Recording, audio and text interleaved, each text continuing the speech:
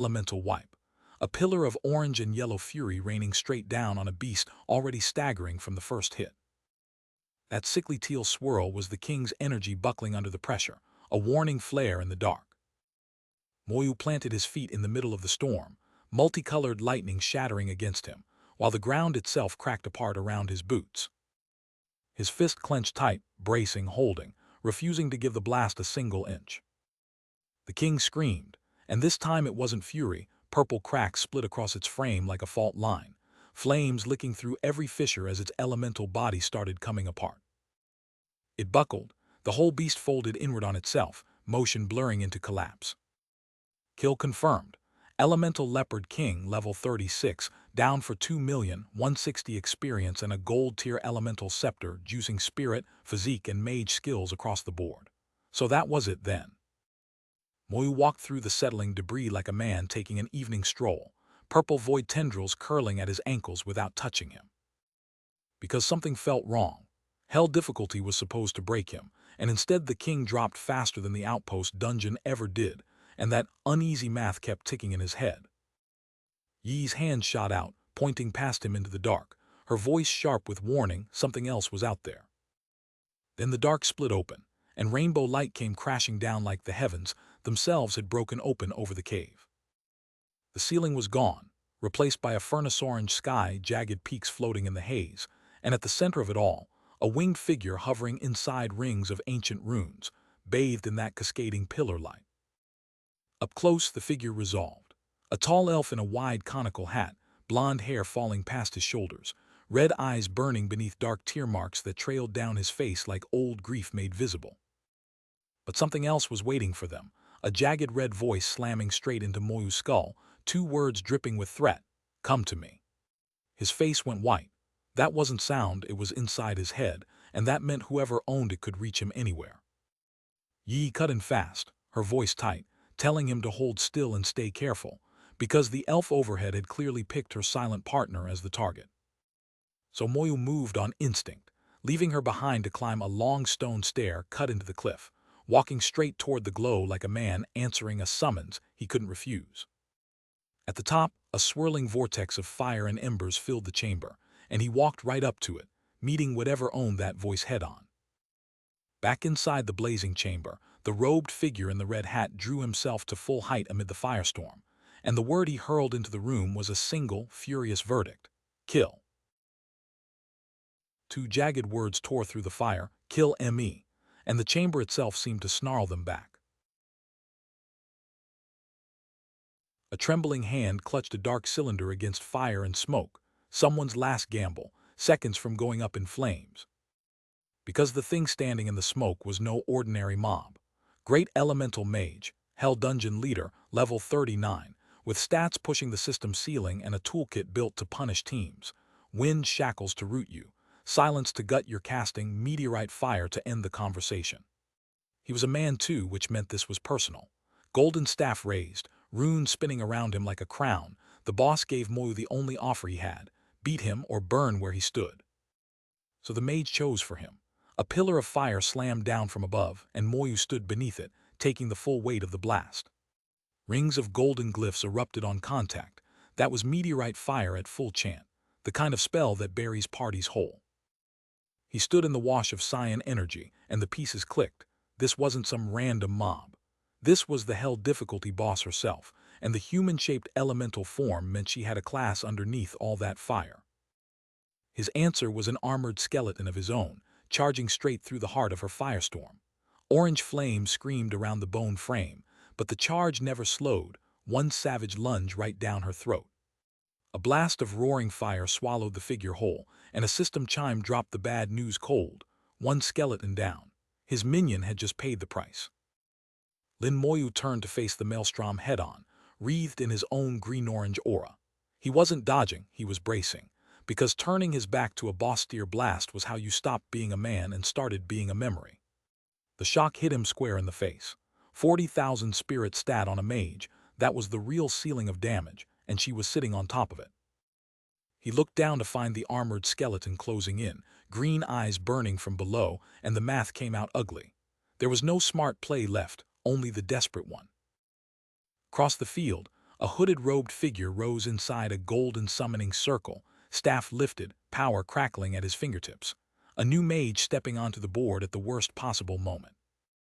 A blue emblem blazed to life, then detonated into a starburst against the dark, a big spell, loaded and ready. The new mage answered with what the system called magic shield, a wall of blue and yellow force, layered thick, bristling with enough power to anchor a siege. Light tore downward in a blue and gold column, the kind of strike meant to announce that the next blow was his. A sharp angular projectile punched through the splash of counter-energy and detonated on contact, sharp and unkind. He studied the barrier through those burning green eyes, because something about it felt wrong, tougher than any knight's plate, and he needed a way through every last layer of it. So he raised one hand, let the cyan flames coil around his fingers, and answered with a single spiritual detonation, Soul Blaze. The blast ripped across the battlefield in a towering pillar of cyan fire, swallowing everything between him and the robed figure in roaring, unnatural flame. Because that shield, the one she had bragged about, the one rated above a knight's, folded in an instant, and her eyes went wide with the shock of a woman who just realized she'd built her grave. Red hood drawn, a single crimson eye cutting through the cyan storm, he stood in the eye of his own fire, a necromancer who had just outmagicked a great elemental mage. An extreme close on that red eye, framed by dark hair and the dark mask of his hood, while a whip of cyan flame licked past his face like a signature on a death warrant. The same crimson eye, only now lit from beneath as cyan fire rolled across the frame, and the silence around him turned deafening. He floated inside the inferno, calm, deliberate, and laid his terms on the table, kill him, and the answers she'd been chasing would finally surface. Which meant it was her turn now, and she answered with everything she had. Flame burst, ice storm, tornado, thunderbolt, all four crashing down in a single apocalyptic volley. Fire, frost, wind, and lightning collided into one shrieking vortex, and the hell dungeon itself seemed to buckle under the weight of the spellstorm she'd unleashed. Orange and cyan smashed into each other across the full frame in a cataclysm of shattering ice and screaming flame, the kind of impact that announces a battlefield's funeral. So he stood at ground level beneath it all, looking up at the descending cataclysm, the combined hurricane of fire and ice and lightning crashing down with every ounce of fury she could muster. The three-way brawl detonated on impact, speed, steel, and sorcery, all colliding in one ugly, beautiful mess. Shadowborn figures were caught in the crossfire and paid for being in the wrong place at the wrong time, blasted apart before they could even flinch. And then a beam of white light came screaming in at an angle, splitting the whole fight wide open. The kid in the white sweatshirt stood over a crumpled mage, the hooded skull face looming behind them both, and a silenced debuff slammed down across the field. He was reading the weapon in his hands, calculating the matchup, anti-mage gear, purpose-built for exactly this kind of fight. Which meant the hooded summoner just activated something big, a golden crest screaming to life with raw magical weight behind it. A bandaged figure caught a whipping tendril across the chest, the blow tearing through cloth and whatever was left holding them together. Back on Moyu's side, two of his bone soldiers got snared in spiraling teal wind, locked down tight inside wind shackles, and that was a problem. Moyu clocked it instantly. His military stun only worked on mental state effects, not physical bindings like these. His mages were getting silenced and shackled on loop. He was going to have to win this one the hard way. First time soloing a real boss, no safety net, no teammate to clean up his mistakes, and he squared up to her anyway, blue energy whipping off his frame. His hand ignited with blue-white fury, the kind of concentrated mana that meant he was about to spend something he couldn't get back. Soul Blaze, the blast tore out of his palm and took the shape of the boss herself inside the light, a spiritual ghost of her outline locked inside the beam. No armor, no ward, no elemental shield could touch this one. Soul Blaze ate through every defense she had on its way in. The spike punched clean through her shoulder from behind, and she staggered like a puppet whose string had just snapped. Then the whole blast detonated in a fireball that swallowed the chamber, burning through every inch of ground she'd been standing on. But the boss walked out of the fire with her staff raised, and a meteorite fire already screaming down from above, because bosses don't stay dead easy. Meteorite fire came down like the sun deciding to pick a fight, a wall of orange and yellow that swallowed everything behind it. The great elemental mage stood on the left, staff raised, pouring every ounce of her remaining power into the blast she was firing at the kid who refused to die. And our boy felt it. This hit was operating on a tier above anything a second-job mage should ever be able to throw. So he did the most Lin Moyu thing possible. He smirked, popped 3 blue potions at once, and chose to take it head-on, skeleton armor stacking higher while a purple sigil pulsed beside him. Bones spiraled up around him in a towering blue cocoon, locking him in a fortress of undead plating that screamed against the fire-red sky. Then her golden star detonated, silence blooming across his status bar, and a massive mauve blast tearing the chamber apart around him. The skeleton construct slammed straight into the meteor, bone against apocalypse, sparks and shockwaves shredding the air. Spirit recovery ticked upward behind him, and that teal eye held steady, because the armor was his, and his armor didn't take orders from her crowd control kit. Out came the answer. Soul blaze, spiritual fire roaring off his skeletal hand and detonating the air itself around it.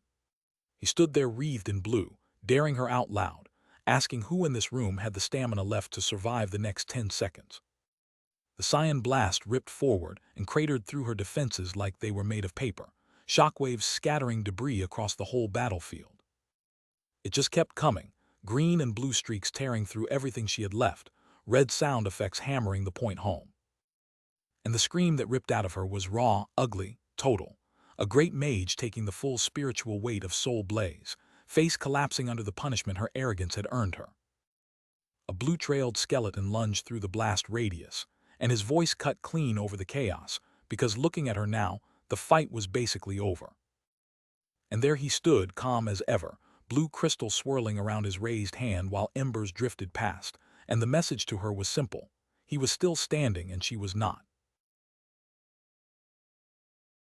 A pale hand reached downward through white-purple silk wreathed in cyan ghostfire, the death blow, delivered like a signature. An enemy mage at level 39 dropped on the spot, 3.9 million XP, plus a broken staff, crystals, talent stone, the works. Lin Moyu watched from the ridge as a spiral of purple motes climbed the dusk sky, cyan ribbons slashing through the dark like a final curtain call. 4 items hovered beside him, a legendary staff dealing 1 damage, a crystal that could craft a one-shot teleport, a talent stone locked behind his 3rd job change, and a flash scroll that could master the skill instantly. And for once, our boy didn't have a plan for what he'd just won. A pink head of hair whipped into frame, Menxi, breathless, because someone had to say it first. She couldn't even close her mouth. 3.9 million experience from a level 39 boss, soloed by a 27. The math just refused to land. She pivoted, hungry, locking onto the staff still floating beside Lin Moyu like it owed her money. How? Just how did a necromancer have a god-tier weapon drop in his lap? Ning Yi got there a beat faster because of course she did. The assassin had the eye for rare gear. The question she tossed back was the smart one. Was this thing special? Yi's shock flipped to a sharp, dangerous grin as her fingers closed around the golden coils. Old cloth unrolled to bear runes beneath, identifying the staff as a god-tier relic, once wielded by Master Yu Yan himself. Moyu held the legendary piece in one hand like it weighed nothing, while Yi yanked her own hair in frustration at the absurdity. Then the golden serpent at its crown ignited, light splitting the air, the weapon waking to her grip like it had been waiting. The staff Moyu pocketed like loose change had an owner, and that owner was still around, wreathed in flame against a starless sky. The broken divine flame staff hung suspended over barren dunes, ribbons of gold spiraling off it like it was waiting for someone to answer. Moyu summoned blue energy into his palms, ready for whatever was about to walk out of the glow, while Menxi watched from behind him, wide-eyed and dripping sweat. The flames parted, and the face inside the hood resolved into a stern, long-haired man, Yu Yan, a remnant soul lingering inside his own weapon. Menxi's jaw dropped. That name belonged in history books, not floating above her head in the middle of a hell difficulty dungeon.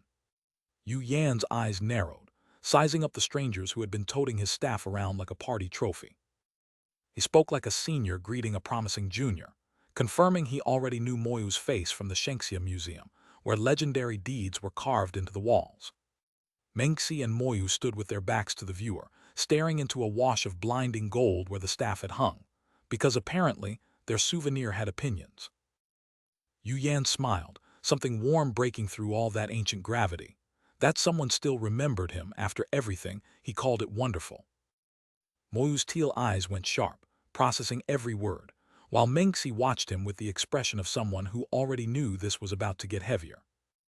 The air tore open, a cosmic rift splitting the starfield, purple and blue bleeding through like a wound into somewhere that did not belong here.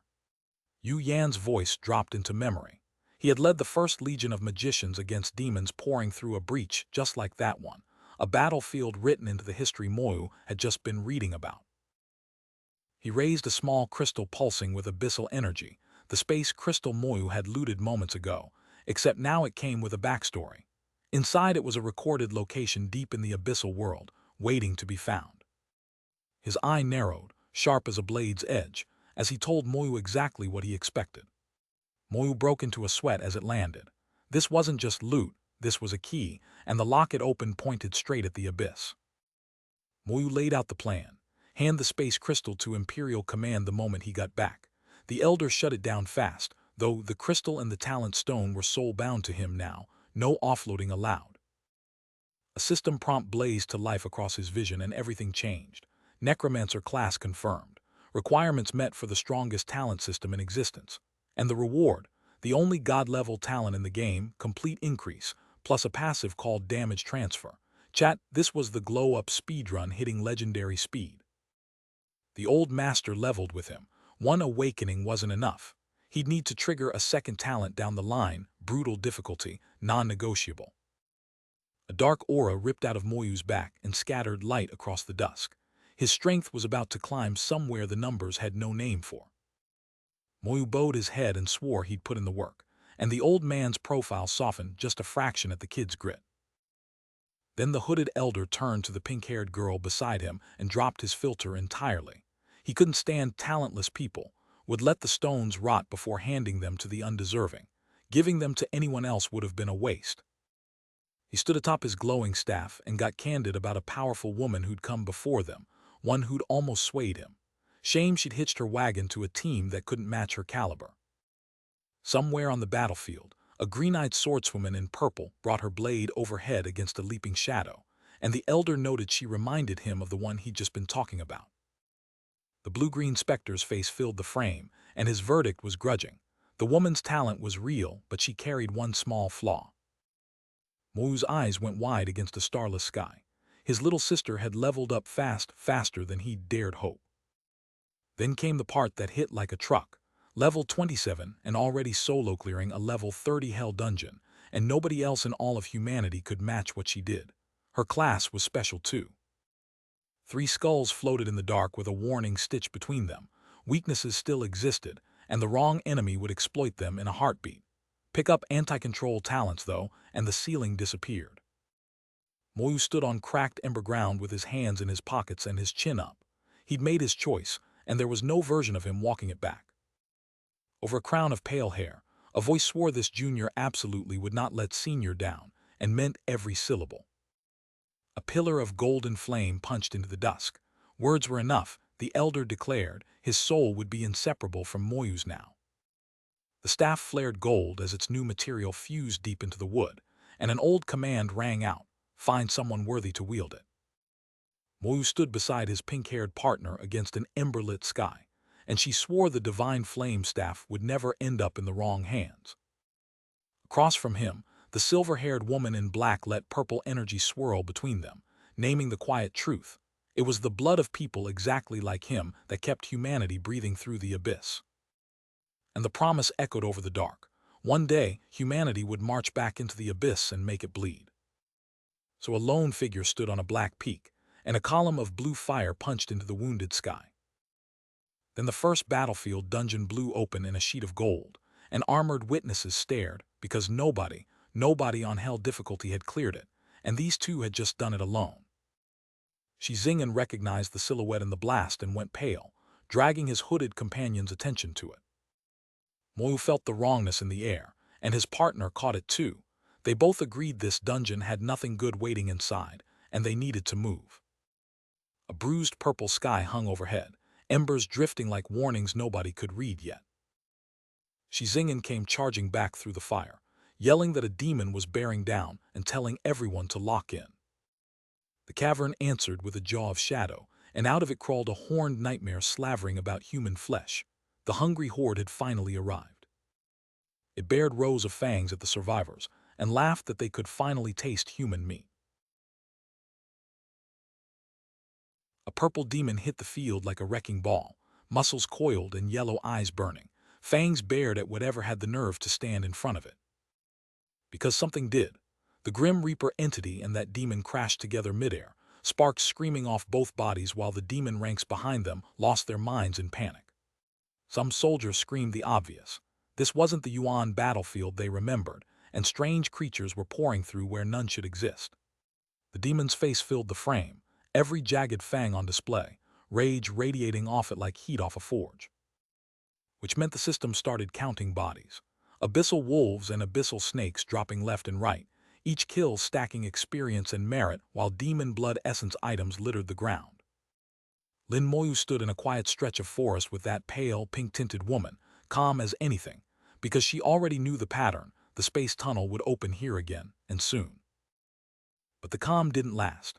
Across a darkened cavern, a swarm of silhouettes scrambled as flaming projectiles rained from above, voices cracking that the demons were already charging their position. An armored warrior shouted in alarm while a hooded ally swore under his breath. Junior Lin had broken off alone, running toward the action without a word to anyone. Someone tried to explain it away. Sure, Junior Lin could solo hell difficulty at level 27, but these weren't fodder demons anymore. The higher ranks were a different beast entirely. The armored man's jaw tightened, sweat beading, because he really hoped Lin hadn't met one yet. Then the sky cracked open. A purple space tunnel split the air twice the size of the last one, dark energy writhing inside it, and the silhouettes gathered beneath it confirmed what nobody wanted to hear. A swarm was loading up. Lin Moyu stood in a white shirt beneath that glowing wound in the sky, unreadable, waiting for whatever came next. Back in the shadows, a dark-cloaked figure watched, half hidden beneath that purple haze, quiet, patient, measuring the field. A small pack of red-eyed beasts skulked at the tunnel's mouth, and the watcher knew the play. Stop feeding the king corpses, start feeding him kills the moment they crawled out. Then a hand rose against that swollen red sphere, green energy crackling up the fingers, and corpse explosion lit the air, because the first detonation always made the rest easier. A cyclopean horror loomed over the battlefield and grinned, because it hadn't expected such a feast waiting right when it arrived. Somewhere in the dark, a clawed thing reached for the tiny figures below and laughed. It wanted the little girl and dared the world to argue. The answer came in red and black, green lightning shearing outward, as a fanged demon caught the full blast and howled through the shockwave. Lin Moyu stood amid the blood-spattered air, calm as stone, and claimed the first wave of merit for his own. Merit ticked up 1,800, confirmation in cold text that the carnage had paid out. And the battlefield answered with a crack of teal lightning and sound that didn't need translation. Something heavier was about to hit. Twin purple wolves lunged out of the void with jaws bared, snarling through the dark, fresh meat for the grinder. A cheerful taunt cut through the chaos, welcoming them right into the trap. System scrolls stacked fast, wolf, 2 snakes, all demon-blooded and dead, and a lone silhouette stood wreathed in teal fury where the slaughter had happened. Then the air itself split red and black, jagged teal tearing across the frame in one last violent exhale. The fight finally broke, and Lin Moyu sagged against the glow as Yi reached for him, because the system had just whispered the words he'd been farming for. He was promoted. And for a heartbeat the screen went white, and the world got to breathe. A merit badge glowed in his hand, and the number on it would have taken a real demon-hunting team a year and a half to earn on the 3rd battlefield. A blonde girl squealed at the rank printed beside his name, 1 star, 2nd lieutenant, while the teal-eyed kid beside her just muttered for him to be careful, because word traveled fast out here. Which meant the news had already reached the wrong side of the rift. A shadow demon unfurled from the purple haze, level 40, its stats sickeningly high, the system panel spelling out what every human on this battlefield feared most. And it wasn't alone. A second horror crawled out behind it, the knife demon, same level, same killer stats, because higher demons never traveled solo, they hunted in packs designed to overwhelm anything short of a full battalion. The shadow demon's maw split wide over a half-eaten skull, and inside its skull rang a single hungry thought. It had finally reached the Yuan battlefield, and it wanted slaves. But the pair froze at the edge of a valley that should have been crawling with terrified humans, and every inch of it was carpeted in corpses instead, which meant somebody had gotten here first. Realization hit the shadow demon like a whip crack, and its eye burned hotter as the truth landed, that some human with a third evolution was farming its people like livestock, and the only word it had for that was dishonor. Dark hair calm and still. Lin Moyu stared down the horror, pink-white light already coiling between his fingers, and his voice was almost polite as the system chimed corpse explosion, because the demon was about to learn exactly what had happened to its army. A massive red-eyed demon leaned out of a swirling vortex, fangs bared in contempt, sizing up the lone human who dared intrude and deciding on the spot that the level 27 kid would make a fine slave. Its face filled the frame, snarling for the human to kneel this instant or the consequences would be biblical, with a puny silhouette barely visible beneath its towering jaw. The blow landed before the echo of the command died.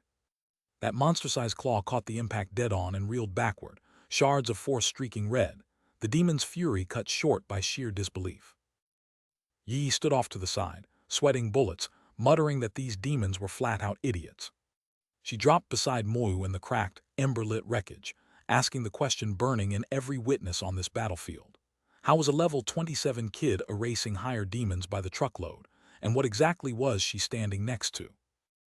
A swirling purple vortex crackled to life at the tunnel's end, and a voice warned the whole passage was about to come down. But our boy didn't flinch. Instead, that calm, almost bored gaze settled forward, and he was already counting the bodies he'd need. The tunnel groaned, shuddered, and started shedding stone and dark cloth from the ceiling as the structure gave out under the pressure. Figures went tumbling through the collapsing dark, a red energy streak whipping past them in the chaos. The whole passage heaved with a jagged, roaring impact that shook dust loose from every crack. The blast tore outward in a wave of crimson fire, and a system chime rolled across the haze, 7,000 merit, stamped with the skull icon every hunter knows. His rank insignia blazed gold, a fresh star added to the tally, as someone off-screen muttered about just how many demons had crammed themselves down that one tunnel. Lin Moyu and a blonde companion stood together as a burst of golden energy erupted around them, a small purple gem floating at the center, and our boy couldn't help but laugh. One single explosion had just earned him a promotion to 2-star second lieutenant. The chapter ends on 2 empty bubbles and a whole lot of silence, exactly the kind of pause that means somebody just realized the rules had changed. Back at base, a black-haired young man turned a glowing pink teleportation stone over in his fingers, while a silver-haired woman dropped to her knees behind him, shaken. This was the destination stone senior sister Mo Yun had handed out earlier. His expression hardened as the memory surfaced. Mo Yun pressing that exact stone into his palm the day she'd invited him and Yi to hunt a battlefield ghost king. Which could only mean one thing. The silver-haired woman broke into a cold sweat, putting it together fast. Mo Yun had found a ghost king, and the man crushed a stone shard in his glowing fist, agreeing they had to move now. They stood beneath the broad tree as a brilliant blue pillar swallowed them whole, the teleportation magic tearing them straight toward Mo Yun's coordinates. And on the other end, an armored commander with a dark cape stared out across a sickly purple horizon, while a subordinate flagged something closing in. Was this where the demons were breaching? The answer came as a blur of reddish-purple streaks and a sharp spatial crack tearing through the dark. The purple abyssal landscape was littered with demon corpses, and the newcomer couldn't believe his eyes. Another rocky knife demon came crashing down, purple energy tearing across its hide before it hit the ground hard. These weren't low-class fodder either. Abyssal knife demons sat a tier above, and whoever was doing this was carving through them like practice dummies. 2 allies arrived on the scene too late, staring at the aftermath, and the silence from the dark-haired one said everything. There had been no contest. The blonde one had to ask it out loud. Was this really Junior Lin's work? Their worries dissolved on the spot, because hunting demons in abyss-touched ground meant the kid trusted himself, and that trust was clearly earned. A roar of energy tore through the air as the scene ripped to the second battlefield, where our boy Lin Moyu stood wreathed in white and gold, already mid-charge. Pink and blue light poured off him, his robe snapping with raw power, and whatever he was about to unleash, the battlefield wasn't ready for it. Two riders cut straight through the firestorm, golden rings spinning around their mounts, as flaming projectiles and blue arrows broke uselessly against their charge. They pushed deeper across a burning field, side by side on white horses, plowing through every glowing trap the defenders had thrown. Lin Moyu rode in the lead, boots planted, and a cyan blade shaved past him close enough to taste. Beside him, the black-haired woman caught her breath, sweat crawling down her face, every muscle still braced from the rush. But the counterattack was already coming, a cyan slash screaming down at a rearing horse drowning in pink and purple light. Two powers collided head-on, pink and purple grinding against cyan in a brutal streak of clashing energy. High above the carnage, a lone rider stood framed on a glowing orb, arcs of cyan and purple whipping around him while the crowd below stared up in silence. From the edge of the field, a dark-haired woman watched the detonation rip through the rocky spires, and realized with a chill that those enemies had backup of their own. Pale hair whipped through the frame, haloed in violet, and the aura around that figure only got heavier. The dark-haired woman's jaw tightened. This window wouldn't open twice, and if she let it pass, she might never get another. So she chose violence. Golden fire swallowed her whole, her eyes burning through the blaze, furious that the Wangchao Guild hunters still hadn't let up. In the middle of the inferno, a striped-stocking leg planted hard, and an angry voice cut through the roar, demanding to know where Lin Moyu was already. That was the cue. A new combatant stepped into a blazing purple circle, pillars of fire climbing behind her like a throne. Golden flames sheared through the air in one brutal arc, sparks trailing a curved blade that carved the battlefield wide open. And somewhere in its path, a brown-haired man's face went white, sweat streaming, a strangled cry torn out of him as the strike closed in. Yi launched skyward, pink sweater blazing against the light, riding momentum into the chaos like she'd done it 100 times. Because up she went, and Mo Yun was right behind her on a rearing white horse, cyan energy curling around both of them as they punched above the radiant surge. Which meant reinforcements needed clearing, so a short-haired combatant raised one hand and dragged a storm of cyan spikes and roaring flame toward the silhouettes visible through the portal. But the cyan projectiles cracked against an icy barrier forming overhead, blue shrapnel spraying as the shield desperately tried to hold. Yi and her partner braced behind the fracturing wall, waiting for the moment to throw the first real punch. Moyu stood there like the storm couldn't touch him, ice and flame bursting around him while the pink-haired woman kept her ground beside. Then a volley of golden fire arrows rained down on them, lighting up the whole rift with the tagline skeleton armor plastered over the blast zone. Bodies tangled in cyan ribbons as the explosion tore through the squad, debris and fire scattering across the purple-tinted battlefield in total chaos. Another burst of cyan and yellow ripped outward from the impact, jagged shock lines ripping through the air like the rift itself was flinching. And somebody nearby caught a face full of that light, jaw slack, eyes wide, sweat popping because what they were seeing made no sense. Then a dark-haired woman with a purple streak in her hair stared at him through the fire and sparks, narrating her shock out loud. Lin Moyu's skill had actually eaten all of it, and she wanted to know if that protection had been covering her this whole time.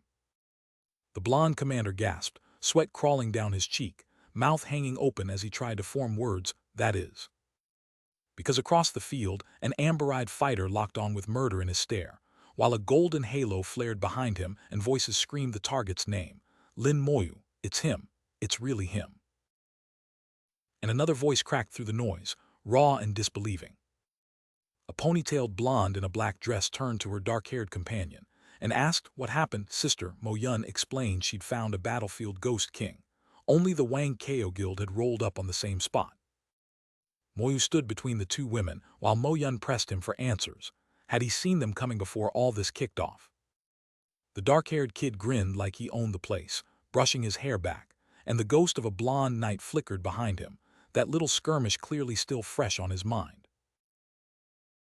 And a voice from somewhere cut through the noise. muttering that it never expected to see these particular faces out here again. Which is why two blonde fighters and their companion froze, staring up at the dark vortex blooming above them, because riding out of that tear in the sky came white hair, a staff, and a very familiar silhouette.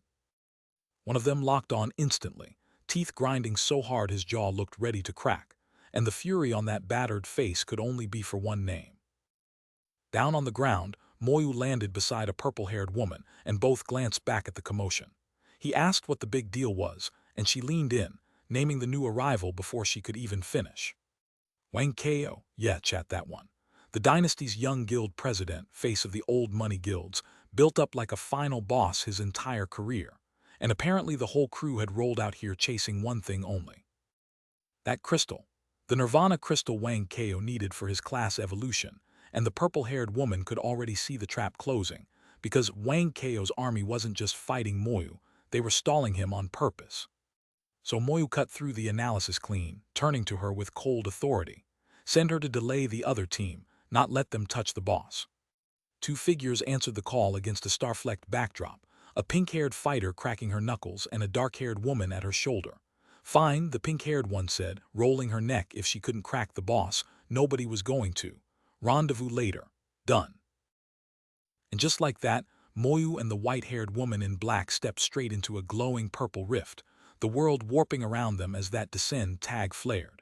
He warned her over his shoulder, both of them, careful now. Back at the other fight, a nervous voice asked the young president if they should chase down the pink-haired girl, and the order came back cold. Forget her. Lin Moyu first. Always Lin Moyu first. Then something else spoke out of the dark. A voice Moyu actually recognized, dripping with the kind of surprise that meant trouble was already wearing a name tag. And the name belonged to a blonde brute wreathed in red-black fury, dual weapons in hand, energy rings spinning at his feet, clearly a man with a long grudge and no chill left to lose. He snarled Moyu's name like a curse, complaining the kid got to waltz into Zyajing while he got stuck with scraps. His eyes blew open, white berserk form screaming to life behind his pupils, and the rant kept coming. Moyu had taken everything from him, his scores, his future, his rightful place at the top. All of it. Moyu's fault. Every last ounce of rage pointed squarely at the white-haired kid standing across the field. A grudge that went back further than anyone in that rift realized. His dark-haired ally didn't flinch. Zyajing's loss was Zyajing's problem, and anyone still crying about it was just jealous. But the blonde commander had heard enough, drew his blade, and screamed for his men to stop stalling and charge. Steel met armor with a sickening crack. A level 38 knight led the rush, 8,000 strength, 15,000 constitution, the whole stat sheet screaming frontline tank, and he came in wreathed in golden fire on a full charge. Then a voice curled out of the smoke and embers, full of that arrogant veteran energy. No matter how broken the opponent looked, he was still just a newbie who'd barely walked out of his class change, and they'd fought 100 battles together, so Lin Moyu, today was the day. Flame-wreathed fighters charged across broken rock toward the white-shirted kid and his silver-haired ally, the voice finishing its sentence, today was the day he died, while a red slash cut across the scene and sealed them in. Somewhere darker, black tendrils coiled around glowing red eyes until a blue beam split the dark, and a single word echoed out, come out. Two of his squadmates in black and gold watched it happen, sweat pouring, motion blur streaking past them, and one of them finally said the word nobody wanted to say, impossible. Two of the squad froze where they stood, sweat pouring off them as reality bent around their commander, and one of them finally broke, muttering that this wasn't possible. Meanwhile, the dark-haired ally stood calm in the eye of the storm, a thin smirk on his lips, watching it all unravel without a flicker of panic. And then the rift itself seemed to shudder, the air twisting into dark, ember-shot shapes like the world was bracing for what came next. A blinding green aura tore through the haze, and behind it a figure hung suspended, eyes wide, while a streak of emerald energy screamed past toward whoever was unlucky enough to be standing. A hand thrust forward from the blast, wreathed in sparkling green light, fingers closing around the hilt of a conjured staff like the counterattack had already chosen its first target. The blonde commander was losing his grip, screaming for archers and mages to finish the job, but the only thing dying out there was his own advantage. Behind the white coat, the purple rift screamed with fire and warped wind, a battlefield that had no business letting anyone walk out alive. But the kid in black pants didn't flinch, didn't even turn, because a pink ribbon of magic was already threading the chaos behind him. He grinned, calm, blue eyes burning, and tipped his chin toward whatever was hiding out there in the dark. Come on then. Yi's staff was charged, his cooldowns were clean, and Lin Moyu had 15 kinds of ways to end this. So he hauled his arm up and let the cyan flood pour out of him. Power crackled down his raised arm through the black writhing mess, a green streak lancing off his ribs, every muscle in his torso humming with the kind of charge that turns one man into a raid boss. Blue energy streaked past his face, and Lin Moyu watched his trap close around the ambushers who'd come to rob him. Joyu threw his arm up, jaw slack with fear, because the orange red slash that came at him carried every ounce of Moyu's rising fury. He looked up just as a blast tore the sky above him apart, sweat dripping, eyes wide, the L-38 leader realizing he'd picked the wrong target. Two armored men turned on each other in the firestorm, baffled, shouting what this was, because nobody had warned them Moyu was hiding undead mages behind his exam persona. And there he stood in the flames, white eyes burning through the dark hair, a silhouette transforming the whole battlefield into his stage. Wang Keo's silver-haired officer screamed through the smoke that they couldn't win this. No 20 healers alive could match that spell-slinging tempo, so the math was already a massacre. Soldiers scattered across the cracked earth under a violet storm, blue lightning snapping at their heels, while a red-eyed shadow watched their retreat with the patience of a man who knew they'd never make it. But Joyu wasn't retreating. He wheeled on his own fleeing men, voice cracking with rage, ordering them back into the fight, dismissing Moyu as nothing but a level 27 nobody.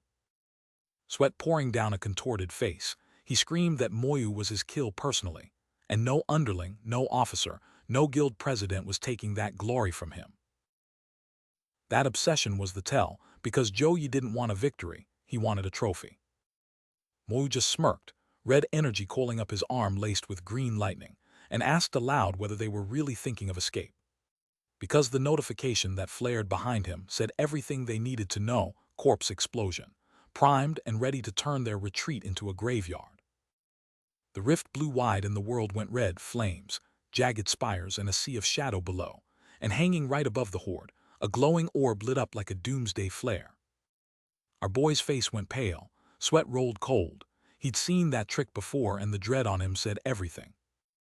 The sky answered with a detonation, so massive the panels could barely hold it, red and orange fury laced with teal lightning, and the same horrified realization ripping out of him twice. Where the blast had been, a pillar of crimson threaded with crackling teal raged skyward, the scar of something apocalyptic just unleashed.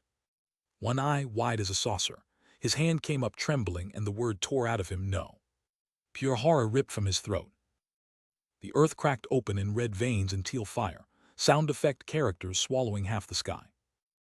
Dust and debris mushroomed up under a bruised purple heaven, embers raining like dying stars, and two figures stood right in the teeth of it. Through the haze, a long-haired silhouette held its ground, hands raised, channeling the calm eye of the storm. Beside a golden weapon, Lin Moyu froze mid-step. Shock rolled off him. A 2-star second lieutenant had just walked into the room.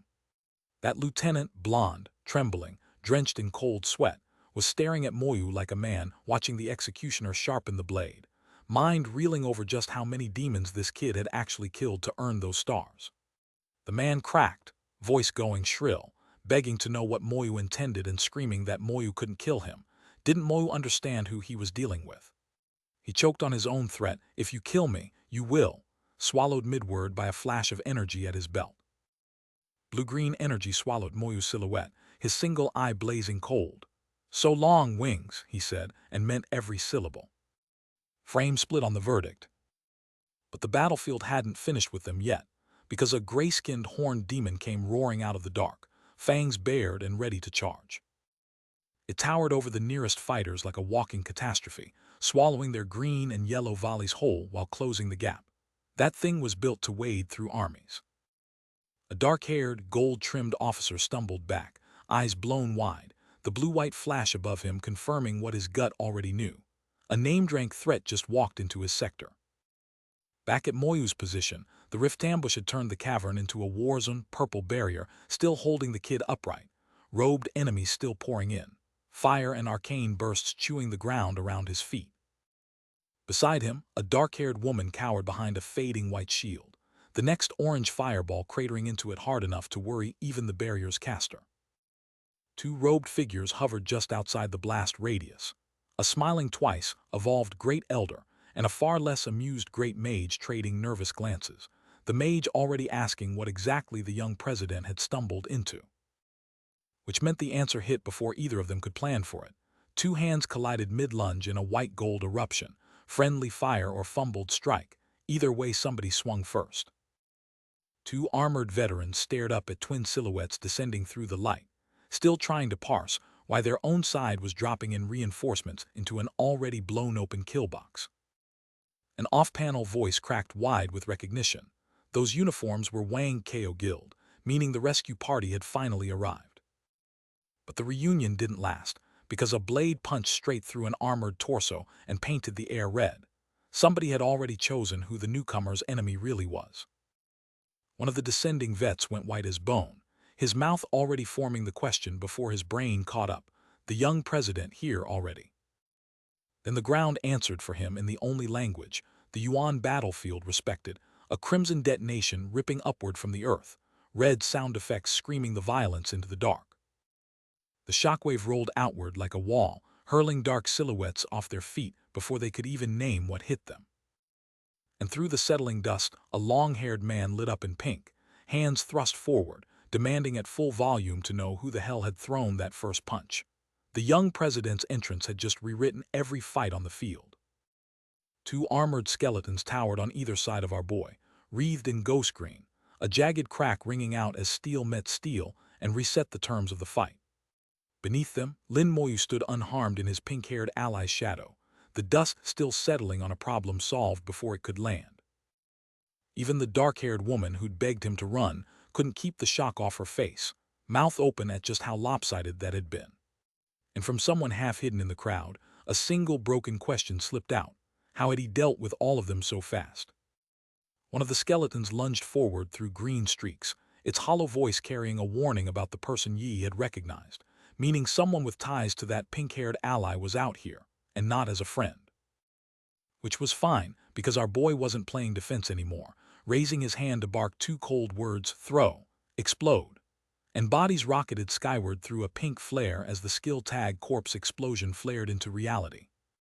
The blast blew across the space the skeletons had owned, shredding dark tendrils and swallowing every shadow hole in a wall of pink and purple destruction. Only a thin ribbon of pink smoke remained, the smoke curling out like an exhale. Which meant the roar of hooves was next, a cloaked rider rearing up through a purple void, charging forward, trajectory locked on. And from the other side, a dark-haired stranger with glowing purple eyes finally showed their hand, Moyu's true potential, the very thing that let him solo hell dungeons and convinced Yi to follow in the first place. So when a brown-haired leader cut through the pink crystal hail begging his support class to heal, and now you could feel the Wangchao Guild's formation beginning to buckle. Their blonde pride and his buddy were already gritting teeth against a group defense notification, bracing behind what was left of their dark cover. Meanwhile, that same leader waved survivors in toward him, a bandaged comrade dragging himself across the foreground while the squad scrambled to regroup. Because the air was shifting, a black-green void thick with floating purple embers rolling in like a storm front. The purple-eyed stranger watched it all with a half-smirk and a single sweat drop, while somewhere below, a fallen Wangchao member stared up into a flood of pink light, whispering to himself that this couldn't be the same rookie they'd been hunting. Cyan fire cracked across the void, and our boy planted his scythe on a pink ripple like it was his front porch.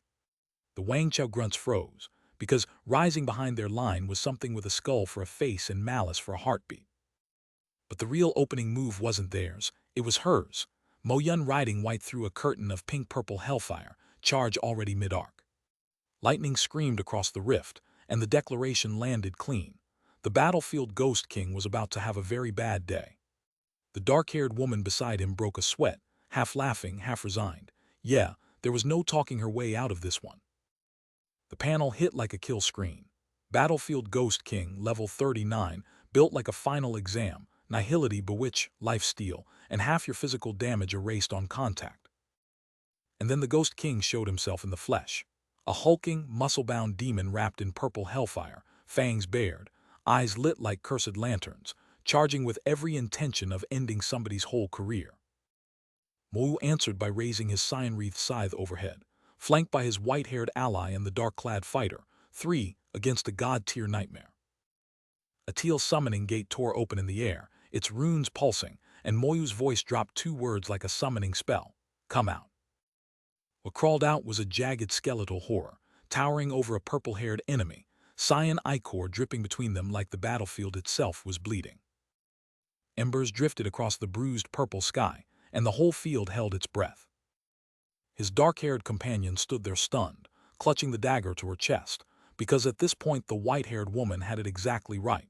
The man had aces buried in places she hadn't even mapped yet. Then Moyu leaned close to his dark-haired ally and handed her a problem straight up. Holy damage wasn't her thing, so that job was his now, and she gave him the most awkward "all right" of her life. He moved before the Ghost King could reposition, a sweeping cyan slash tearing across the dark, clawed hands of energy raking through the air above, impact effects shattering the gloom. The cut kept riding, blue-white and brutal, debris trailing in its wake like the sky was unraveling. And beneath a bruised purple sky, the battlefield lay scorched and littered with glowing embers, the kind of aftermath that tells you the next swing is already on its way. The dark-haired ally clutched the golden dagger to her chest like something holy, pink sparks swirling around her, as the weight of what Moyu had handed her sank in. The strike came down like a falling star, and the beast learned what overpowered actually means. Cyan arcs carved through the dark, each slash faster than the eye could track, tearing the air itself apart. Those blades bit deep into nightmare flesh, and the impact sprayed purple ruin across the field.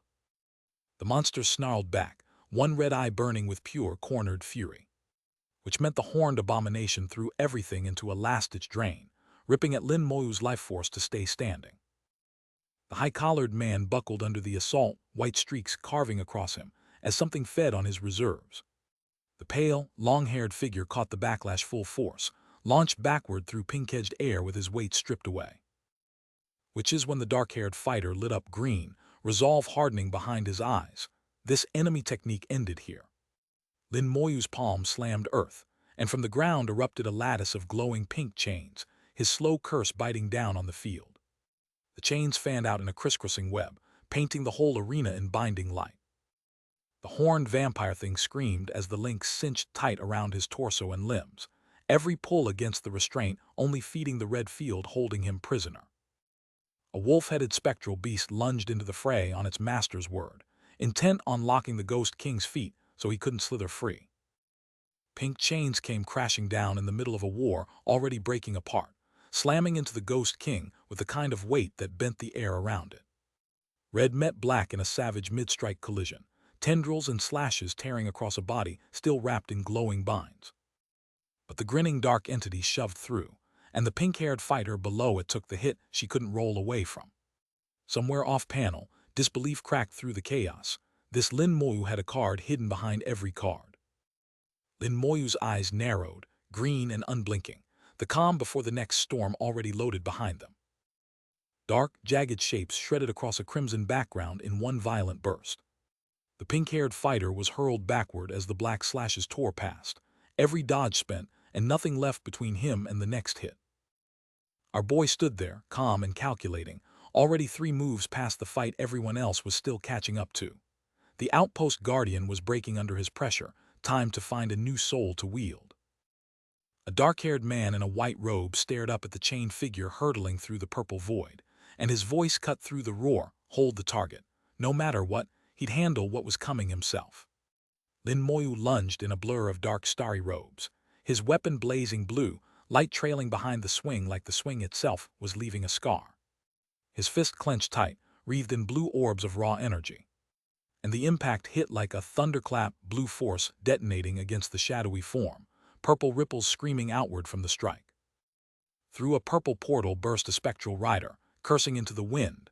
The Ghost King refused to take bonus holy damage, and nothing they were throwing landed clean. The horned demon bared every fang it had, fists raised and shadows pressing in, rage barely contained behind those burning red eyes. Then the world went blue-white, a swirling detonation of energy and scattered sparks swallowing the whole frame. A face half-drowned in violet-pink light froze mid-panic, the bewitched tag hanging beside it like a verdict already signed.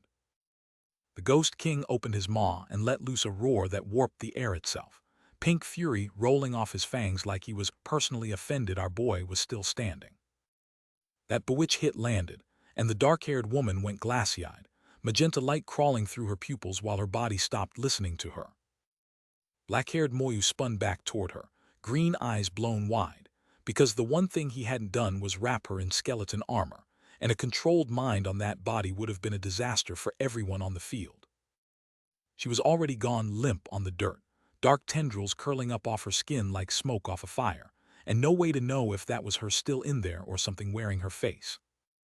The monster didn't care, already winding up another slash, the curved edge of it screaming down toward the place where she lay. But Moyu's skeletal guardian threw itself into the line of fire, snapping a shield up across its own body, because saving her mattered more than staying whole. Exhausted and running on nothing but instinct, Moyu called out to pink-haired Yi to get eyes on the fallen woman while he turned, alone, to face down a level 39 world boss. Somewhere in the swirl, a muscular ally braced under the pressure, a hot pink glyph flaring on his chest as he took a hit meant for someone else, while Moyu stood wreathed in green fire and let the worst of it wash over him. Moyu planted himself at the center of teal and violet ruin, the spectral dragon coiled behind him like a banner that said this fight wasn't over. Green flames licked across his face and he grinned, not scared, not tired, hunting, and tipped his hand at the Ghost King like he was picking stock for the army. The Ghost King looked down at this level 27 nobody daring to choose him, and for one frozen second, the world boss hesitated. Moyu hit the high ground with his scythe cocked back, the purple-green air behind him cracking wide open into a black maw that screamed its own entry. Those horned eyes came right at him through the haze, and the system stamped the hit clean. Nihility, the monster's answer hurled dead center. Pink and crimson collided midair in a shrieking spiral of debris and gore, two top-tier skills refusing to give an inch. When the dust thinned, Moyu stood in his stained white shirt with the scythe vertical, a fresh cyan soul blazing green at his shoulder, one more trophy added to the army.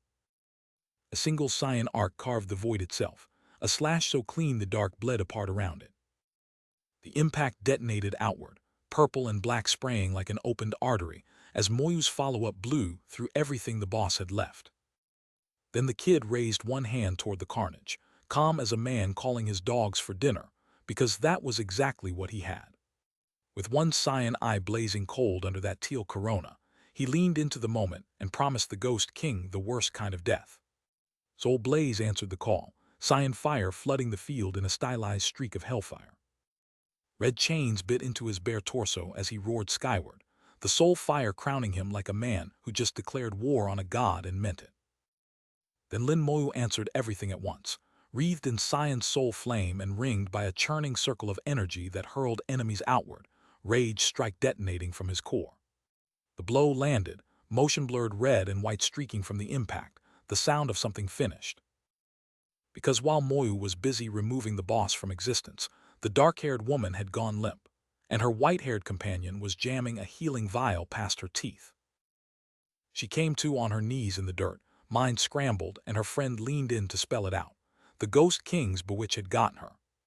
Blood on her lip, eyes blown wide, the name alone knocked sense back into her, and the realization that came with it hit even harder.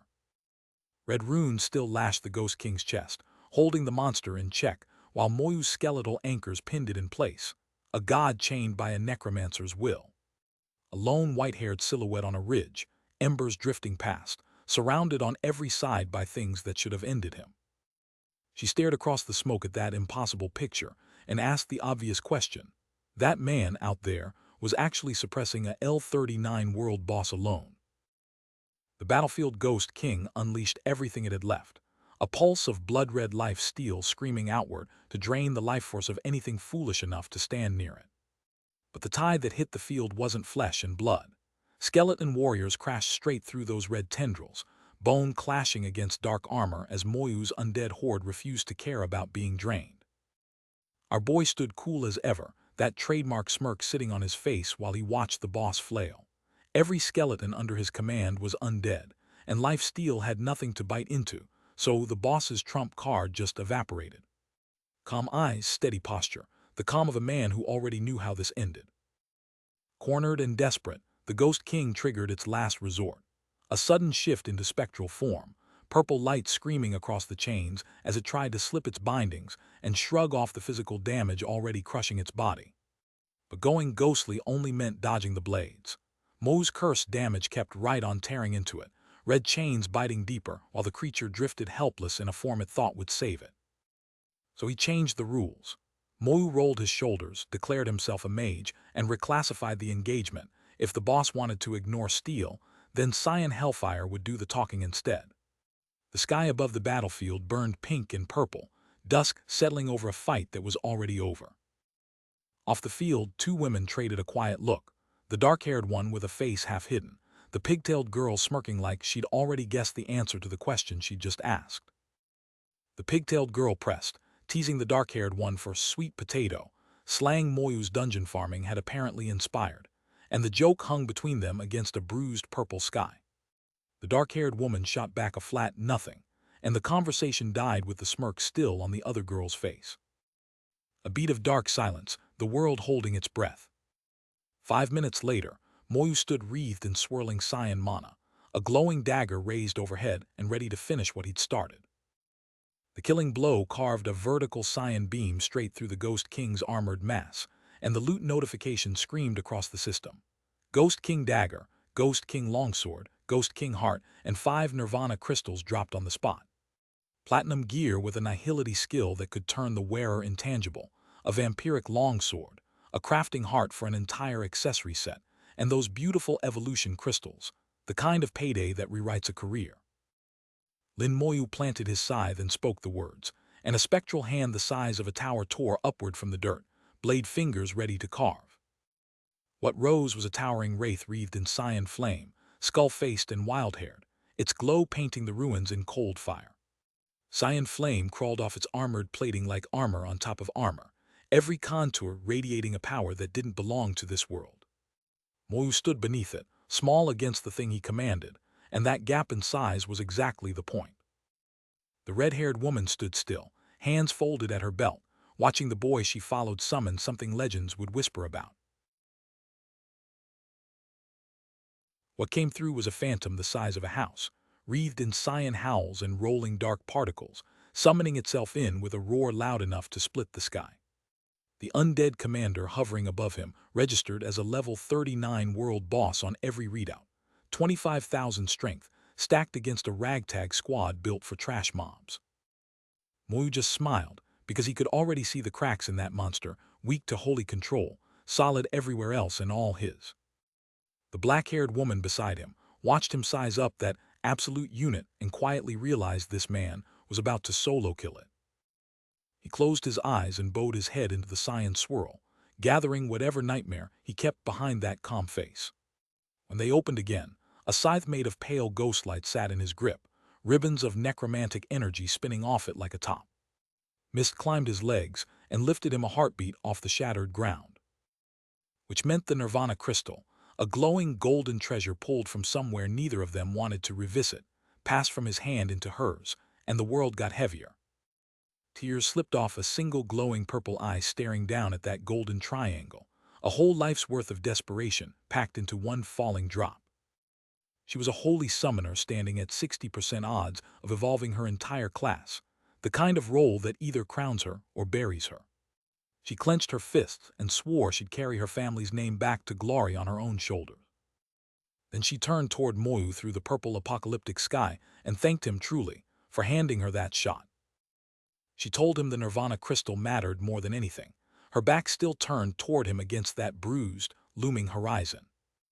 3 legendary pieces hung in the air between them, a green crystal called the Ghost King Heart, a golden sword, and a curved blade, all of it loot from the nightmare he just walked through.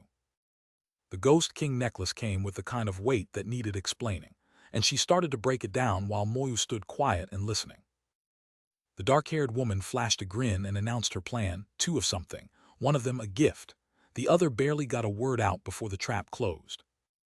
Because buried in that violet eye was the real stunner, a man carrying a status that should have been impossible. Bai Shen had never taken a disciple, yet everything about this kid's power said he had earned the right to be one. Which meant whatever followed hit the barren ground like a meteor strike, the impact swallowing the horizon in dust and thunder. Blood streaked down white robes in a single bright line, proof that whoever wore them had just paid the full price of standing in that blast. And through the drifting embers, the dark-haired woman reappeared, chest heaving, ordering her target to let something go before things got worse. So someone hit the dirt hard, curled in on themselves with smoke still curling off their broken pride. Under that same storm-fat sky, Moyu answered in profile, calm and even, that he was already mentally prepared. That kind of power doesn't get dropped on a whim. Summoning the Ghost King needs the right moment, the right ground. Because whatever this hidden hand was reaching for, it absolutely could not be seen. And then something fast, something violent, tore the frame apart. Purple eyes burned through the dark, cold and absolute, the kind of look that ends a conversation by ending every person in it. Then the world got the memo in glowing purple letters. The battlefield Ghost King was dead, and the Ghost King heart had dropped. Three faces froze in unison, armored disbelief. A hooded archer stunned silent, a blonde gawking in the back, because the kill notification meant the nightmare they all feared was actually gone. Cut to the Wang Ko Guild, where a different kind of calculation was already underway. Zihao might have flunked the exams, but the guild had plans to nurture him personally. Inside, an older man in a black suit stared at the same kill notification with a predator's focus, reasoning out loud that one Nirvana crystal and a second profession evolution would push Zihao into legendary territory and make him weapon enough to strike back. Back at Wang Ko, an older man with heavy brows watched the kill notice scroll across the wall, then promised himself, someday, he'd make that ghost kid bleed. That same schemer sat behind his desk now, calling a suited subordinate into his office and laying down fresh orders with the calm of a man playing chess, not war. He wanted an alchemist pulled from whatever hole he was hiding in, because the boss needed forging, a second evolution built specifically to put the necromancer down for good. Then the scene cut hard to carnage, red and black streaks carved downward in savage slashes, teal fire trailing every arc of the strike. Somewhere in all that blast radius, a tiny figure in a white shirt hung on, dwarfed by the mushroom of red energy and teal flames swallowing the field around him. Under cover of night, a silver-haired woman and a black-haired accomplice plotted their cover story in whispers. So long as nobody talked, nobody could pin this mess on them. Meanwhile, our boy Moyu drew his hand back, fingers closing around blue crystal shards that flared with vertical beams of raw light, focused, deliberate, feeding the skill. A cloaked figure stood in the foreground, but past the teal glare Moyu's dark hair and dark clothes marked him plain as the architect of whatever was being unleashed. Then a column of blue light punched up out of cracked, blackened ground, scattering glowing motes like sparks off an anvil as the power vented into the sky. Far away, in a peaceful courtyard under tiled eaves, someone murmured that the grand professional competition must be wrapping up, that brat of theirs better be headed home. Cut to a round stone table where a wild-haired young man sipped from a cup, an older gray-bearded master sitting across from him with the teapot between, easy silence and older tea. The young man turned beet red as the bearded elder leaned in close, grilling him about something the kid had no clean answer for. Then the mood dropped, the elder's face went grave, asking flat out who in the world could have killed the battlefield Ghost King, and whether that kid had a hand in it. And there was Moyu in close-up, white hair unmistakable, just set hard as dark debris spiraled around him against a sickly green sky, the ghost killer himself in the flesh. He moved like he'd already answered, hair whipping, body committed to the swing, a single red stroke of impact shouting across the panel. Somewhere in a quiet courtyard, a long-haired disciple settled across from his bearded master, and the old man already knew. That kid Lin was back. A black-haired youth in white approached with his fist pressed to his chest, a blazing golden insignia catching the light as he knelt before Lord Bai Shen and Lord Meng. They'd barely poured the tea before the question came, was the mission done? The young knight lifted his head, steady and ready to answer.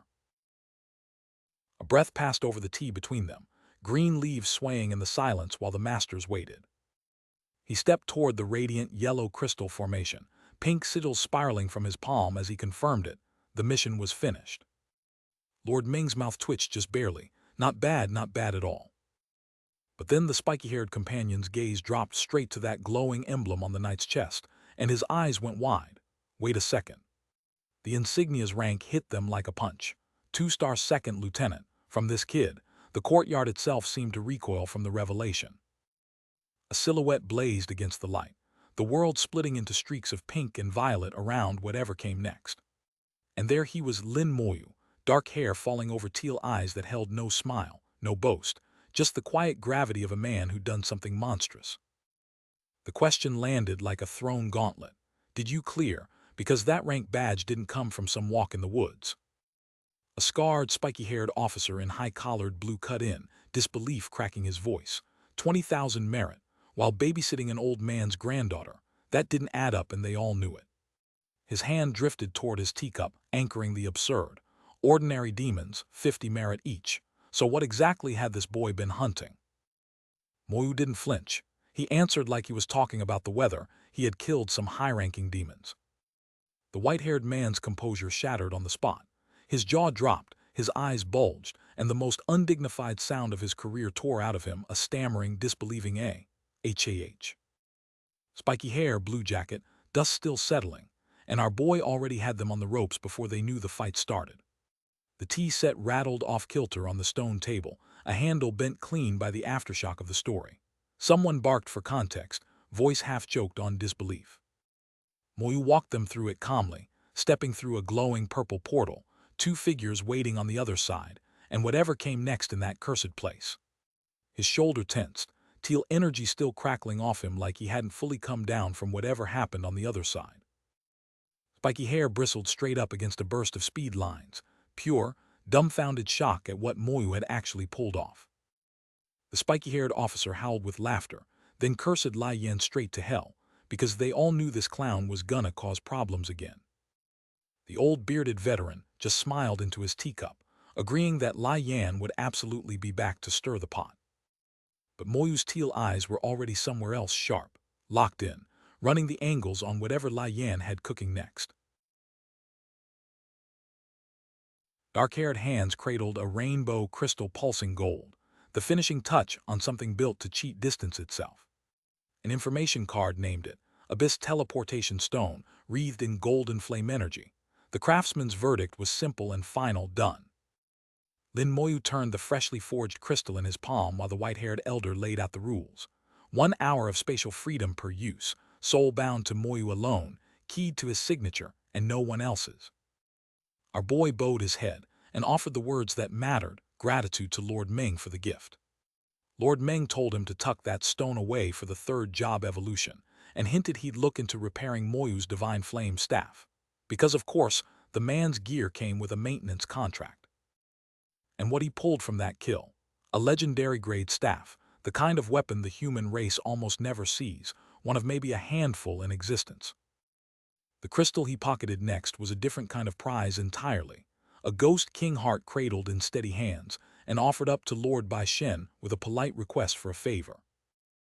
Lin Moyu himself stood there, silver hair catching the light, caught off guard by the offering, while the older, bearded Lord Bai Shen studied that glowing green stone like it owed him money. A slow, knowing smirk spread across the old man's face as he connected the dots. The battlefield ghost king, dead by this kid Lin's hand. Lin coughed into his hand, and an off-panel voice cut in, "Moyu, since you killed the battlefield ghost king, did you get the Nirvana crystal?" Because, of course, everyone wanted a piece of that loot. He answered honestly. 5 crystals had dropped, 3 were his, and Lord Bai Shen proposed a clean swap, 2 crystals in exchange for prepping Lin's 2nd job evolution. The math hit Lin like a brick to the chest, because that offer came with a 30% shot at awakening a 2nd talent, and the weight of it showed all over his sweating, pained face. So the 3 of them settled around a stone table, Lord Bai Shen seated with a teapot poured, Lin beside him, and a black-haired young man bowing low. the kind of deference that hinted at just how much the old man had already sacrificed for Lin's growth. A bowl of tea was set down with a soft chuckle, and the older voice teased him for still using the title, still calling him Lord Bai Shen, like formality was a joke between them. Back at the stronghold, our boy found his master alone outside the hall, pouring tea into a clay bowl like it was any other afternoon. One step onto the tiled floor, and Moyu closed the distance. He dropped to his knees, lifted the cup in both hands, and bowed, the formal tea ceremony greeting of a junior to his elder. The faces of a family he'd lost flickered through his mind, and he let himself feel, just for a second, that he had new kin in this world. Their hands met over the cup, student giving, master receiving, the whole weight of apprenticeship traded in a single clasp. Bowing again in a sunlit grove, Moyu swore before the Shengxia ancestors to grant his master a worthy junior. Somewhere behind his ribs, a new belonging settled in quiet, solid, earned. His master commended the grind he'd been putting in, told him to get some rest, then dropped the real instruction. Tomorrow, Nanhang City, the competition of professionals, and he was bringing the crown back. Moyu steadied his master over tea, asked if the old man was happy now. The answer came with a groan about savings about to run dry, and a tease that the kid's mouth still didn't match his heart. Then the old man's face sharpened. He'd been sitting on a problem. During Moyu's scrap with the Mo family's girl, Moyu had crossed the Wang Ko Guild and put its young president in the ground. Moyu's hand came up, and murder was on his face. But the master advised him to stay out of it, that the kid involved wanted to settle things himself. Moyu cracked a smile at that. Backbone, good. Moyu laughed it off, promised he wouldn't go that far. But the grin dropped fast because word had it old man Ning had spotted Yi heading to the third battlefield, and they'd be at their door soon. The sky streaked past like a scene change. Water burst upward against a glass tower, and the title card slammed in, competition of professionals. Moyu stood at the stadium gates with Yi on one side and the dark-haired boy on the other, 10,000 teams swarming the plaza around them. The kid beside him reckoned 90% of those teams would get bounced at auditions, and even then, their squad would pass easy, no need to lean on the necromancer. A winged figure turned toward a swirling red portal, and the next team got called. Contestants filed down a crimson corridor toward the glow, their footsteps steady because the tunnel itself was hidden from spectators. Light tore across the panel, and the trial began. But the Empire hadn't picked a fair venue. They'd used Shengxia Tower, and every contestant who wanted to pass had one job: follow the hidden tunnel and kill every monster inside it. First stat-ups pinged across the party's screens, strength climbing, the level up hitting hard. Because while legends traded legendary loot in quiet rooms, Lin Moyu was back in the thick of the trial with his squad, and a green-eyed, dark-haired woman stepped forward to ask them to try the challenge on their own first, promising backup only if they couldn't handle it. Which is how a ragtag group of contestants ended up staring down a hulking, dog-like horror wreathed in purple miasma. The trial's first real test, an abyss dog demon, level 27, and it was hungry. The real abyss dog demon was a nightmare, but this fake had lost 4 levels in half its bite. One shadowy fighter in the back did the math and concluded, easy cleanup, no problem at all. And the team moved first, because the math was right. A bright, purple charge skill slammed into the beast from below and announced the fight was officially on. A dark-haired fighter closed the gap in a heartbeat and laid a shield bash right into the thing's ribs. The impact flashed bright enough to leave a mark. The dog staggered, glowing red eyes dazed under a purple stun halo, its flaming red mane flickering like it was losing signal, wide open, completely locked, a perfect setup. Which was exactly what the purple-armored finisher had been waiting for. A white-haired fighter with violet eyes stepped out of the shadows, raised his weapon high, and slammed it down with everything he had, driving that flaming skull straight into the ground in a violent eruption of purple energy. The twin-tailed woman landed hard in a shower of purple sparks and broken stone, the third beast's body cooling at her boots. Months of tailing Lin Moyu through hellish trials had carved a fighter out of her, and she finally believed it. She straightened, grin sharp and eyes lit violet, and decided this mess was handled. Time to push deeper. But Moyu alone, framed in profile beneath those bleeding red chains, knew better than anyone what the professional exams actually were. Nothing this easy stayed easy. This was just the warm-up. A glowing scoreboard lit the wall, every team seated at one point, tens of thousands of names stacked to the ceiling, because of course this trial wasn't built for warm-ups. Then the easy ride ended. Red chains laced the sky, and a pack of fanged, red-maned beasts poured into the light, because of course the exam cranked the difficulty right after the tutorial. Our boy answered first. One clean shot, fatal strike driven straight through bone, blood painting the air. He flicked his hand out, and a purple blast caught a leaping beast midair, rings of force cratering its body. Then the implosion hit, purple fire eating the thing from the inside out. A one-shot team support flex that basically read, "Stand down. I got this." Their braided fighter seized the chaos and answered with a sweeping teal blade of her own, screaming one word into the storm. A pillar of combined force light erupted around her, locking the whole square in place. The field was theirs now. Except something enormous was coming in from the dark, and a red-haired ally was already bracing for impact. Moyu answered with fire, a single full-force slash that tore across the panel in blazing orange streaks, its sound effect ripping the sky in half. Far below the floating rooftop scoreboard, the watching crowd grew restless. Why was that brat crawling while the other teams already sat on 40? Up top, an older gray-haired man in purple traded words with a white-haired junior who asked Old Meng to peek inside the Shengxia Tower and find out what was stalling Lin Moyu. The bearded man's arms stayed crossed, the answer flat no, and a voice off-screen pressed, so he didn't trust the kid after all. Because somewhere far from that argument, a hand cracked open a small pot, and a wash of golden light bled up from inside. And the trial screen was about to change. Some blue-robed pretty boy raised a fist like he'd already won, and to be fair, this guy was not the problem. But the real test was raging somewhere else entirely, where a hooded girl and her pink-haired partner watched their worst nightmare crawl into view. It was an abyss dog demon, a fake, a copy but level 29 with 50,000 strength, and even a budget boss hits different when you're outmatched. Steel met flesh, and the thing staggered, spraying black across the stone. The fight kept turning. The hooded girl was burning out fast, gasping that her spirit was spent. Every drop she had left was all she had, and it still wasn't enough. Her companion reached for her in panic. Pinned in chains against a sick pink sky, the skull-faced thing grinned with glowing green eyes. Boss confirmed, and this team was cooked. Lin Moyu studied the dog demon's movements, calm and calculating. Their opponents had to be running on fumes by now. But the winged nightmare in the pink field wasn't done. It could still spawn lesser monsters, and pink-haired Yi realized the worst part: the horde wasn't thinning.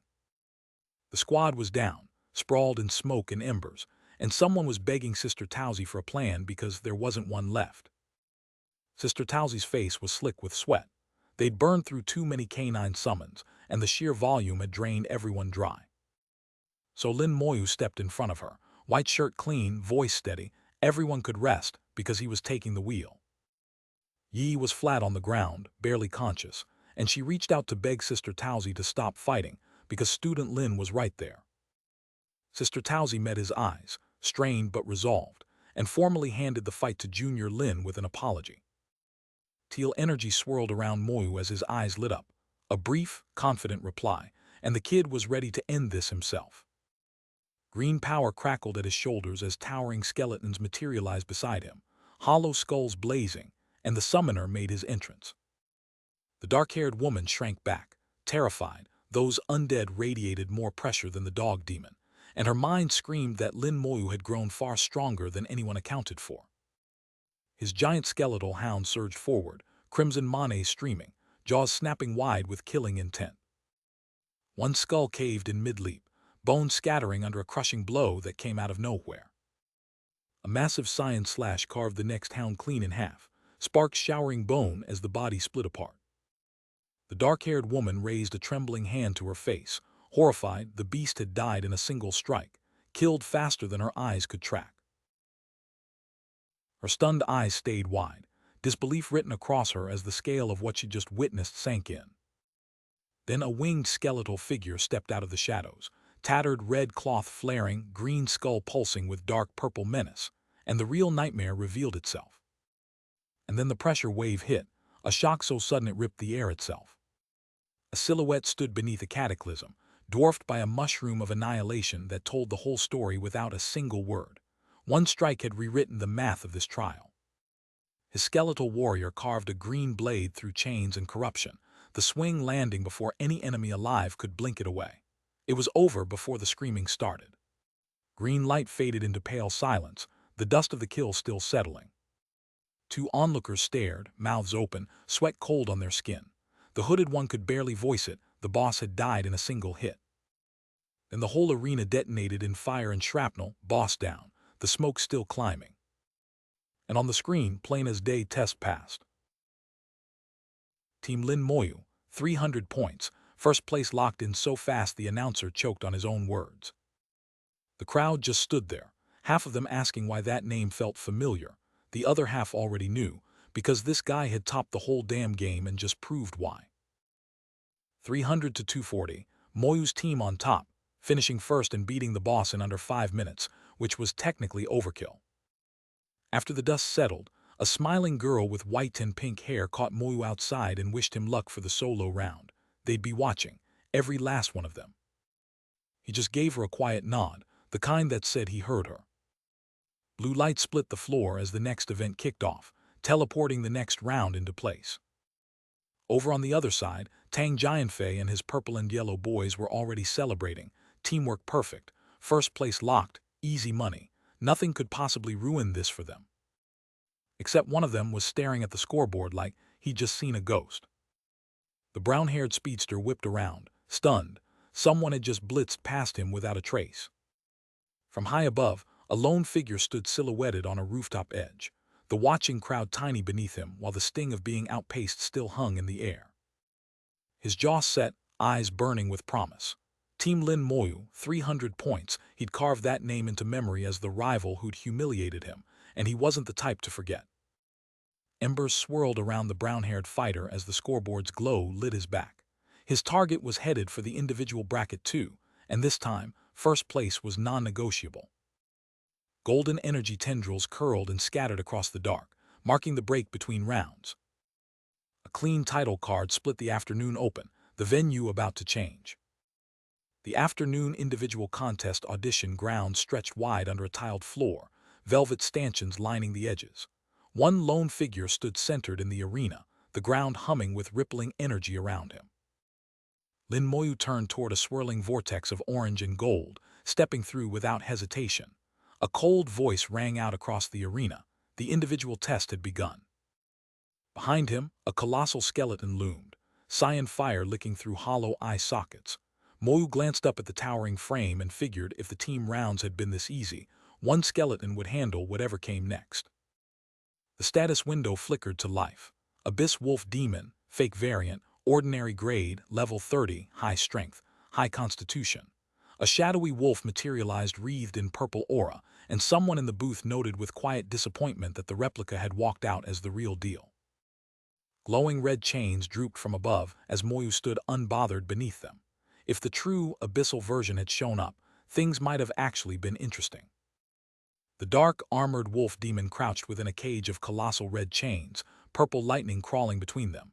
Every summon here was weakened, so Moyu resolved to move faster, end it cleaner, save his real strength for later.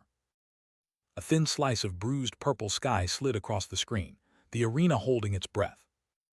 Another narrow sliver of darkening clouds, the calm before Moyu turned this audition into a slaughter. The horned nightmare caught blue fire across its jaw and dropped, trial cleared, skull banner blazing the verdict. Lin Moyu stood there like he'd gotten the news from the mail, not a melee, the kill already borrowed and repaid in full. Outside now, the results screen wore his name in light, 7 points, 1 minute 3 seconds, a score so clean it read like a dare. Because the day wasn't done. Tang Jianfei, brown-haired speedster, lit up inside a pillar of blue and grinned like the second act was his. Then he read the board. 1 minute 3 seconds. Staring at that time, the confidence cracked clean off his face. No speed run on Earth closed a trial that fast. Our boy walked off alone down the tiled path, sunlight filtering through the trees, the top scorer leaving before the crowd caught up. Calm on the outside, but a quieter question churned underneath. He'd scanned the whole participant list, and her name was nowhere. No Lin Mohan on this stage. So when a familiar voice called little you through the trees, everything else stopped mattering. A woman in purple drifted past the greenery, and a young man in a white shirt stood frozen near the building behind her. His eyes went wide. That voice could only belong to one person on this entire continent. She turned, smiling like no time at all had passed, and dropped two words that cracked his whole morning open. Long time no see. Because the wind howled through the trees and something terrible had just happened, Lin Moyu stood frozen, his face pale as the shadows themselves swallowed the clearing whole. A pale hand shot out through the gale, and his voice cracked on a single word, sister. But Lin Moyu staggered, eyes squeezing shut, his body hunched in pain as the dark energy behind him churned violent and hungry through every branch and leaf. Fingers closed tight around the purple fabric at her waist, clinging like he was terrified she'd vanish a second time. She looked up at him, softer now, and gently patted the head of a boy who had somehow grown taller than her in just 1 year. Before any of that, a flashback. Two figures sat together on a sun-drenched bench, a quiet moment of peace that felt borrowed from a gentler world. She teased him for being so quiet, warned that his silence would cost him a girlfriend, and he sweated through the comeback, completely outmatched in conversation. Then she dropped the warmth and went for the kill. She was his older sister, and she had been watching his whole rise from the shadows, top scorer in the nation, accepted into Ziyang Academy, all of it. So he asked the only question that mattered, why wait this long to find him? And she just sat there calm as anything, like the answer should have been obvious. She apologized, brushing her hair back. Her teacher had been ruthless. Her training had consumed every waking hour, and she owned it as her own fault for losing track of him. The kid cut straight to it, leaning in with those sharp green eyes and asking his sister just how far she'd climbed. She leaned back with a teasing grin and refused to spill the number, because of course she would, and the status card beneath her confirmed what her confidence already told you. Lin Mohan, Holy Blade Dancer. Just a sliver of shoulder against a blank wall frame, nothing to see, only the quiet before a realization hit. But it hit Lin Moyu like a truck, because the pieces clicked into place. When she'd advanced her profession, the Blade Dancer class was rare enough. The Holy Blade Dancer variant was straight-up legendary, and she was standing right in front of him wearing it like it was casual. He sputtered, sweat dropping hard, demanding to know if she'd evolved during her second job change and how in any universe she'd outleveled him. She just smiled that calm older sister smile and called it luck. Which was wild, because our boy had been climbing fast and never expected her to lap him. So he blurted the real question, had little you awakened his talent yet? And that nickname hit different, because nobody calls him that except family. She tilted her head, casual as anything, and dropped the bomb. Her talent let her level several times faster than normal. Moyu's jaw nearly hit the floor, so it really was a talent, not just grind. Then came the warning, low and serious. Don't tell anyone what that talent is. Little bro nodded obediently, because whatever those two were carrying, it stayed locked in the family vault. But the moment broke hard, because a squad in teal uniforms and white capes were striding in like they owned the street, debris swirling at their heels, and one shadow under a wide-brimmed hat was already watching them, clocking everything. One of those caped newcomers, sharp-faced and blue-eyed, grinned against a smoky red backdrop, and casually called out Junior Lin, like he already knew exactly who Moyu was and how deep he was in. A long-haired woman stepped forward and did the introductions herself, gesturing to the kid in the wide-brimmed hat and naming him as her junior brother, Lin Moyu. The cloaked figure, calm-faced and smiling, extended a hand to Moyu and welcomed Junior Lin's brother with the kind of polite ease that said he'd been expecting this meeting. And whoever caught the golden two-star insignia on that man's chest reacted with wide-eyed shock, because that was a second lieutenant, 2 stars, walking up to shake hands like it was nothing. The handshake landed against the sunset, the cloaked lieutenant offering one last line, leave you two to catch up, but get back early, because tomorrow's battle plan still needed work. Then he walked off into the orange sky, his own 1-star plate floating beside him, and yeah, that was 1 rank below Moyu's 2. Which Moyu clocked instantly, a cool smirk tugging at his lips as he watched the silhouette go. A 1-star second lieutenant, 1 step under him, and the evening had just gotten interesting. Their silhouettes cut a long walk through the tree-lined path at sunset, Our boy, half lost in thought over whether the others trailing ahead were teammates his sister had gathered for the looming competition. His sister nodded toward the portal and told him those silhouettes behind her were top geniuses from Chuangshan Academy. The real deal, all of them stacked with serious power. She ruffled his hair like he was still a kid, and he told her flat out those academy prodigies couldn't hold a candle to her. Her smile faded against a darker sky. Once this competition wrapped, her teacher was pulling her out to train somewhere else, meaning she wouldn't see him again for a long time. She flashed that teasing grin and told him to find himself a girlfriend before they met next, and the kid started sweating like he'd just been ambushed. He watched her walk away, and the soft look in his eyes hardened into something serious. He told himself out loud he was joining Chuangshan Academy, come hell or high water. The empty path stretched on, leaves scattering in the wind, and he swore he would claw his way to that academy just to find her. She glanced back once, smiling soft, and promised she'd be waiting. Then the portal took her, and he stood there alone with the wind. Sunset bled red and orange across the city skyline, the curved roof of the arena cutting the horizon below.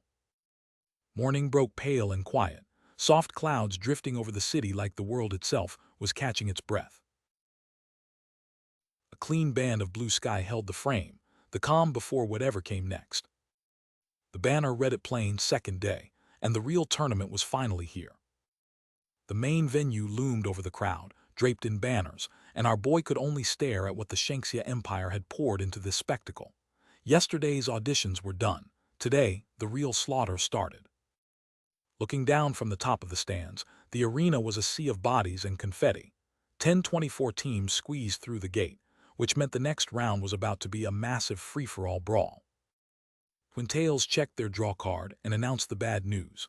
Squad 512, first match against Team 513, and the bracket was crawling with squads built to make mincemeat of anyone in their path. She rattled off the nightmares, level 29 squads kitted in platinum gear, like Team 18 from Ziying, Team 322 from the Holy Lands of Chengdu, and Team 599 from Country Y, all of them cutting silhouettes against a golden backdrop. Sister Taozi stood beside Lin Moyu, suit fitted for war and laid down the law. The squad fights first, and she only steps in if they can't handle it. He gave her a simple nod. Then the arena erupted, banners snapping, paper scattering across the grid floor, sound effects rolling over the stands like thunder as the match was seconds from kicking off. A yellow banner with a black bird emblem billowed into the arena, and the crowd roared, arms raised, ready to watch blood or a slaughter, depending on which side you were on. Yi, in her green combat dress, stood near the white-haired teammate, while Duan Gao's white cloak drifted at the edge of the frame. Confetti raining around them like the universe was already throwing a victory parade. Taozi's expression hardened into something carved from stone, the look of a woman who'd already counted the ways this fight could end, and liked every one of them. 4 of Moyu's squad took formation beneath the domed ceiling, witch hat, red hair, small robe, archer's brim, as a voice warned that their opposing knight was level 27, 3 levels above Sister Taozi. Another voice answered with disbelief at the lack of faith. The stadium packed in tight as the big screen flashed Team 512's roster. Lin Moyu, level 27 Necromancer, alongside Yi, Taozi, Duan Gao, and Miao Yu. Half the crowd didn't even know what a Necromancer was, the other half recognized the first-place audition squad and went quiet. A spectator's voice cut through the noise. This guy topped both team and individual. The amazement in the stands doubled. The red-haired opponent across the floor smirked at her own squad, promising a win and openly wondering what kind of class a Necromancer even was. Her teammate guessed some mage variant, and that dismissive shrug was about to cost them everything. Lin Moyu stood with his back to the camera, dust swirling at his boots in the arena's center, while 5 opponents craned their necks upward at him, the geometry of a fight already decided before it started. Then the announcer's voice cracked across the stadium, "Match begin," and every blade in the arena sang at once. The red-haired fighter didn't wait a heartbeat. She roared a war cry, aura flaring gold around her shoulders as she triggered charge, and launched herself straight down the field. A streak of yellow-white fire split the arena floor where she'd been, the shockwave tearing sparks off the tiles. Lin Moyu caught the hit dead center and didn't blink, calm green eyes, unbothered expression, sparks dancing off his frame like the impact was nothing more than a summer breeze. The dark-cloaked enemy lit up like a pinwheel of colored rings, and that was never a good sign. Area of effect incoming, and the whole squad had to react now. Sister Towsy let her cyan wind blades fly, a wind bind meant to lock our boy down before he closed the gap, but Moyu was already running, dagger drawn, fire bursting under every stride. A shield slammed into the space right beside him, sparks and debris scattering, and even our unbothered king flinched. Whatever that was, he hadn't seen it coming. Because flinching lasted about half a second, and then he was lunging again, blade out, cyan wind trailing the edge as he forced the distance shut. Wind bind caught him mid-sprint, and yeah, it hurt. He snarled through it, teeth bared, sweat flying, refusing to let some fancy binding hold him in place. The bind cracked first, then shattered outright as something inside him refused to be caged. A violent burst of red energy blasting outward through the debris in a blur of pure stubborn will. The broken fragments scattered wide as he surged through the gap, every step a declaration that ropes of wind were not how this story ended. And that's when he flipped the whole match on its head. A red pulse ripped from his chest as group taunt lit up, dragging every hostile eye in the arena straight onto him. Because behind him, barely visible in the glare, a shadow assassin had been lining up a kill, and suddenly the enemy's glowing eye locked on, realizing the real monster was already inside their lines. A dark figure stood wreathed in red as a massive shadow strike came crashing in. Overwhelming force turned loose on whoever had thought they were the hunter. Some loudmouth with glowing blades charged and screaming about a level 24 knight, all swagger and no reading of the room, about to learn the hard way what kind of squad he'd picked a fight with. Moyu's eyes flared cold blue as triple shot charged up. The match was over. He just hadn't told them yet. Lin Moyu ripped forward at full speed, sword drawn, and crashed into an opponent with a blast of blue energy so brutal the guy airborne before he knew he'd been tagged. Across the field, a dark-haired fighter whipped a blazing fire slash across an enemy, driving them stumbling back through a battlefield painted in red. Yi gritted her teeth through a fiery exchange, the shock written across her face. These opponents came out swinging way harder than anyone braced for. Then a brown-haired teammate exploded past the line shouting move, blood spraying as he surged through the gap past a massive dark weapon, buying a window nobody asked for. Before anyone could reset, a dark-haired caster raised her hand and screamed die, hurling a colossal fire blast that swallowed the whole lane in flame. Yi's eyes narrowed with a warning that cut through the smoke, careful of their assassin, and the camera found a wounded Team 512 fighter gripping his eye, lighting up the HAWKEYE counter in red. Moyu answered by slamming both arms skyward and unleashing a flaming assault, while Yi dashed inside her own red protective ward, and a teammate's voice cut through the noise, begging her to be careful. Then a blade came screaming down from the blind spot, trailing a clean streak of red across someone's flesh. And in the dark, a single wide eye caught the strike. The assassin had just revealed himself. Steel met steel in a burst of gold and shockwave, the impact lighting the whole brawl white for a heartbeat. But Moyu caught a thrust clean through the chest, sparks erupting as her body jolted backward from the hit. She hit her knees in the grass inside a turquoise ritual circle, light pillars rising around her, and cursed, because whatever she just triggered was never the plan. Yi looked back through the sweat and the smoke with one strained word, damn it, the kind of tired that meant the team was running on fumes. So the two of them pushed forward together, Yi on top and a spear-wielding fighter underneath, driving the offensive side by side because somebody had to. She swung a blade lit white-hot, and the system screamed one word, fatal strike, because this one mattered, and the hooded opponent staggered under the full weight of her resolve. But Moyu never even stepped forward. His team had this handled, and honestly, the other side just didn't have the professional reps he was used to seeing. The stands lost their minds. Their guy hadn't moved a muscle, and 4 versus 1 had just flipped in their favor, which made 0 sense, because their main damage mage was already on the floor. She threw a fist skyward and shouted they'd done it, a dark-haired teammate quietly holding the line behind her, while down at the edge of the frame, 2 calm eyes watched the whole thing land. A faint, almost private smile crossed his face. Their white-robed leader stepped up and warned the next round would be rougher, then put it all on Junior Lin, every future fight now resting on the kid's shoulders. 2 words, steady and easy, don't worry.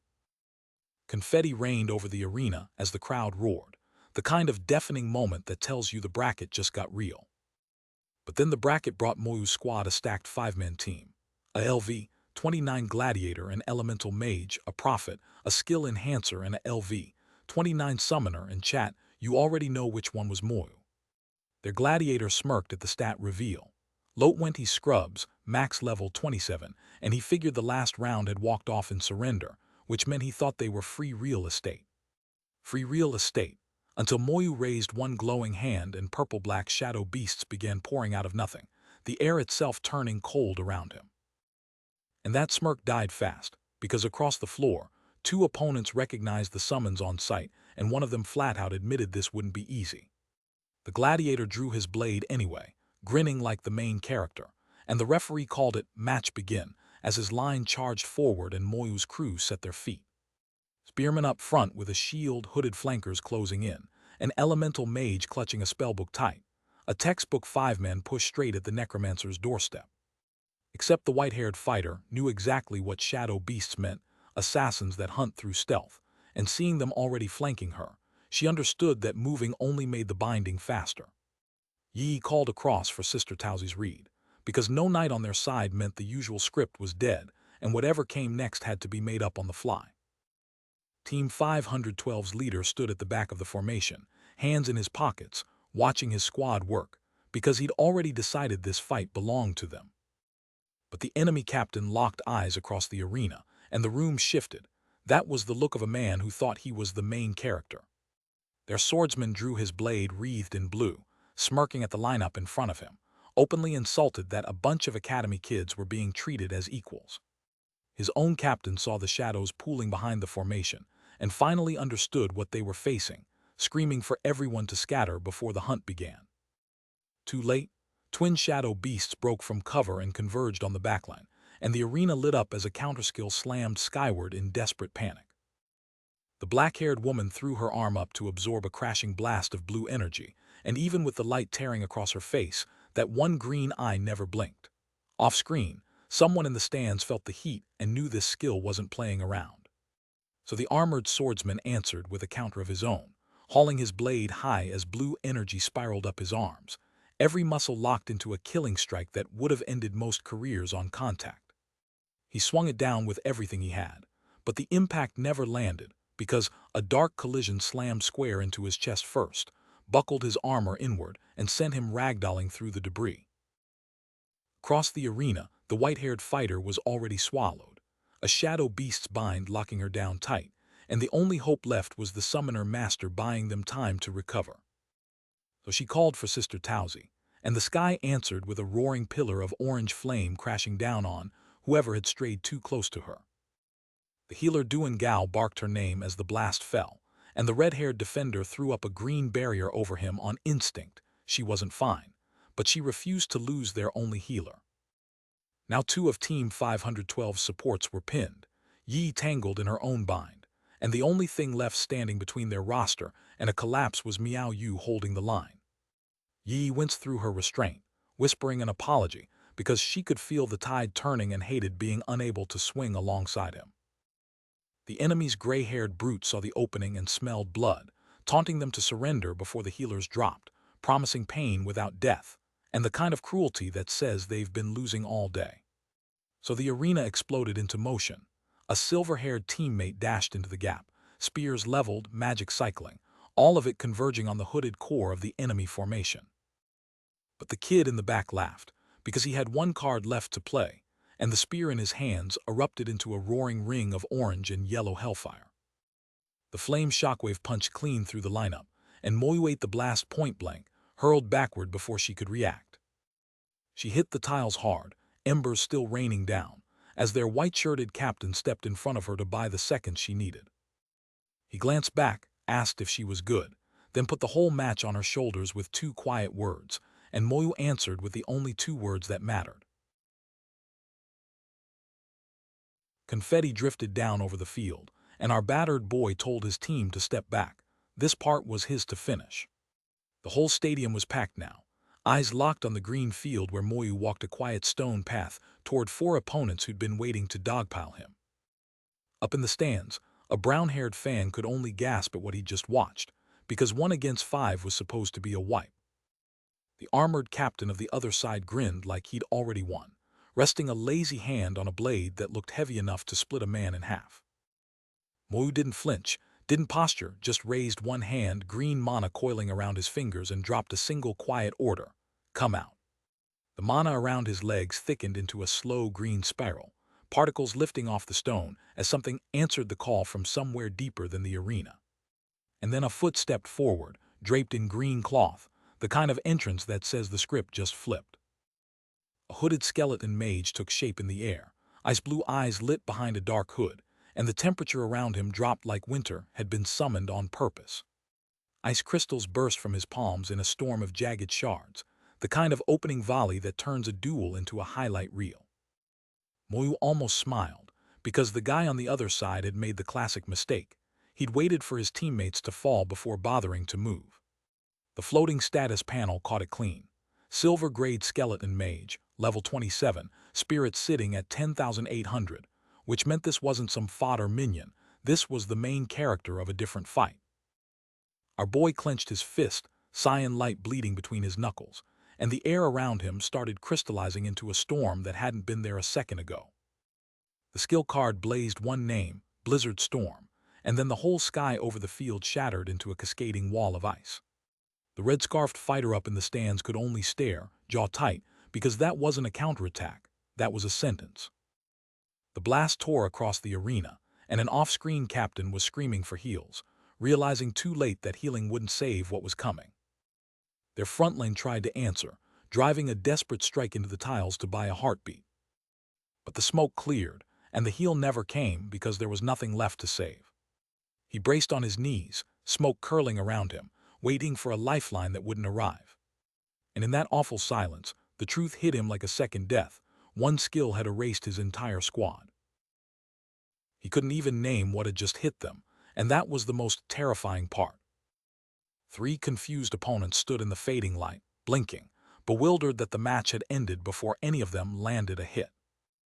Lin Moyu stood calm in his white shirt beside a towering dark-robed figure gripping a spear, shards of blue crystal drifting around them like broken glass. Then the rest of the team's counterattack crashed forward in a violent blast of force. A figure surged upward with arms thrown wide, blue energy erupting skyward as the arena floor buckled beneath the pressure. A spiky-haired fighter clenched his jaw and screamed through the strain, sweat pouring down his face as the skill refused to stop climbing. Spectators in the trees could only whisper one horrified question: that power, was that really a necromancer's summon? Voices from the dark erupted in realization. The skill had wiped the enemy team solo, and that was exactly why Lin Moyu had held back yesterday, preserving real opponents for his teammates to crush. Glowing light filtered through the canopy as onlookers marveled and started wondering out loud if Moyu had entered the individual bracket too, already pitying whoever drew his name. Someone laughed and asked how anyone was supposed to fight when their opponents were this weak, then repeated the obvious plan: send Junior Lin out first next round. A pink-haired girl smiled with quiet confidence, noting that this was all they had, and a dark-haired ally agreed from behind her. Day 3 arrived, and the bracket had shrunk to the handful of teams left standing. A lone figure in white crossed the arena floor, and the whole stadium felt the weight of his entrance, every spectator leaning forward, every rival holding their breath. Across the field, 3 gray-clad fighters froze at the sight of him, their masks stripped clean by panic, because the internet had already crowned this man a great god, and they were about to test that nickname the hard way. One of them, drenched in cold sweat, laughed and called them stupid for even thinking of fighting a great god. His buddy scratched his head, laughed along, and gently suggested the wisest play was to bow out. Which is exactly what they did. All 3 crossed the arena, bowed low, wished our boy good luck on his march to the championship, and walked off without a single spell cast. Moyu just stood there, one sweat drop rolling down his cheek, mouth frozen open at a fight that never started. Behind the stage, a black-haired man in green noted the opposition had come far too prepared. A white-haired woman hid a knowing smile, and a hooded onlooker wondered aloud why rival squads were choosing the nuclear option so early. The stands erupted in outrage because this was supposed to be a match, not a coronation, fans booing, shouting that the whole thing had stopped being a competition. An analyst in the booth put it together. That surrendering squad was from Ziyang Academy too. They'd seen what he'd done and decided discretion beat a death certificate. Evening settled over the academy in a thin sliver of dusk sky. In a quiet courtyard ringed with greenery, a voice cut through with a shocked exclamation. Old Bai needed to hear this, because that kid Lin had gone and acted extravagantly again. An older gray-haired man, eyes still closed, simply asked whether that kind of behavior was really fine. The bearded elder listened in silence, stroking his gray beard as he thought it through. A white-haired man in dark blue robes stood with arms crossed and delivered the verdict. No, this was not fine, because the whole world needed to know he was not someone to trifle with. Because the tail end of a conversation carried forward into this beat. But the talk had shifted from politics to people, one figure pressing the other on who could be trusted among honest men. And the thread of that meeting continued into the next panel. Because at the center of it all sat Lin Moyu, that sly grin giving nothing away while he admitted something important. His recent hunts had turned up no proof of his target's tricks, so he'd kept his blade sheathed. Which meant the moment they slipped up, he was ready. Lin Moyu faced the bearded elder with his arms crossed, calmly explaining he'd already discussed the situation with the kid Lin. Because the kid had agreed, and not just him, but the old man too had signed off on the play. Even the enemy camp had bought in, letting Lin Mohan dance in the open to bait every venomous snake out at once. Near the Colosseum, a silver-haired veteran and a dark-bearded officer studied a pair of Holy Blade dancer siblings, the older man noting that bigger talent always drew bigger wolves.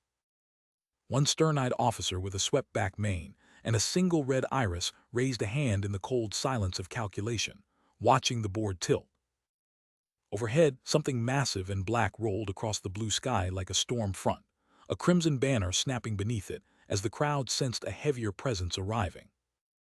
Talismans and ribbons burst across the arena in a riot of color, the stadium roaring itself hoarse at the spectacle unfolding below.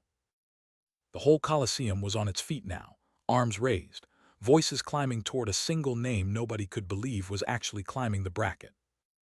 3 purple-caped fighters strutted onto the sand, the status card marking their leader as Tang Jianfei, level 29 divine swordsman, and the man announced he was finally here to meet Lin Moyu. The stands lost their minds, confetti raining down as fans screamed about a real legendary divine swordsman and begged the question out loud. Was this finally the guy who could drop the necromancer? Beside Lin Moyu, the pink-haired girl warned him to watch the divine swordsman class, and our boy just nodded, calm as still water before a storm. Lin Moyu stood his ground in the dust and let his eyes do the work, reading the pale figure in front of him, and concluding this had to be the evolved form of that Feng-Shui profession he'd studied. 3 purple-jacketed soldiers stared up at the lone ethereal being, and the mockery in their ranks was almost audible, just one guy. But the wispy form turned its challenge on Lin Moyu alone, ignoring the rest of the squad, and the standoff narrowed to a single name. One of the soldiers snapped, his face twisting red with wounded pride, screaming at his men to fall back because nobody looked down on his unit. Then a blade came into view, massive, lined with diamond blue gems, and the wielder, sizing up Moyu one-on-one, admitted he'd watched the kid's first 2 matches and knew exactly how dangerous those skeletons were. The brown-haired soldier hauled his greatsword back with a wild grin, conceding the skeletons were monsters, then swore he was about to end it anyway, flame and fury coiling around the blade. He launched himself in a blur of speed and steel, streaking across the sky on a collision course, bellowing that nothing our boy could throw would touch him now. Lin Moyu stood planted on the tiles below, watching that massive blade scream inches over his head, and somewhere in the stands, the narrator had already written the soldier's obituary. For context, Zibai's Tang bloodline was the Feng family's equal in the legendary tier, and even among legendary classes, a divine swordsman sat near the apex. These were apex predators wearing human skin. And somewhere in the chaos, a single voice wondered the unthinkable. Maybe, just maybe, this guy could actually beat Lin Moyu. The whole arena held its breath, because the kid in white hadn't flinched once. So when Tang Giantfei came in screaming with that golden aura cracking off him like a second sun, our boy just raised one hand, calm as a lake at midnight, and let the blue answer the gold. Then off in the dark, somebody finally put a name to the storm, Tang Giantfei. And Moyu, this guy, he just smirked into it, blue light curling lazy between his fingers, like the man who tried to kill him had earned a passing grade at best. That was the one thing you don't do to a Tang. You do not size him up out loud and walk away smiling, because the man's bloodline is older than most kingdoms and his temper is its heir, and Tang Giantfei's whole face burned red as he roared back, demanding to know who Moyu thought he was. But being sized up by a man who hadn't even flinched, that was a wound the Tang bloodline would never swallow. Tang Giantfei answered the slap in Moyu's face with pure escalation, a golden aura ripping around him as he roared the name of his family's trump card, Elemental Sword Body. The blade came down trailing a comet's worth of intent, and the arena felt the Tang bloodline finally wake up. The crowd stood frozen because everyone watching already knew the math. A divine swordsman at level 10 unlocks exactly one stellar ring, which meant the boy currently trading blows with our boy had unlocked both of the class's two strongest early skills, and the air tasted wrong. Then the sky cracked open in purple-black lightning. Lin Moyu didn't flinch. He stood in profile, calm as a man who's already decided the outcome, and poured power into a teal blade that screamed with purple-black lightning along its edge. That wasn't a normal strike. The sword lit up with jagged forks, and the system's tag blazed across the frame, Thunderbolt, naming exactly what he was about to unleash. And then he cut clean through the storm. The teal edge sheared a path through writhing purple-black lightning against a starry void, the frame itself buckling under the weight of the force he'd just weaponized. The release hit like a cannon. A white-purple flash erupted upward in a single detonation, the kind of boom that bends the air and leaves your ears ringing for 3 seconds after. But Tang Giantfei wasn't done announcing his hand. His silhouette blazed against the light, eyes burning, and the system helpfully reminded everyone watching. The Tang bloodline's signature move, Elemental Sword Body, 10 minutes of total immunity to elemental damage. The kid grinned through a sheen of sweat, wreathed in fire, and his confidence was the kind that comes from a family legacy. Skeleton mages were useless now, and he wanted our boy to know exactly who was about to put him down. 10 minutes, the number hung in the air like a verdict. Up in the stands, a blonde woman stared at the field and voiced what half the stadium was already spiraling on. If skeleton mages got bricked by Sword Body, then the only question left was whether Lin Moyu could pivot to another skeleton type fast enough to matter. Then something moved in the dark, fast, deliberate, a blur cutting across the dim. Steel screamed through black air, and the impact kicked up a slash of white light. The challenge landed clean. Tang Giantfei wouldn't last 10. Tang Giantfei's fury erupted in a roar, cloak whipping, lightning and fire tearing at his frame as he threw the full threat back. No one survives 10 minutes under the Tang bloodline's blade, and he meant every word. Which meant the answer came back in steel. A hand closed on a hilt wrapped in blue lightning, and the blade came down in a slash bright enough to outdraw the sparks behind it. And chat, that was a low diff for the opener, but the cooldown on Elemental Sword Body meant Tang Giantfei had 10 minutes where nothing could touch him. But Moyu wasn't playing defense anymore. He gave chase on his own terms, blade carving the air with a trail that screamed this fight had just gone up a tier. Up in the stands, 2 spectators leaned over the rail with jaws loose, because the trash-tier skeleton mage class had just spawned a sword-wielding reaper in dark armor. And that was the twist nobody had factored in. A necromancer wasn't just bones and spells. Moyu's summon roster ran the full kit, from casters to a bruiser that could trade blows with a swordsman. Tang Giantfei reset into a low stance across the arena, blade drawn, buying his Elemental Sword Body another precious heartbeat. But the Tang heir was grinning through the sweat now, reasoning out loud that the skeleton swordsman had to be the trump card Moyu saved for the finals. He launched forward with that battle lust the Tang bloodline was famous for, throwing the same taunt again, because if that skeleton was the ceiling, he was going to break through it. The hooded reaper answered with a single cleaving arc, red energy tearing the air behind the blade, with the kind of weight a mage-class summon had no business carrying. That closing speed caught Moyu flat-footed, for the first time all match, His own summon was the thing hurtling at him, and the word that slipped out said everything. He squared up with blade locked across his body, the sword defense panel flickering to life, a perfect block skill that punished whatever connected. Steel met steel and the arena rang with a WAA of raw collision force, sparks spitting off the clash point, which meant the skeleton Reaper ate the full counter and went airborne feet off the cracked stone, red aura trailing, sent sailing by the very parry he'd tried to break. Moyu didn't wait for it to land. He cut upward, shockwave ripping skyward after his own summon, refusing to give the Reaper a single second to recover footing. Then the follow-up slash dropped in a blur speed line screaming, kill confirmation tempo. And the Tang Bloodline's golden boy was left sweating bullets, wide-eyed at the math. That thing he was fighting held stats a level 29 swordsman couldn't touch. The blade found bare skin, and Tang Giantfei drove it home with everything the Tang Bloodline had ever promised him. But Moyu's answer wasn't another skeleton. It was a brown-haired youth in dark cloak and yellow trim, golden fire erupting around a broadsword so massive it looked forged for a titan. The blade blazed upright, rings of golden light rippling outward, and the system's cold verdict scrolled across every spectator's vision. All attributes, 10 times over for 5 straight minutes. Chat, that wasn't a weapon. That was the Divine Swordsman's signature skill made manifest, the Berserker Sword, unique to class so rare most people never even see one in their lifetime. And here was Tang Giantfei, swinging it like he was born holding the hilt. He launched into a flying tiger strike, golden arc cleaving toward a teal-armored fighter, the kind of clean, devastating line that ends careers when it lands.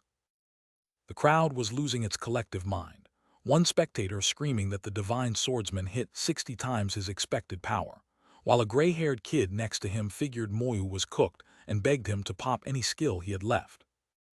Because out stepped the brown-haired bruiser, golden eyes blazing, flames licking up his shoulders, a smirk that said he'd already decided this was his arena. He charged through the fire with both blades lit up, screaming that he wanted to see what else was in the kid's kit, basically begging to be shown more tricks. But Moyu just stood there, calm as a monk, green energy spiraling at his feet, while an absolute unit of a skeleton materialized right behind him. Because of course our boy wasn't the one supposed to be scared here. Those green tendrils kept crawling up his arms, his power still climbing, still summoning like he had a whole graveyard on standby. 3 nearby onlookers watched their jaws drop as 2 more skeletons ripped into existence, and they caught on quick, realizing if this wasn't already his ceiling, then the rest of this fight was going to be a problem. So there he stood, dead center, flanked by armored undead radiating ghost light, dark motes swirling against a stormy sky, and this man looked like a final boss cutscene. The flame boy wiped sweat off his cheek, but those golden eyes refused to dim, insisting he'd barely shown his hand yet and he wasn't folding. A fresh wave of teal-lit skeletons surged forward, swords raised like an undead tide rolling across the field. Boots planted, blade ready, they locked formation around their master, and the arena swallowed its breath. Tang Giantfei's eyes blazed gold above his fur collar, fury barely contained, while a teammate behind him hissed that their enemy shouldn't be allowed this many summons. The stands went pale. Grown professionals stood speechless, sweat sliding down stunned faces. This was not the fight anyone came to see. From the losing side, a black-haired swordsman asked if Lin Moyu was really just going to walk away, disbelief cracking through his voice. Sword resting easy on his shoulder, Moyu turned his back and answered like it was already settled. After his second job evolution, he would make sure they remembered this loss. A wide overhead shot caught the truth of it. A victory banner unfurled over the field, and Tang Giantfei's team lay scattered across the grid like discarded pieces. The stadium erupted. One veteran spectator finally admitted the obvious out loud. Nobody expected one kid to field an entire necromantic army, and that terrified them. A chant tore through the stands, raw and hungry. Invincible necromancer, invincible. Confetti rained on the arena as Moyu stood beside his white-haired captain, the roar of the crowd, a living thing around them. A voice at his side noted that more eyes were turning his way with every fight, and Moyu answered with the smallest nod, like a man who already knew. He turned, smiled faintly, and asked her if she wasn't happy, and for a heartbeat, those red eyes widened, caught off guard by the gentleness in the middle of all that carnage. Profile sharp against a sky full of falling confetti, Moyu's voice went quiet and serious. Tomorrow was the final stretch, and the teams waiting at the end of this bracket were the kind that killed dreams. She glanced back with a fierce, certain little smile and answered with 2 words, "I will." No hesitation, no room for doubt, just a promise carved in iron. But behind that easy smile, Moyu's thoughts turned cold and calculating. Lord Bai Shen had given him room to shine on purpose, and the only reason to light up like a beacon was to drag something dark out of hiding. Because in Shanxia, every prodigy who climbed this high had been found and cut down mid-training. The pattern was old, and the knife had a name no one in those stands would say out loud. So let them come. The bait had done its job, and if the hidden enemy didn't bite now, the whole trap meant nothing. Green eyes sharp and steady, Lin Moyu let the cheers wash over him, because this win was bait, and the real hunt hadn't even started. The brown-haired announcer threw himself into the spotlight, voice cracking with excitement as he hyped up whatever came next. The arena itself answered, thousands of bodies bathed in purple light, beams raining down from the rafters, the whole stadium vibrating like new history was being written tonight. He laid out the reward table like Christmas morning. Starter potions, flash scrolls, gear that make any rookie weep, all waiting for whoever survived tomorrow. Moyu clocked it instantly. Those weren't consolation prizes. That was the champion's hall, sitting in glass cases, daring someone to come take it. Eyes still closed, he promised himself a private inspection once the title was his. While somewhere close, a silver-haired woman watched the kid who just ended a bloodline streak and smiled like she'd known all along. Final match day. The sky hung low over the stadium roof, clouds rolling in like the tournament itself was holding its breath for what came next. Our boy Lin Moyu stood inside with his squad, running the math on survival, only 3 teams left standing and the next match would crown one of them. Y Nation, Ying Nation, or Chengdu Holy Lands. Every draw was a gamble.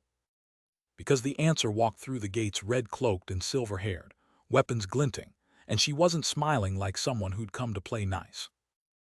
The green-eyed scout read the lineup before anyone else could. Y Nation squad, led by a divine messenger, a class exclusive to their homeland. And there she was, Nai, silver hair and red hair ornament, level 29, and wearing an outfit that announced exactly how seriously Y Nation took this recruitment trip. She bowed toward our boy with perfect grace and called him by name, the Shanxia Necromancer himself. But this wasn't a greeting, it was an opening offer. Y Nation had a question for Mr. Lin, and it started with his profession. An invitation, formal, polished, with the quiet promise that Y Nation's backing came with power behind it, and whatever he wanted, Nai herself would make it happen. The woman's pitch trailed off into nothing. Her offer of any reward left hanging in the air as the camera refused to even show her mouth moving. Every woman in the arena heard the deal, and 3 of them nearly combusted on the spot. A pink-haired scout in green, a dark-haired knight with her arms crossed like a vice, and a silver-haired fighter who couldn't hold back a furious shout at her rival's nerve. But Moyu's green eyes had already gone cold as stone, and the only answer he gave was 2 words: get lost. The gray-haired woman didn't flinch, didn't blush, didn't break composure. She turned her head just enough to glance back with a smile that said she wasn't finished playing this hand. Before she could press further, a wall of red hood and dark armor stepped between them, a towering shield-bearer planting himself as Moyu's silent answer. The kind of protector you don't argue with, and the woman finally had the sense to keep her distance. Because Y Nation hadn't come to ask, they'd come to take. A bare-torsoed bruiser howled as flames swallowed him whole, the roar of a man who'd been told victory was guaranteed. And behind him, the real threat had already arrived. A woman in red stood calm inside a firestorm like it was her living room, the flames bending to her, rather than the other way around. Her eyes burned orange in the smoke. No fear, no rush, just the patient hunger of someone who'd been waiting for this matchup since the brackets were announced. So when the blue crystals came screaming in, Moyu understood the play instantly. Flame versus ice, brute force versus brute force, and the dark shape of her summoned beast rearing behind her meant this wasn't a duel, it was a beast rider's cavalry charge. A wall of those shards closed on him from across the arena, and every shard had murder behind it. Then the sky itself cracked open, a volley of jagged blue crystal shards screaming diagonally across the frame, sharp enough to split the air with sound. The barrage caught a red-clad figure clean, shards punching through the space around them as the impact sent them reeling, every motion line in the panel screaming violence. But the dark-haired woman with purple eyes was already grinning, because she'd read the script. The Y Nation's human-face snake god devours elemental attacks whole, meaning every blue shard Moyu threw was just feeding her counter. So our boy adapted on the fly, blue magic dying in his palm as a floating skull with hollow glowing eyes drifted into orbit around him. If magic was poison, then fists were the cure. Except his opponent's face held the calm of someone who had already wargamed this exact pivot, who'd memorized his battle records and rehearsed the counter before she ever stepped into the ring.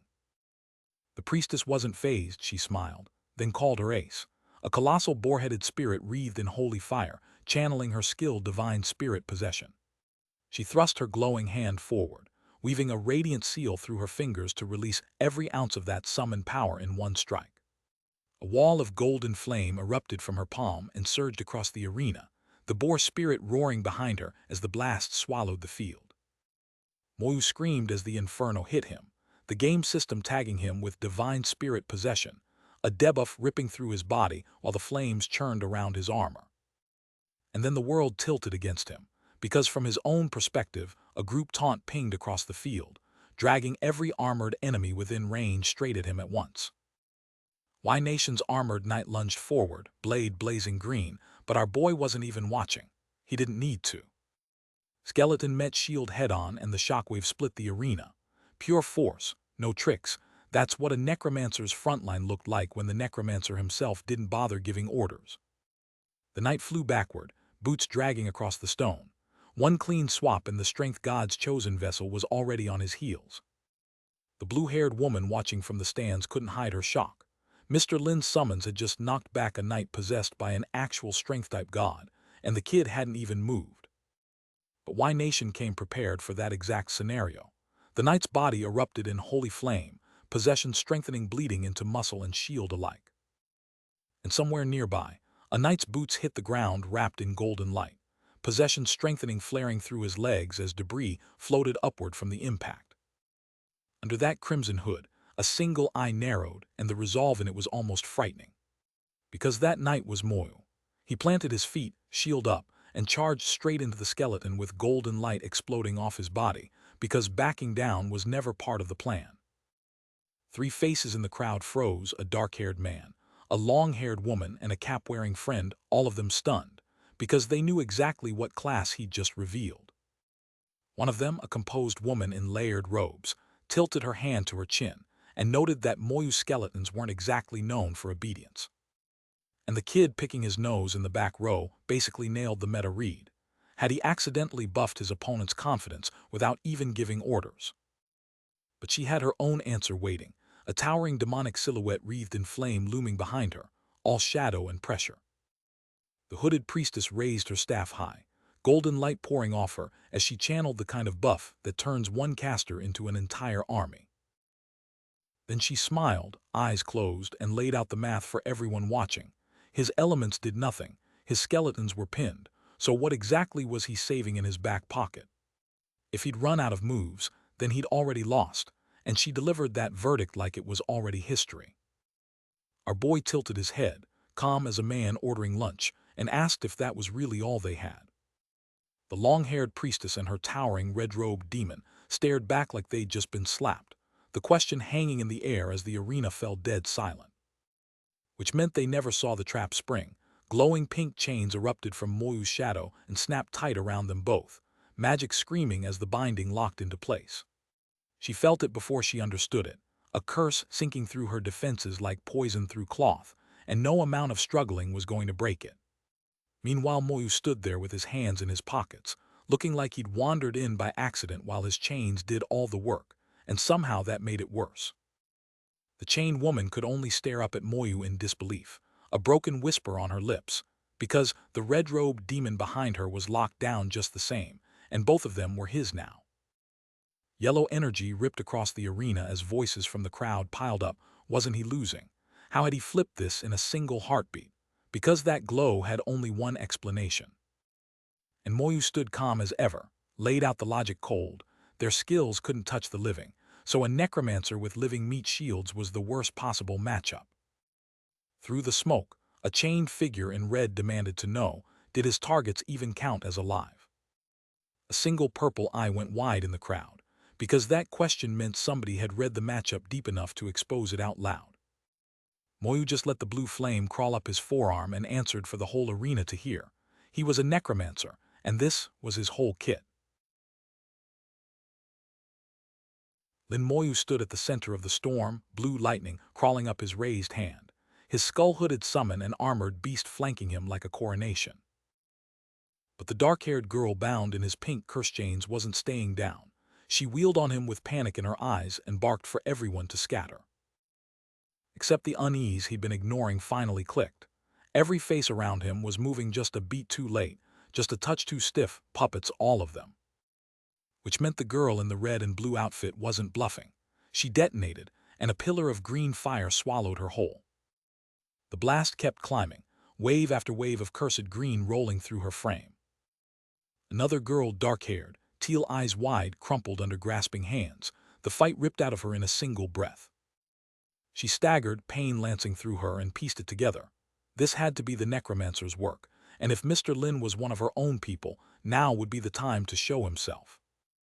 Her voice carried across the arena floor, toward the lone figure in the white shirt standing perfectly still. A heavy beat slammed through the stadium. Because the dust hadn't even settled before the announcement thundered down from above. Lin Moyu's team had taken the match. The grid floor of the arena stretched out beneath the roaring stands. Moyu stood shoulder to shoulder with his green and black-clad teammate, who was already eyeing the next round. They still didn't know who they were about to face. Up in the seats, fans were losing it, shouting that the Chengdu Holy Land star gladiator had actually gone down, and Su Sheng himself leaned forward, grinning, clocking that the winners were Ziying Academy too. Back in the Chengdu Coliseum, a fresh squad teleported onto the arena floor, Ziying Academy's golden-armored prodigies, materializing in a wash of blue light. Su Sheng stood at their center, golden facial markings catching the stadium glow, arms folded like a verdict. His white and blue-robed teammates fanned out behind him, every one of them carrying the weight of a holy lineage. High above the arena floor, on some windswept rock nobody was supposed to be standing on, a hooded silhouette watched the proceedings in silence. His dark-haired teammate smiled easy and asked which rival they were drawing, hoping for Ying Nation or Y Nation. Su Sheng's answer landed flat. It was Lin Moyu's team. And just like that, the smugness drained from Su Sheng's face. He questioned how that necromancer had even clawed his way to the finals, like the very idea insulted him. A white boot pressed onto grass scattered with floating light, and the field shifted to combat ready. Su Sheng squared up with his squad behind him and announced his terms. He wanted this done fast, because the only prize worth his time was the flash scroll. Lin Moyu's profile cut clean against a starfield backdrop, and he called the match. No hesitation, no posturing, just a quiet verdict dropped into the arena. The sky ripped open overhead, stars collapsing into daylight as red impact kanji screamed across the frame, and petals tore through the air like a starting gun had fired. The Colosseum went wide. A lone white-shirted figure on the left, a wall of robed holy warriors on the right, and a wall of fire erupting between them through drifting confetti. The commentators lost their minds, one shouting this would be the most epic final in years, another arguing the real question, was Ziying's elite squad stronger, or the one-man army who'd crushed a nation solo? The verdict from the booth settled the debate neatly. Both sides bled the same academy crest, so it was a dream matchup by definition. In the sidelines, a red-haired teammate bit her lip and asked if they were really just going to stand and watch. Beside her, the black-haired squadmate didn't flinch. She trusted the man already walking in. Lin Moyu stood alone at center stage, back to the viewer, facing down Ziying's holy roster without a single summon at his side. The opposing squad sneered, called him a fool for walking in solo, and promised he'd regret the display. And in the stands, a blonde woman in a golden crescent headpiece watched it all with a smirk, waving her squad back. She wanted this challenger for herself.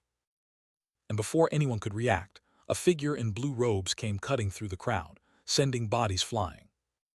A blonde guy with a crescent stamped on his forehead planted himself in front of our boy, calling him out by name, and accusing him of shamelessly leeching off teammates to farm academy points.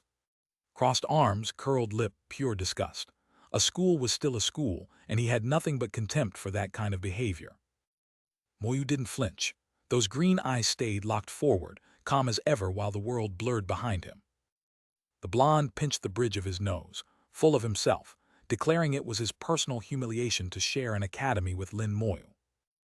Moyu didn't flinch. He tapped his own temple and asked the blonde, cool as ice, if maybe there was something wrong with his brain. Then, voice flat, he told him his dungeon points were none of his damn business, and suggested a doctor visit instead of barking like a stray.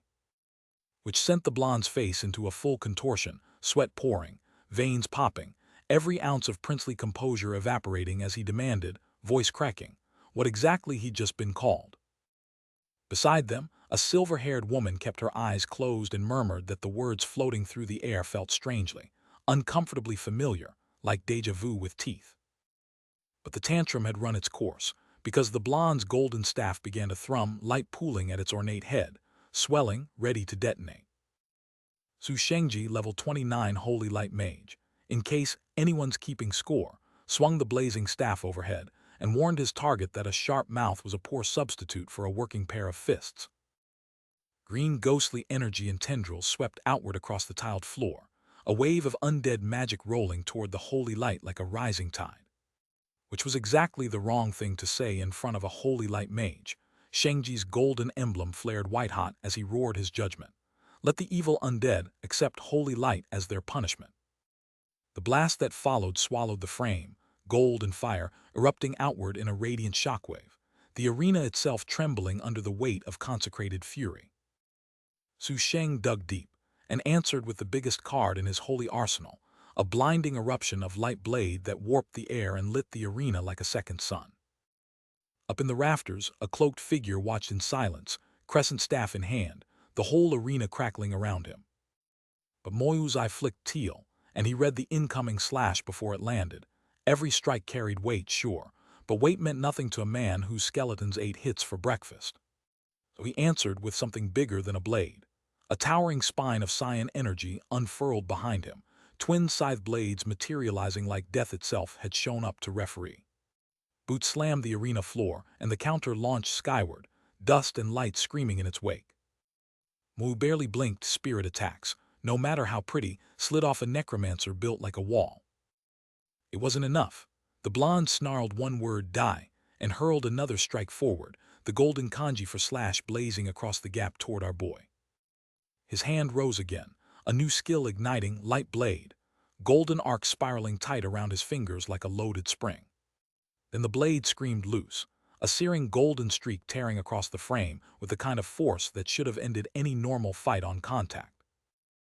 But Moyu's serpent construct was already coiled behind him, and orange crystal shards blew outward as the light blade shattered against a shield that should have had no business holding. And there was the blonde's face, sweat-soaked, eyes wide, mouth a perfect little O of disbelief, watching his finisher get flat-out denied. He wasn't done either, roaring through the blast with green fire swirling around him, refusing to die quietly and shoving his way back into the fight against whatever got in his path. But whatever stood in his path was a dark, armored wall, and a column of yellow light split it clean, launching the figure end over end across the sand. The blonde rose through a storm of his own making, weapon raised high as he called down holy light surge, and the blast caught a bandaged swordsman full across the chest, ragdolling him backward. Which honestly was the problem, because on the other side, Lin Moyu stood calm as ever, purple eyes glowing, noting that the holy light spectacle was all flash and no teeth. And if the holy show was empty calories, Moyu's next move was the real meal, purple lightning crawling up from the shattered earth, the air itself about to learn a lesson. Our boy stood wreathed in raw purple energy, two grim reapers flanking him like death's own honor guard. Even Su Sheng's reapers could feel it. They shrieked at what they were looking at, because holy light bounced right off these undead like rain off stone. But the blonde just smirked through the sweat, owning it out loud. He'd slept on his opponent, and now he was paying for it. Which meant what came next was punishment, not a fight.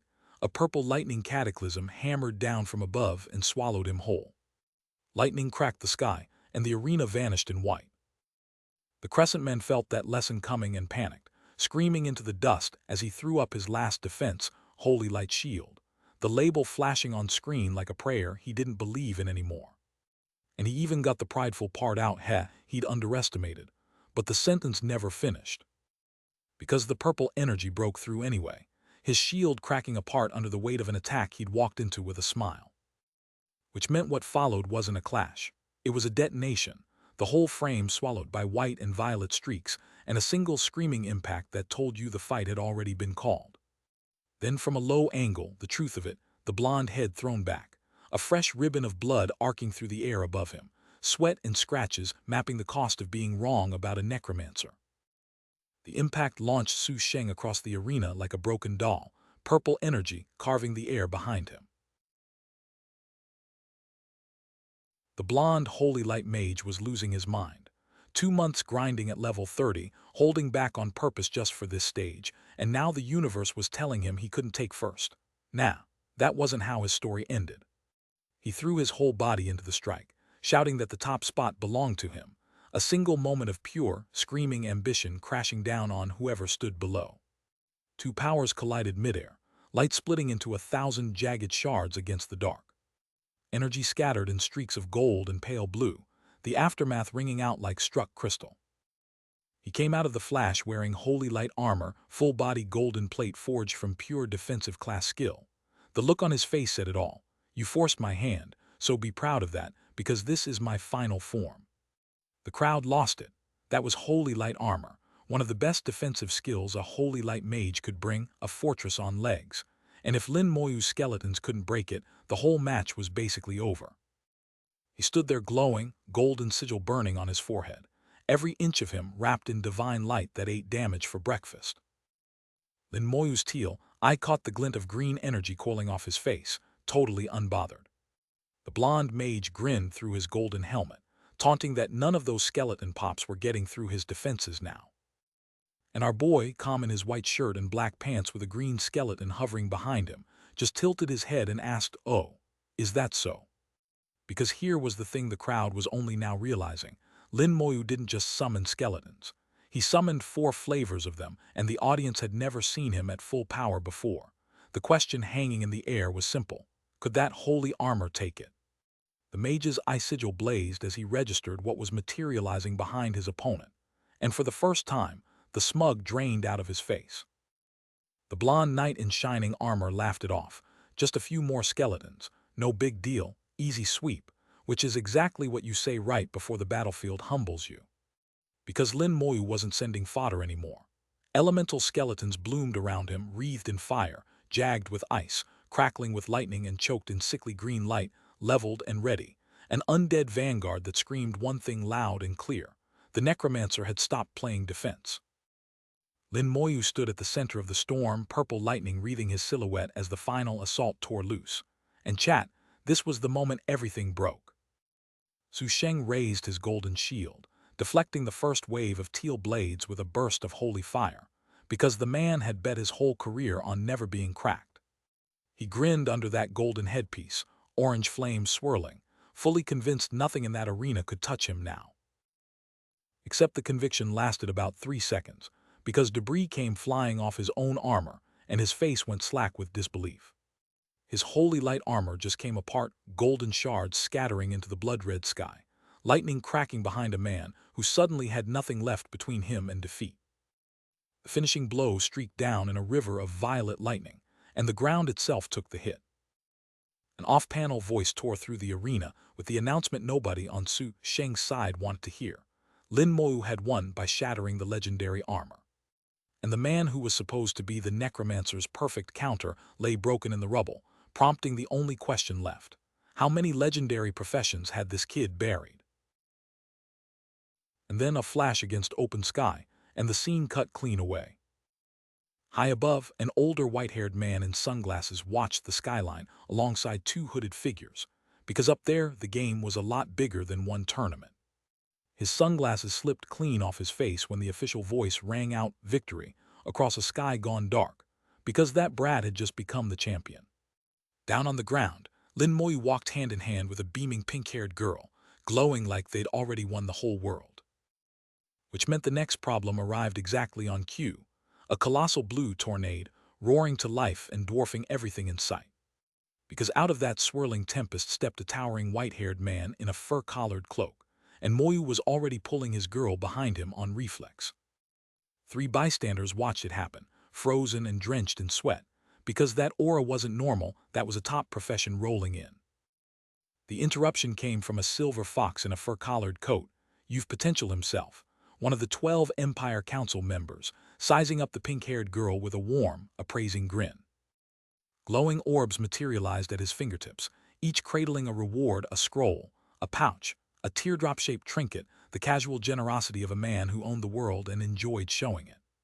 Up close, the councilman dialed the charm up to 11. Call him Old Sue, he insisted, his tone grandfatherly and open. Future help, future favors, anything our boy needed. Our boy saw straight through it. That smile, that kindness, it reeked of recruitment, and Moyu wasn't biting for anybody. Old Sue swept his hand forward and the glowing offerings drifted down toward the group. Moyu, the hooded woman, the robed figure, and our boy offered a polite thank you, because turning down a councilman out loud was how you got disappeared. A hand reached out for the nearest orb, fingers closing around warm light. Long nails pried open the reward pouch with a soft pop, curious to see what political goodwill actually looked like inside. Far from the reward ceremony, a bearded elder stared out at the dusk and spoke the oldest line in the spy's playbook. The bait had been taken. Moyu drifted in shadow, the pink-purple emblem of his second talent pulsing quietly at his side, every instinct screaming that something about that councilman had been wrong, though he couldn't yet name why. His hand curled into a fist. Had he been the one played here? The white-haired girl at his shoulder asked what was wrong, and he waved it off with a quiet nothing, because the truth sounded paranoid even inside his own head. Above the treetops, dark shapes scattered across the sunset like crows leaving a corpse, and a voice behind Moyu asked who the silver-haired councilman actually was. The bearded elder studied the golden-eyed figure beside him and named the suspect plainly, Su Wei. Not certain, but close. Close as in 80% sure, and the white-haired companion, looking down, confirmed it with a breath. It really was him. Which meant a demon-worshipping cultist had already climbed all the way onto the Empire Council itself, and the elder was moving tonight to reconfirm the traitor before the kingdom invited a wolf to guard its throne room. The gray-robed figure wrapped up his address to the gathered crowd. Across the arena, Moyu's older sister stood alone in the wreckage of the finals, sword raised to the sky as golden confetti rained down on her. The teal-coated official watched her claim the championship without moving a muscle. Abilities more than enough to clinch the title, and every rival who'd stood in her way knew it now. Moyu kept his face composed, though beside him the white-haired girl went pink to the ears. Champion, and that was his sister.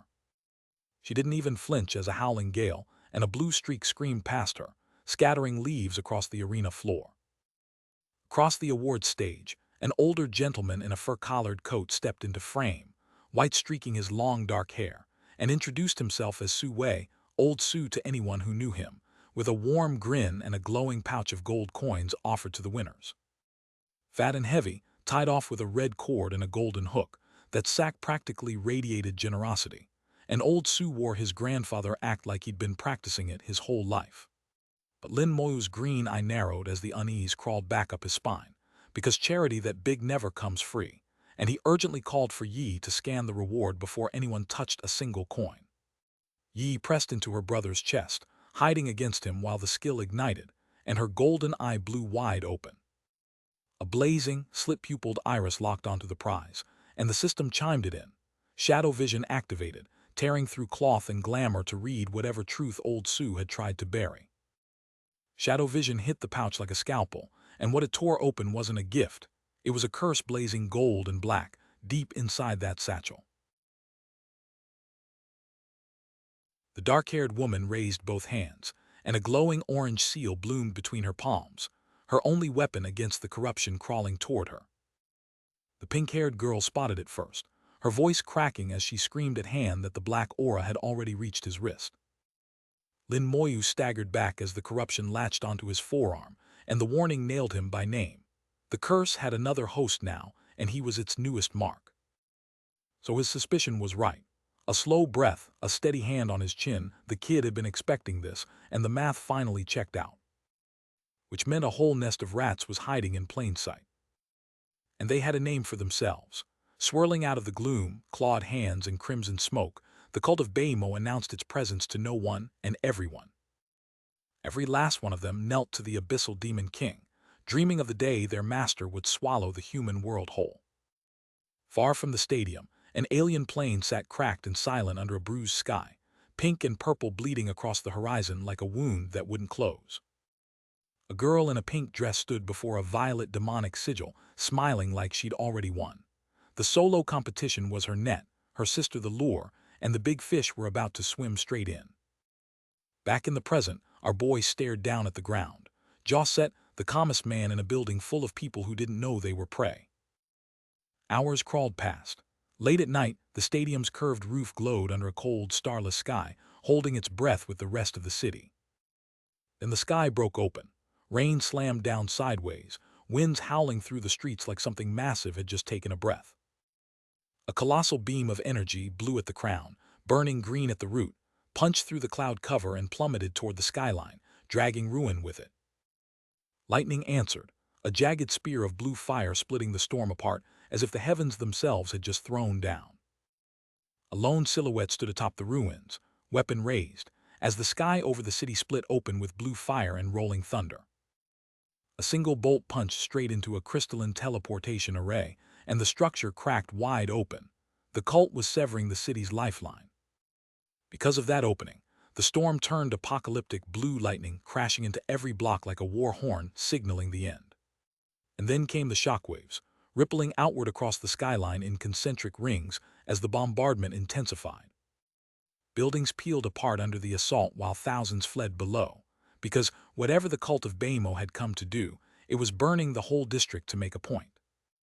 A blonde woman stumbled backward, sweat streaming, staring up at a collapsing barrier and whispering that this shouldn't even be possible.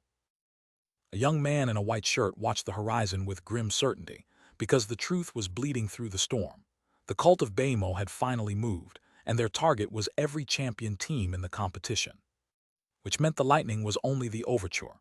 The purple-tinged crescendo tearing through those ruins was Beimo's opening move, designed to gut the human race of its next generation.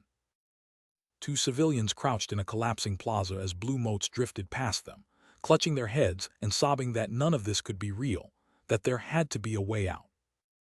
And there, beneath the crackling sky, an army emerged, robed figures marching forward in black cloaks bearing a glowing red insignia, an army that made the storm look like a whisper. Our boy stood frozen at the front, because every single one of them read as level 70 or higher. Their formation filled the horizon, massive purple pressure, radiating from their ranks like a declaration of war against everything human still breathing.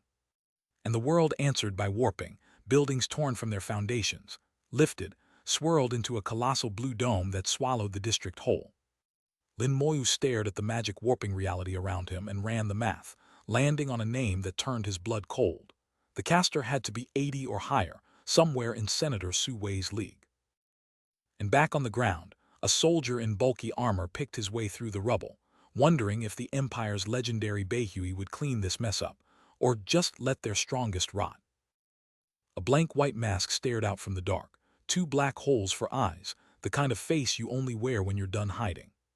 Behind it, a cloaked figure drank in the storm, red and blue energy coiling around the hood like a parasite feeding on the chaos they'd unleashed. Then the air itself screamed, a violent blur of motion tearing across the ruined skyline. Purple lightning answered, and soldiers on the ground staggered backward as a shockwave ripped past them. These weren't amateurs throwing spells, this was a coordinated strike. But the system notification hit harder than any blast. Marine creatures, upgraded abyssal monsters. The word alone changed everything, because a monster was just a beast, and a demon was something that wanted you dead. Worse, the monsters pouring through weren't hiding anymore, wolves, skeletal horrors, the whole menu, all screaming the same hunger in their heads. Kill, devour, finally feast on human flesh after hiding for so long. Soldiers spotted them first and started barking orders, demons, form up, prep for battle. But standing between the panic and the slaughter was one girl with dark hair, a glowing shield already up, and the kind of calm that said she'd done this before. Behind her, a young man in a white shirt stood wrapped in pink light, flexing one fist as a blue claw mark lit up the back of his hand, Lin Moyu, already reaching for whatever came next. And that next thing came fast, because the dark red swirl of demonic energy broke open with one announcement: targets acquired, kill them all. Lin Moyu didn't run. He turned his back on the slaughter and stared up at the storm, watching the swarm gather like a second apocalypse. He'd been waiting weeks for this. The patience was over, and the look on his face said he was almost grateful they'd shown up. Then the masked figure glided forward, voice flat as a coffin lid. Courage was useless. His fate was sealed the moment he set foot here. Outstanding people, after all, rarely lived long. The white mask tilted, no mouth, no expression, just two black eyes drinking in the last seconds of a life it had already written off. Until silver hair caught the lightning. Lord Bai stepped into frame, named himself like a verdict, and dropped the second name like a grenade. He had been expecting Senator Su Wei, which forced one scarred senator to finally look up, jaw set, hand already raised, because the time for talking about whether to act was over the second a demon king started handing out ultimatums. The hooded figure's grin was real, because no one in the demon world would dare cross Lord Bai, and he knew it. Then the sky cracked open and something worse crawled through. The succubus queen, abyssal demon king, lounging in her own storm like she owned the place. Our boy Moyu felt the pressure land. She'd once turned a level 83 top-tier fighter into her personal servant, which meant nobody in that district was safe from her reach. But here's the thing, chat, that smile was hiding a blind spot, because the succubus queen couldn't sense Lord by lurking in the wings. Moyu cracked his knuckles, smirking, and told her flat out, "Stay." Then the succubus queen opened her wings wide, pitch-black energy curling off her like a wedding dress, and laid the rule down herself. Stir up trouble inside her Shanxia territory, and the price would be carved into your corpse. Her smirk said everything Lord Bai's confidence had failed to mention. She wasn't here to stay, wasn't here to conquer, just here long enough to butcher every promising talent Shanxia had and vanish before anyone could call it a war. She touched her chin, gaze drifting toward that swirling red vortex, and the real question dropped like a blade between them. Did Lord Bai actually have the spine to keep a demon king pinned here, or was that bluff about to snap? The flames peeled back across a broken horizon, towers and a bridge going dark behind them, and something massive dropped out of the sky into the scorched ground with a purple cracking thud that echoed off every standing wall. Out of the ember-soaked dark it rose, glowing yellow eyes, shadow tendrils bristling, a floating tag naming the two demon kings already squaring up like the system itself wanted a clean kill feed. And then the silhouette resolved into something worse, a giant wreathed in molten cracks, horns splitting the sky, radiating the kind of presence that makes veteran killers reconsider their careers. Even the flame demon king's bravado dimmed against that wall of heat and malice. So when the red bubble landed its kill question, still confident, Flame King. The silence afterward wasn't confusion, it was the whole world waiting to see if that fire-cracked colossus moved first. The succubus queen stepped through the inferno like she owned it, red eyes burning bright, and agreed to make this one clean, just her and the kid who wouldn't die. Golden fire licked up across her mouth as she wound up the first real strike, the kind of build-up that meant somebody was about to learn a lesson about messing with royalty. But Moyu answered in kind, his arcane blast screaming up from below in a streak of violet crystal that said no. This duel was already over before it started. That one shot painted the whole ruined skyline in violet, shards of raw magic carving across the dome like the necromancer had decided to rewrite the neighborhood. She caught the worst of it head-on, her monstrous form twisting as purple slashes tore through her, the queen of the abyss finally tasting what a cornered human hits like. A second blast tore through the stragglers, golden fire swallowing whatever the shockwave hadn't already hurled aside. Bodies flew outward from a single small figure standing calm at the center, the light itself doing the casting. And the golden-haired woman who'd laughed at him from the stands. Her smirk melted fast. Her loss wasn't weakness, she'd explain. It was that this man was built wrong. Abnormally, freakishly, unfairly strong, and she wanted the world to know the difference. But while she made excuses, two silhouettes watched from the edge of the arena, a white mask on one side, a dark helm on the other, neither speaking, neither blinking. because something massive was already screaming toward our boy from behind, and the only thing between Moyu's spine and that dark shape was the staff he hadn't finished raising. The thing mocking them from the blast had purple scales and a tail that flicked like it was bored, and it called everything our man had done insignificant resistance. Then a woman with glowing red eyes stepped forward, claws drawing a heart in the air like she was signing a love letter, every curve of her smile promising the same thing, that she'd enjoy what came next. And the arena itself seemed to agree, because the cruelest test of all is the one you fight right before you stop breathing. She spelled it out with a grin. Geniuses were the tastiest, she cooed, their flesh sweeter, their blood richer, and she wanted to drag every last one of them down into the abyss and eat them slow, piece by piece, while they still knew what was happening. That silver-haired profile carried one truth like a blade: a genius only dies when their meaning dies first. The sky split with it, a screaming violet streak tearing down like the world had just been sentenced. A black citadel rose out of nowhere, all spire and chain, bleeding red into a bruised sky, and the ground beneath it detonated like a buried god had finally woken up. Chains the size of cathedrals snapped taut across a burning city, pink lightning, crawling along every link like a nervous system going haywire. Moyu stood there, fangs bared, eyes wide, because he recognized what was happening, and recognition was the worst part. The citadel's red blade drove into the earth, and the world cracked open under it, pink light shattering like a dropped mirror. That Gothic tower hung in a void of red, chains screaming outward, crimson energy detonating from its core. The Shanxia Tower's seal had been broken, and whatever lived behind it was tasting air for the first time. The chains stretched across the whole ruined skyline now, arcing electricity, bleeding power into everything they touched. Something dark and spiked slammed through the haze in a spray of red. A piece of whatever was finally getting out. The impact cracked like a sentence written in red ink, final, loud, and impossible to take back. Somewhere in the chaos, a dark-robed figure stood hunched in the falling debris, half swallowed by fire and motion, refusing to drop. Moyu looked over his shoulder at the red blooming behind him, and the realization hit like a fist to the chest. Lord Meng was burning the Shanxia Tower down. A woman's voice cut through the smoke, raw and furious, demanding to know what any of them had just done to her city. Bai Yiyuan stepped forward, fists lit gold, and named his move before he threw it: Divine Overlord Fist, Heaven-shaking punch, and then the air itself learned to be afraid of him. A god-tier fist came crashing down, and the air itself buckled under it. Moyu answered with raw fire magic, pouring every ounce of arcane fury through his outstretched hand into a blazing column of his own. But the kid's visible eye went wide. Something else had entered the ring, and it had arrived swinging. An elder with a snow-white beard stepped forward, palm out, and a pillar of dragonfire erupted from his magic like a caged sun finally breaking loose. From those inferno coils rose a colossal spirit, a fire drake of living flame, its maw wide and hungry for the demons below. The construct dove, and darkness itself split apart under the weight of its burning descent.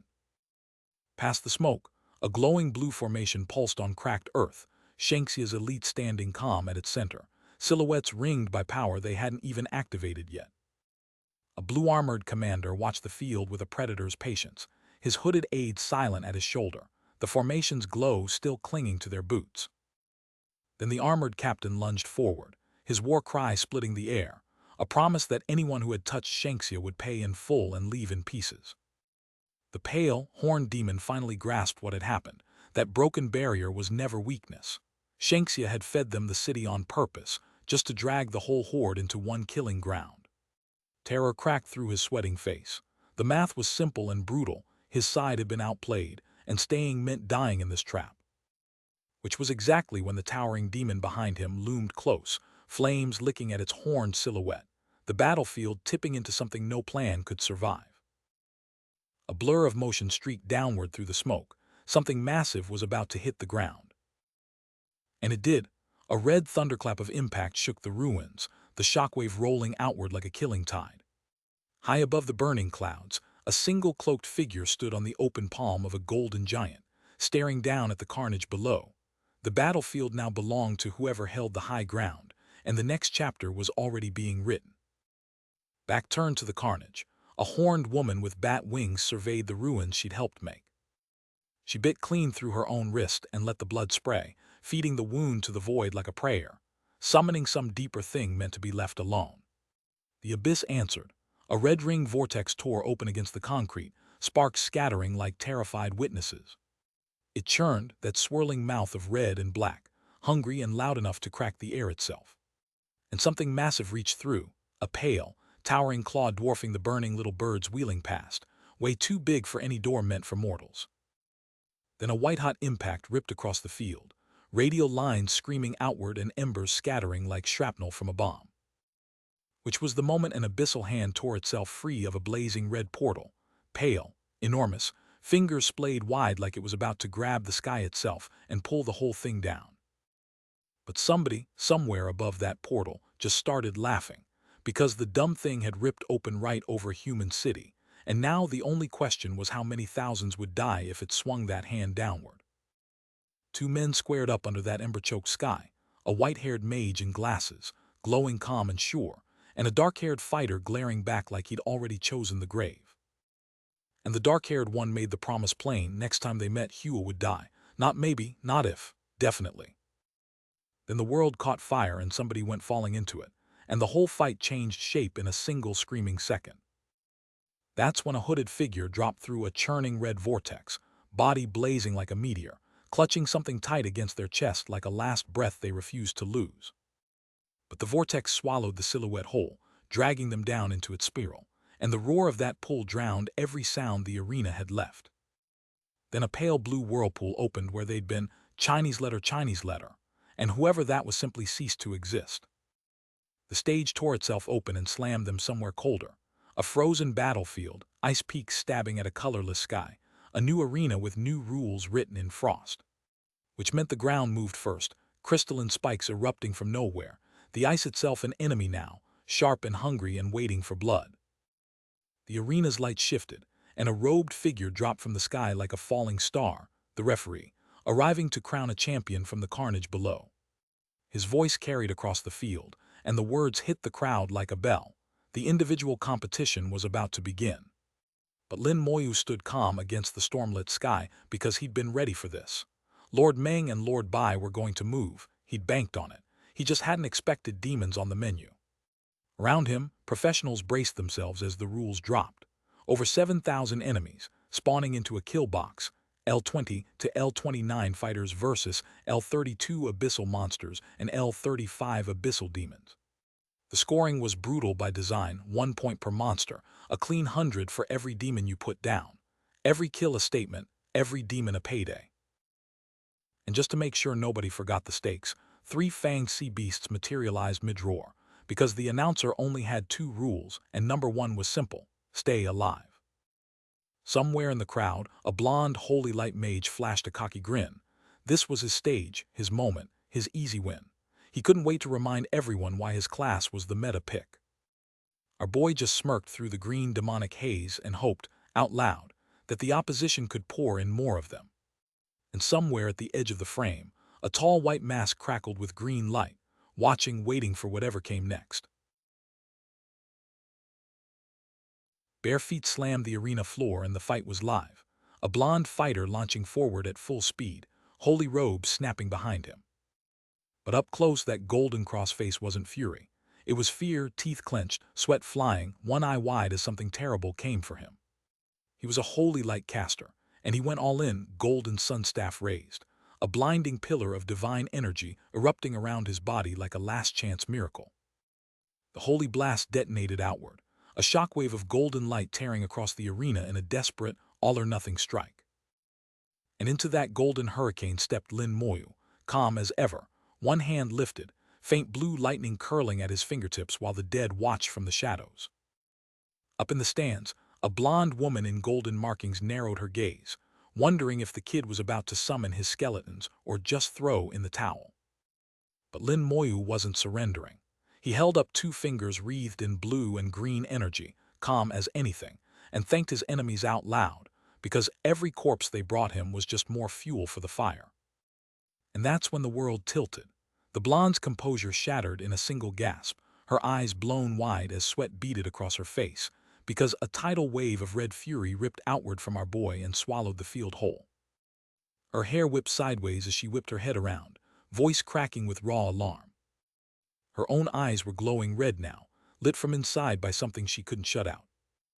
The sky split wide as a column of red and orange light detonated across the arena, so bright the whole rooftop went white. The woman's voice rang out through the crowd, stunned and almost reverent. This power was even stronger than her own holy light. The red energy kept blasting outward in waves, and somewhere in the crowd, a single voice cracked out the question on every mind. Who in the world had just unleashed that? Every eye traced the blast back to its source, and there, dead center of the swirling crimson storm, stood our boy Lin Moyu. White shirt, calm as a lake, one hand extended with red power pouring off his palm like it cost him nothing at all.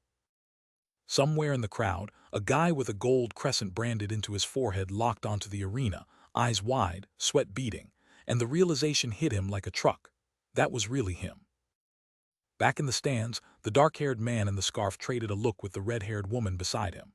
A crimson slash carved clean across the field, and he understood it at last. Their boy wasn't just a summoner. He was an AoE mage who'd been sandbagging the whole damn competition. Then the field detonated. A rolling wall of red energy swallowed the terrain, laced with jagged green lightning, and a lone silhouetted figure took the blast head-on, bracing against the shockwave like it owed him money. Lin Moyu stood apart from the carnage, pale blue eyes cool, one hand resting near his chin. The abyssal monsters were nearly gone, he noted, only the real demons were left. The blonde armored warrior and the dark-haired mage beside him felt a jolt of hope. Sure, he'd thinned out the monsters, but the demons were still swarming, and demons paid 100 times the points. The math, they decided, still gave them a shot. The crescent-marked competitor bared his teeth in a fierce, sweating grin. The abyssal demons were still out there, and if he could just stack enough demon kills, he could still drag himself back into this thing and steal the win. So he reached for everything he had. A column of golden light crashed down from the heavens, the system chiming its verdict, holy light armor, and the radiance wrapped him whole as his grip tightened on his weapon, ready to gamble his life on a single push. Fully clad in that golden glow, he looked up just in time to see a streak of red splitting the stormy sky straight for his face. No time, he braced. Off to the side, the blonde in yellow armor watched from a profile angle, jaw tight, sweat tracing his cheek as debris drifted up around him. Then the air itself came apart, dark, jagged shapes tearing through space, laced with streaks of purple energy, the kind of attack that rewrote the terrain it touched. The yellow-armored fighter and a dark-haired young man clutching a scythe stood frozen at the base of something impossible, a colossal skeletal demon, horned, skull-faced, crackling with dark energy, towering over them like a god of the deep. The scythe-wielder looked up just as the giant skeleton lunged, a blur of motion, speed lines screaming past, a charge that gave 0 seconds to think. Red energy crisscrossed the panel in every direction, dark kanji ringing out the impact. The skeletal demons attacked, tearing the area apart with a violence that left no room to breathe. Above the chaos, a swarm of bat-winged creatures choked the sky, lassoed mid-flight by glowing red chains that arced between them, the kind of binding that didn't ask permission. The scythe blade carved the air with a brilliant blue flash, the swing clean enough to split the moment itself. Up in the stands, a pink-haired girl and a dark-haired man gawked, sweat running, and the question fell out of their mouths in unison. Was that skeletal guardian another one of his summons? Because this dude had layers, and nobody was done counting them yet. And chat, you already know, never bet against the underdog. The blonde kid in gold had been strutting around like the main character, and the purple-haired dude wasn't having it. While they were running their mouths, our boy Lin Moyu had already moved. Speed lines in every direction, weapon trailing blue light, he was a blur before anyone blinked. The slash kept coming, fast enough to fry the eye, blue blade cutting air with a chain of red trailing behind it. That wasn't a duel anymore. That was a man clearing the stage. And when the dust cleared, Moyu stood silhouetted against a burst of gold, weapon resting on his shoulder like he'd just finished warming up. Stars spiraled off him. The arena below had gone dead quiet. Floating beside him, his rank read out plain as day for anyone watching, 3-star, second lieutenant, on a guy still under level 30. The crowd finally clocked that silver rank insignia and lost their minds, because 3-star second lieutenant wasn't a number you earned on a training field. It was carved out of demon corpses, one kill at a time. which made the scene behind our boy even sweeter. The purple-haired man pointed at the blonde knight and realized the guy who'd been trash-talking was just a one-star private. The blonde choked on his own panic, screaming at everyone to shut up while the smirk behind him grew wider. A one-star private mouthing off at a three-star officer. Yeah, that checks out. Then a third challenger stepped in, brown hair, purple cloak, the cocky grin of a guy who'd done his homework. He mocked the blonde knight as trash and bragged he was a three-star private, 2 stars from catching up. The knight fired back that he was a holy light mage who'd slay demons fast and close that gap in days. The scarred man just smirked, scoffed at the chase, told them straight if they had the skills to hunt him down, they should chase the other guy instead, because chasing Moyu was a different beast entirely. He turned his back on the furious knight and walked off, dropping one last knife on the way out. Catching Lin Moyu was probably impossible in a single lifetime. The knight screamed for him to shut up. Nobody listened. Up above, lightning cracked across a bruised sky and a winged abyssal monster hovered over the smoking battlefield. All 7,000 demons in the arena, killed by one man. That was the math, and the rest of the field had run out of ways to pretend otherwise. Down below, Moyu stood calm as ever, green eyes sharp, cyan magic spiraling at his feet. One word, quiet as a heartbeat: return. Blue energy coiled up around his robes, bright enough to paint the whole arena. Every summon, every kill, every shadow he'd raised, all of it answering the call and coming home. And the scene shifted. Above a sleeping Nanhung city under the stars, the last of the colossal demon dissolved into nothing. The night was quiet again, and that quiet belonged to Shangxia Tower. Nobody saw it coming, a corpse blazing with blue light, sprawled in the ruins like a beacon nobody could ignore. Then it rose, a cloaked wretch drenched in purple malice, lone eye burning through the dark, and a blade of green came down before the watchers could scream. But the kill was too clean, too convenient, like someone had rehearsed the whole thing. The white-coated kid stared at the body, because that wasn't just a corpse, that was a member of the demon-worshipping cult, lying dead in the open. Before anyone could process it, a hologram tore open the sky above the broken skyline, a white-haired man in blue military dress, projecting bigger than the ruined towers beneath him. The authority rolling off him said everything. He wasn't here for cleanup duty. He was here to make an announcement. The crowd got there first. A blonde youth practically shouted the name, and that name meant God, which meant the cult of Beimo was done for. Bai Yiyuan's address cut deeper than anyone expected. They'd known the cult was coming, they'd planned for it, and they'd used the chaos to wrap the individual competition on their own terms, turning a massacre into a practical exam and trusting the gathered professionals to hold the line, which they had. The onlookers stood rapt as the verdict landed. Demons crushed, the traitor among them already executed, and the individual champion about to be crowned. Lin Moyu was already in frame, the L-27 Necromancer standing calm against the shattered skyline, 3 glowing reward orbs waiting in the air like a promise. He didn't look surprised because he never was. Then came the twist, a challenge match, open to anyone brave or stupid enough to test themselves, scheduled for tomorrow. Rewards, the smiling figure promised, would be very generous, and the dark-haired kid's face said everything his mouth didn't. Yeah, he was already interested. She was the first person Moyu saw on the other side of that fight. His sister, closing the distance fast, eyes already searching his face for damage. Moyu flashed her a grin that said more than any words could. He was fine. But she wasn't here for small talk. She had something urgent to pass along from their sister, and when he asked if she was skipping tomorrow's challenge match, she admitted she had to bow out early.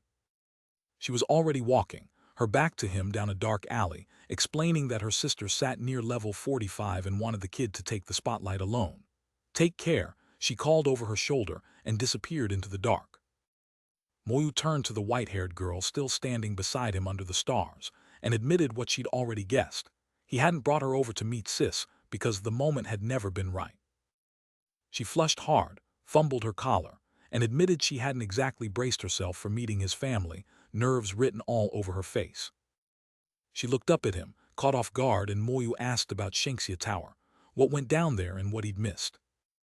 The Abyss had rolled out both Demon Kings, the Succubus and the Flame King, and it took her Grandpa and Grandpa Bai to hold the line, with Zhaijing Academy dispatching their own guards to back the play. On the other side, a cloaked figure stepped out of the dark with cold, blue-lit calm, and casually confirmed he'd wiped out a whole demon-worshipping cult, every last one. The white-haired girl reeled, because the succubus had pulled a summon to shield herself, and to keep civilians alive they'd let the Demon King's drag councilman Su Wei out of the kill zone and escape clean. She grabbed him, voice dropping fast. That silhouette on the ridge was the Flame Demon King, the very same one, and she needed him sharp right now. Our boy locked onto the distance with those teal eyes and made it personal. One teleport stone left, and he was hunting that Demon King till the debt was paid. Then the light drained out of everything. Later, under a black canopy of trees and a sky full of indifferent stars, someone finally broke the silence and asked how it all ended, how the abyss situation got put to bed. 3 men gathered at a stone table by an old well, a gray-haired elder seated deep in thought, a silver-haired fighter standing, and a masked figure in dark robes waiting on his word. The silver-haired man poured a cup, took a long drink, and admitted the bitter truth. He hadn't expected Black Flame to move, failed to pin the Flame King and the succubus, and let the whole operation slip. The white-bearded veteran admitted that, without Black Flame's intervention, the Flame Demon King would have been his kill. The gray-bearded commander gritted his teeth, demanding to know why the old man hadn't moved first. The spiky-haired younger man sipped calmly, explaining that the old man's strike had spooked the succubus queen into burning her own life force to tear open an abyss tunnel and summon one of Black Flame's hands, and being stuck inside Nanhung City had cost him his revenge. Which meant the white-bearded man wasn't mourning a loss, he was reframing it. Uncovering Su Wei was a win, sure, but the real nightmare was the demons already seated in their own councils. The gray-bearded commander answered with steel in his voice. He'd scour every department root and branch until the rot was burned clean. Daylight slammed back in, and so did the noise of a city refusing to stay scared. The arena was already packed. A guy in the stands caught his buddy up. The cult's nightmare attack last night had scrapped the usual tournament, swapped it for a challenge match, and no, he hadn't been there to see it. Word on the bleachers was that any class could enter this time, and clearing all 5 rounds meant rewards that made the team and individual prizes look like participation trophies. But the rules came with teeth. Walking the grounds with him, the green-dressed woman laid it out. Each round stacked another 5 levels onto the opposition, which meant round 3 was throwing twice-evolved level 55s at them. And in centuries of this thing running, nobody had ever cracked round 4. The prize board glowed overhead. A beginner's shining skill scroll for round 1, an intermediate for round 2, an intermediate potion for 3, and 2 shining intermediates waiting at round 4. But round 5, a giant question mark. No one alive had ever claimed it, so no one alive knew what it paid out. An unentered domain waiting.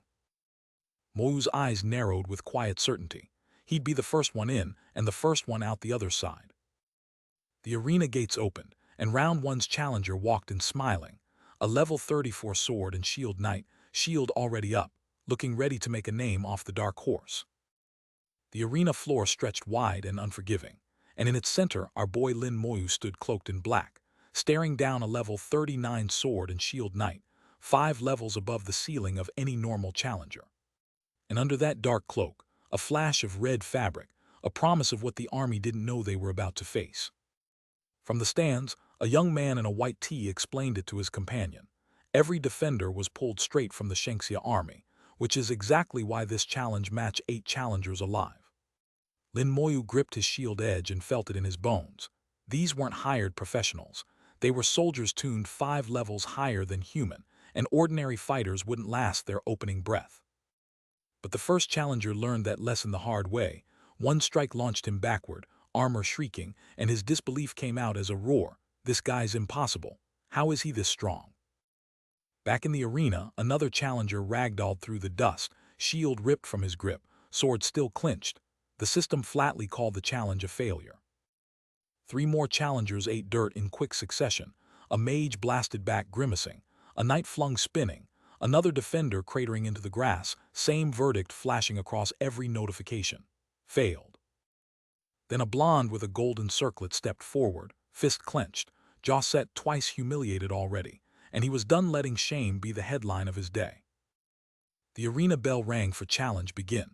A level 29 Holy Light Mage squared up against a level 34 Sword and Shield Knight, blonde hair, red blindfold, dark heavy armor, and a story the crowd already knew. The mage raised his staff, and Holy Light answered. A dome of searing radiance built, swelled, and detonated outward in a blinding shockwave.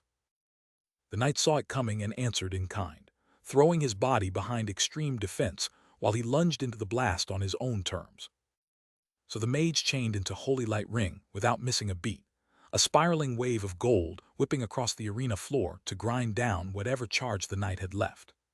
The knight hunkered behind his shield and ate it, wrapped in a fading shimmer that screamed borrowed time. Then the second the light dimmed, he was already moving, pivoting hard, shield up, eating ground in a straight line for the mage. One blur across the stone, speed lines everywhere, and the knight closed the gap before the ring even finished dissipating. The knight answered with flash slash, a high-speed sword strike built to break guards clean in half, and it crashed into Su Sheng's Holy Light shield with a detonation of raw light, the blade biting almost through, because that's what flash slash does. It finds the crack and makes it a door. The blonde with the golden face mark caught that blast head-on and smiled through it. Holy Light shield versus extreme defense, he wanted to see which one broke first. But the red headbanded fighter went flying, hurled backward by the collision like a ragdoll caught between two freight trains. The golden-yellow shockwave ate him alive. And just like that, it was over.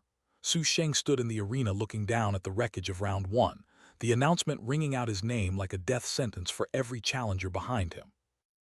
The crowd lost their minds. Hundreds of people crammed into those stands had watched challenger after challenger crumple, and this Holy Light Mage was the first soul crazy enough to walk out alive. The Shengxia army roster had been a meat grinder, and Su Sheng was the only blade still standing. But behind that cold, victorious stare, Su Sheng knew the truth. His shield had been a breath from shattering, and another minute would have meant his name on the losing side. Luck. That was the only word for it. Su Sheng held the challenge scroll like a trophy, two figures waiting in the wings behind him. Which brought every eye in the arena down to the next contender, a black-haired kid in a white shirt glaring up at the stands, wind curling around him like the world already knew. The Necromancer, Lin Moyu. Something blue was building in his chest, a line of energy condensing slow and deliberate, like a fuse waiting to be lit. Two voices traded guesses in the crowd, one swearing this kid might finally break the record nobody had touched in centuries, the other laughing that not even Lin Moyu could pull that off. The drip of that energy answered for him. Down on the arena floor, a level 32 mage in silver armor lay on his back, tagging himself out and begging some lieutenant sir to forgive the mess. And the dark-haired man tilted his head, already moving. The crowd couldn't believe what they were seeing. Lin Moyu, the kid who'd been steamrolling legends, was actually bowing to someone. Turned out it wasn't respect. That badge on the man's chest, a vertical sword with 3 stars pinned to it, meant rank, and in the military you bowed whether you liked it or not. 3-star second lieutenant, at level 27, half the stands thought the announcer had lost his mind. And the whisper rippling through the spectators explained exactly how a kid that young had earned those stars. He'd killed more demons than most veterans would see in a lifetime. Steel screamed free of its sheath, Moyu's blade was awake, and the duel was on. 2 veteran challengers closed from opposite flanks, hurling everything they had at him, a rain of orange fire meant to erase him from the field in a single pass. Moyu answered with something none of them had seen before, a spiraling black-green strike that crawled with screaming skulls, a curse given the shape of a weapon and the bite of a guillotine. It hit like a hammer dropped from the sky. The ground cracked wide open and debris rained across the arena. He drove the blade down through the wreckage, splitting whatever barrier stood in his path into glittering dust. The aftershock of that first hit was still tearing through the arena, a smear of light that hadn't finished dying yet. And through it all, our boy Moyu was already pressing, wreathed in that sickly green fire, blade in hand, riding the momentum of a knight who'd never seen it coming. But the next defender up wasn't going quietly. An armored fighter took the follow-up blast head-on, boots skidding, sparks chewing into the stone behind him. He dug in hard, sword locked in both fists, one eye blazing red as he forced every ounce of mana into a magic shield, praying the barrier would hold one more second. Above him, something terrible was already gathering, a vortex of blue and white light twisting skyward, dwarfing the lone silhouette at its base, the kind of spell that ends fights before they finish.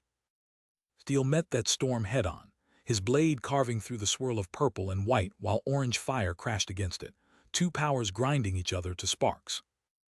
And behind the carnage, that skull mask stared back, eye sockets burning green, every ounce of focus narrowed to one target, because the necromancer hadn't come here to take prisoners. The dark-clad warrior carved a burning arc across the arena stone, and his ring lit up like it had been waiting its whole life for this moment. The helmeted head caught the full edge of that golden wave, helmets braced for war. Crystal shattered through the smoke, purple and blue splinters blown apart by lightning and raw force, like the arena itself was coming apart at the seams. But the silver-haired veteran stood wreathed in fresh shards of pink and purple, his magic shield already flickering back to life, a trained soldier's reflex kicking in at exactly the wrong time for our boy. Moyu's eyes stayed flat and calculating. Against anyone else, that delay would have been the end of them, the shield gone, momentum gone, fight gone. But this was a veteran who knew how to drag a battle out. So Moyu didn't chase. He stood still as the graveyard came to him, dark tendrils and shadow minions lunging in, and he gave one quiet order: send them in. The silver-haired fighter felt them coming, every nerve locking up, sweat cold under the helmet, a red flash of pure alarm that said the worst part hadn't even started yet.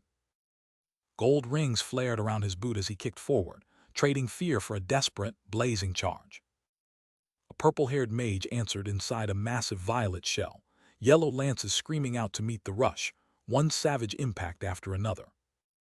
Those yellow beams carved through the air, jagged rock formations burning beneath the crossfire. A dark-haired face stared back through the blast, green eyes wide, half hidden behind a white mask's edge, and the fire behind him didn't care. White robes whipped wild in the shockwave as a battlefield skill, a real one, fully mastered, detonated across the floor. Two onlookers watched the inferno from the stands, piecing it together. Battlefield skills belonged to soldiers, and they only answered to battlefield equipment, which meant every newbie in the arena was about to get a free lesson. And the explanation kept coming. Battlefield skills were brutal to master, scaled by rank and profession, and the nastiest ones needed a whole unit working in lockstep to even fire. Moyu stood silhouetted against towering flames, calm in the middle of a war he apparently hadn't just learned the words to. Then a white-haired knight in armor unsheathed his sword and called a fiery cage into being, orange flames spiraling up around him, and the crowd's shock flipped from his victim to him, because nobody could believe a level 27 necromancer had battlefield skills in his back pocket. The veteran went all in, a pillar of orange-yellow flame tearing skyward, weapon raised, the arena itself buckling under battlefield-tier firepower. But a colossal hooded skull rose to meet it, undead mass swallowing the blast, and the shockwave alone told everyone watching that the kid wasn't flinching. Our boy barely broke composure, smirking at the fact that the man's big attack came packaged with crowd control. He didn't flinch, he just started cooking something worse. Standing in the eye of a green vortex, tendrils coiling above him, he challenged the veteran outright. Show me your ceiling because I'm about to exceed it. The skull's eye socket ignited green, dark energy cratering outward, while a veteran below could only stare up at the monster he'd been ordered to stop. A breath of silence before the verdict.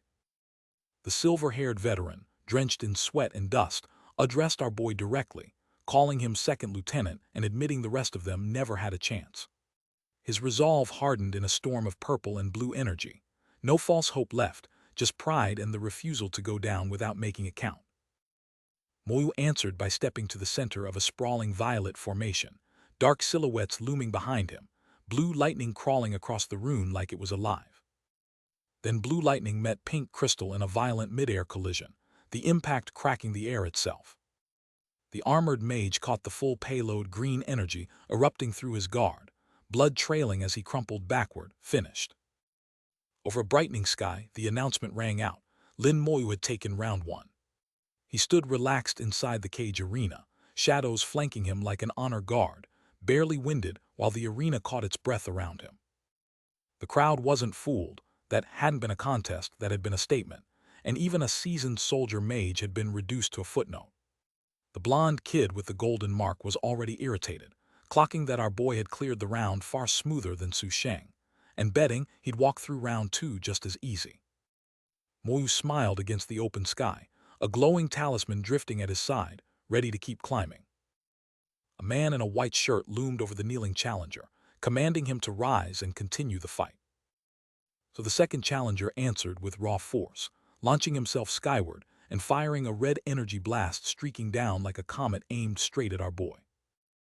Next up was a level 37 sword and shield knight, armored heavy, shield up, already moving before anyone called start. The scarred knight locked eyes with Moyu and made his play. The only way to kill a summoner was to close the distance and end the source. He committed fully, shield lowered, legs pumping, charging the necromancer head-on with every ounce of momentum his plate could carry. Except Moyu wasn't waiting on the ground. He launched skyward, bandaged arms swinging a massive blue blade wrapped in green particles straight down at the charging knight. Steel met shield in a screaming collision, sparks erupting as the knight braced low just to stay standing under the weight of that blow. The follow-through was brutal. Moyu drove the glowing blade downward, jagged energy bursting outward as the knight buckled beneath him. A horned warrior in heavy armor watched it all with narrowing eyes, realizing that getting close to this monster would be a death sentence. A dark-haired challenger stared as a massive detonation erupted before him, the kind of blast that rewrote the terms of the whole match. Fire and debris swallowed the field in a blur, the shockwave rolling outward with enough heat to warp the air itself. One figure stood silhouetted at the center of the inferno, the detonation marking the exact moment round 2 shifted out of anyone's control. From ground level it looked like judgment, a column of flame and force punching skyward through streaking debris, the arena trembling beneath it. But Moyu saw it differently, his expression cold and calculating. Chaos like this wasn't a threat, it was an opening. He called the blast useless and summoned a spectral warrior to answer for him. A dark-armored knight materialized from a swirling vortex of blue energy, shield raised and ready, the necromancer's newest soldier stepping onto the field mid-chaos. And with a single command, Moyu reached into the dark and called his army home. Spectral soldiers materialized in a flood of teal light, ringing him in armor of bone and shadow, because Lin Moyu didn't fight alone, he fought with 100 blades at his back. The knight slammed his shield up and braced, but the wrong move, because whatever was coming wasn't steel. Glowing red chains whipped around his armor before he could plant his feet, and the curse hit him like a brand. A curse, binding magic, the kind you don't shake off. Green-blue energy tore the air open behind him, and skull-faced undead flooded out of the rift with a sound like the ground screaming. They weren't flanking him, they were burying him. Then the lightning hit, a jagged bolt of blue fury ripping straight through the curse, and out of the blast climbed 2 armored undead, skull-faced, dragging death behind them. He braced his shield and readied his sword, because that's all a knight knows how to do when the dark is closing in. Somewhere on the field, a teammate dropped to one knee, green light flooding his body as a restoration spell kicked in, pouring everything he had into keeping the line alive one more breath. But the knight saw the math, and the math was done. Sweat beaded on his jaw, his shield arm trembled, and the words fell out of him like a confession. Second round of the challenge match, Lin Moyu wins. Easy. Too easy, and chat, that was the part that scared the crowd. Our boy walked the field alone, white shirt calm as a Sunday morning, the kind of stroll you take when the graveyard walks behind you. And the spectators were losing it. A level 27 had just folded a level 37, and the gap between those numbers should have meant death. Instead, it looked like a man swatting a fly. Bro made the impossible feel like a tutorial. An official stepped forward, insignia glowing at his side, and asked if he wanted round 3.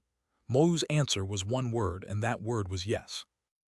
A pillar of light split the arena, and a golden crest stamped itself into the stone, sword, and stars, the mark of something built to kill from range. Level 42 archer inbound. Out of the light stepped a red-haired bowman in black and white armor, quiver gleaming, aura heavy enough to bend the air. Twice evolved, high level, the kind of shooter who'd ended careers before lunch. And now he was staring down a kid who just buried a knight without breaking stride. But in the stands, a brown-haired fighter in a dark cloak was already sweating bullets. The third round alone had been murder, and he couldn't even imagine what rounds 4 and 5 had waiting for our boy. Except Moyu himself didn't flinch, that faint smirk still curling at his lips while teal eyes burned quiet and certain. He'd come this far already, and he intended to see every last round through. The arena exploded with that familiar declaration. Match begin, and a status warning flickered to life, alerting our boy to incoming homing arrows. The cloak-clad defender wrenched his chain blades overhead, bracing as a rain of fire streaked down around him. 3 blazing arrows screamed downward in a wide spread, the silhouettes below almost lost beneath the descent. And at the center of it all, Moyu stood motionless, hands in his pockets, dust and flame curling around him while 2 hooded enemies closed in on either side. One of those hooded figures launched a polearm strike that carved a blazing arc through the air toward our boy's flank. But the cloaked defender's jaw clenched tight, sweat beading as embers streaked past his face, because he already knew who owned this field. Before the dust could settle, the red-haired archer flooded the arena with doppelgangers. Archer clones splitting and sprinting in every direction, turning a ranged specialist into a full-on pincer assault. Then came the detonation, a wall of orange red fire energy ripping across the arena with a blast so loud it swallowed the whole horizon. That fireball kept expanding outward in a violent starburst, every flame throwing debris across the field until no silhouette could be seen through it. In the doorway, 4 onlookers recoiled in raw panic, one shouting it was over, another asking if the challenge was going to end right here, a blonde woman screaming that a twice-evolved archer had just unloaded everything, because from where they stood, it looked like Moyu had been buried alive. Except under that inferno, Moyu's hand came up, and from his palm, a glowing blue crystalline helm began to take shape, hardening into a defensive shell while the crowd screamed about resisting the homing arrows. That crystal armor spread fast, encasing his body and extending tendrils outward as the onlookers lost it, shouting about how cool the armor looked, how a class that could both attack and defend was straight-up invincible. And the brown-haired fighter watching it happen could only stare, drenched in sweat, because whatever defensive skill Moyu had just activated, it felt overwhelming. Then a single boot slammed down hard against the arena stone, a sharp stop amid the fire that told everyone our boy hadn't gone anywhere. Because that archer was too fast to pin down, so he vaulted above the swarm, already cooking up a new plan mid-flight.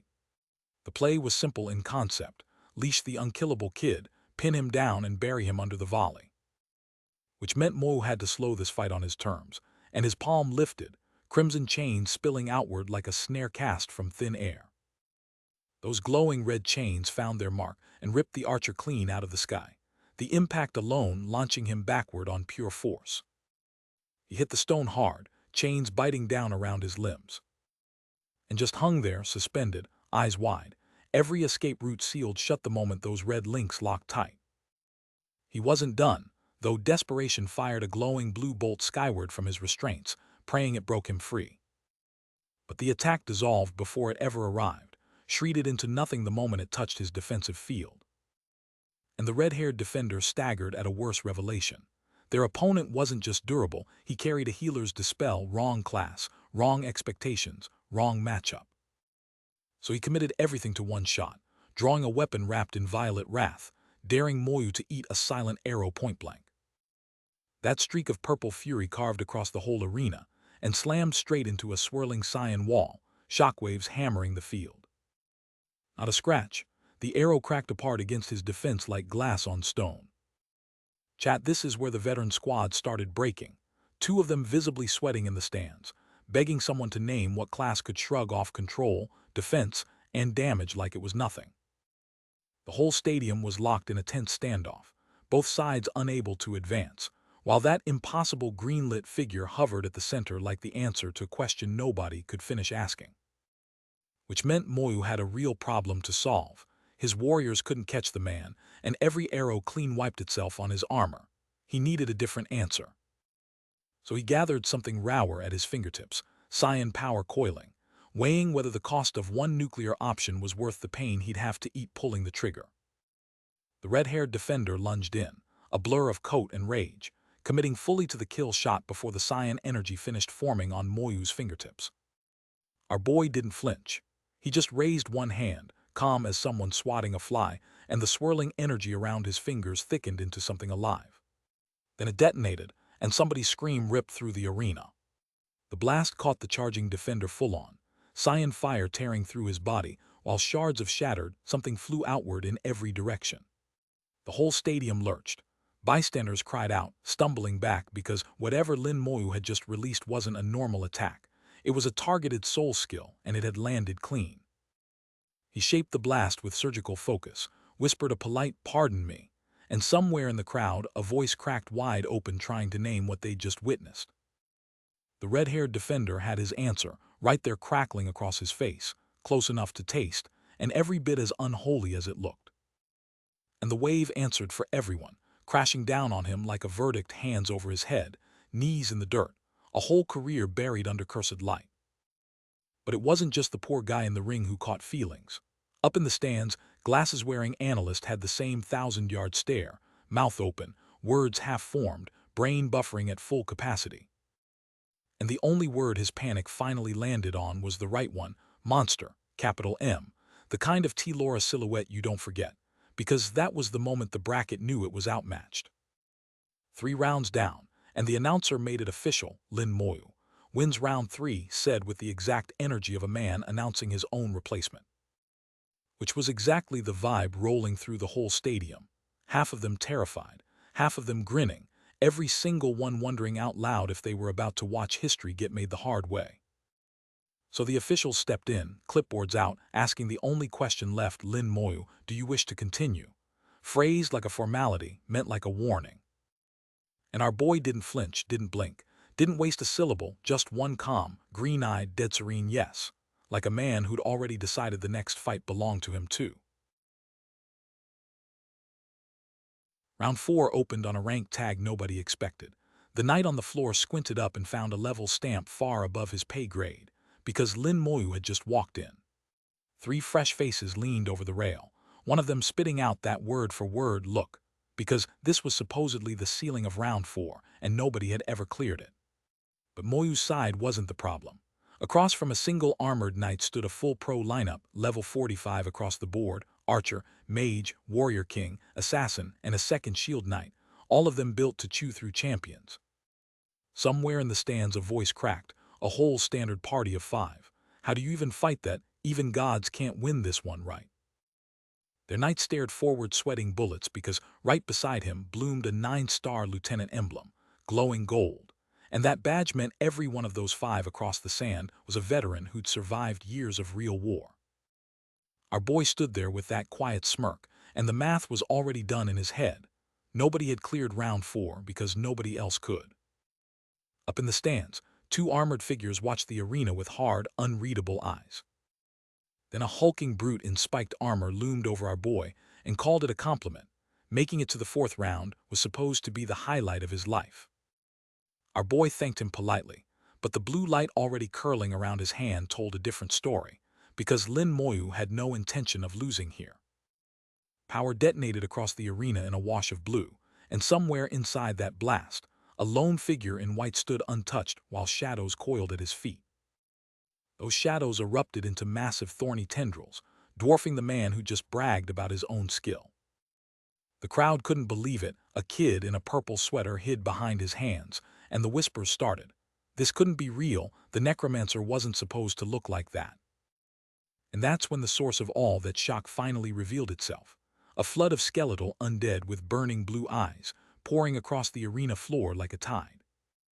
A lone skull grinned with empty light, and a girl in pink grabbed her own fist as the truth hit her. This wasn't a necromancer, this was a one-man army marching. The level 50 mage party's lead stared in disbelief, sweat beading on his face, because the kid they'd been assigned to crush was laughing at them. Their strategist was already unraveling, panicked, pointing out that Moyu kept tricks up his sleeve and one massive summon he hadn't even deployed yet. So Moyu raised a single hand into the greenlit air, and the gesture alone told them everything they feared was about to begin. Then the ground split open. A colossal, many-eyed horror erupted from the earth beneath the enemy line, its green aura swallowing their formation whole before a single spell could fly. But Moyu's own squad had drilled for this. Group defense flared across their HUD as a wall of blue crystal spikes punched upward between his skeleton army and the incoming elemental barrage, giving every defender a second to breathe. Two of Moyu's fighters locked channels, feeding sword and staff into a spinning magic circle that built into a combined strike aimed straight at the mage frontline. Fire and gold met ice and lightning halfway across the field, and the collision boomed so loud the arena itself rattled. Their holy knight caught the worst of it, armor groaning under magical pressure, his comrades screaming at him to hold just a few seconds longer. On cue, apocalyptic meteor fire, and a storm of arrows twisted together overhead into a spiraling vortex of fire, lightning, and shrapnel, aimed directly at Moyu's skeleton line. But the horde never broke stride, marching straight through the firestorm as burning meteors cratered the ground around them. Jaws bared, skeletal warriors simply kept advancing, because broken bones were still bones, and bones still followed orders. One skeletal mage popped out of existence under the onslaught, a quiet concern in the backline, because the frontline could hold, but the mages couldn't eat that kind of damage forever. Meanwhile, Moyu himself stood untouched in his own little black void, hands in his pockets, blue motes drifting around him like the apocalyptic showdown behind him was someone else's problem. Which meant when he finally moved, it was surgical. A violet blade punched clean through their bald defender's guard, the skull-shaped shadow looming behind Moyu getting bigger with every heartbeat.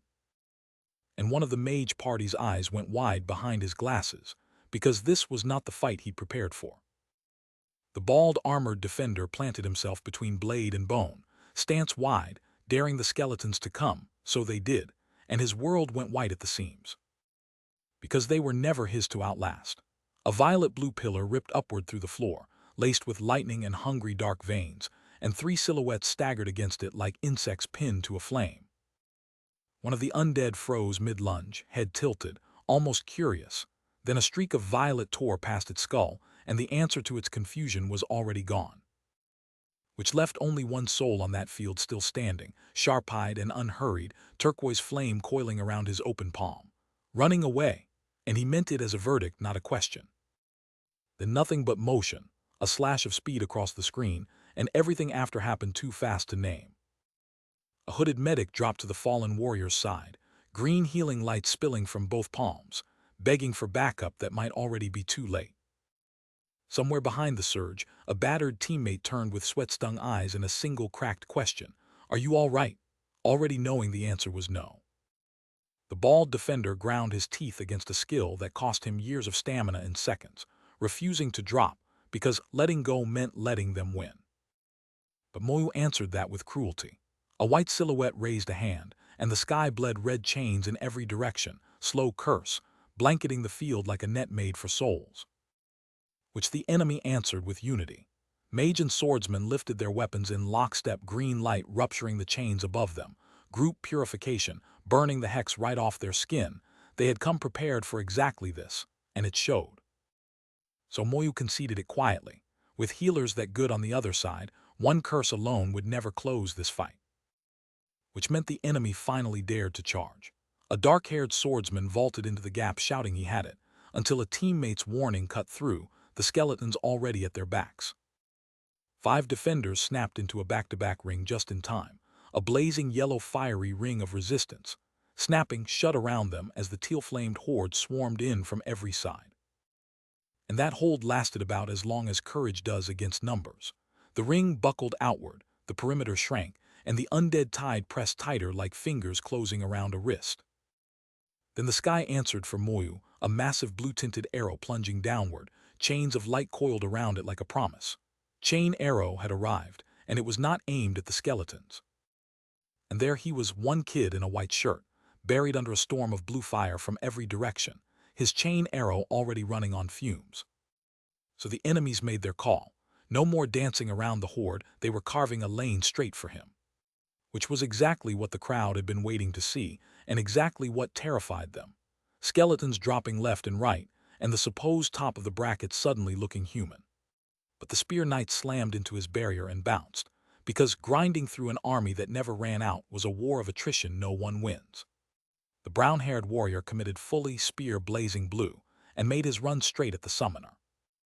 Back in the present, a squad of Shanxia soldiers charged our boy with a battle cry, and he welcomed every last one of them.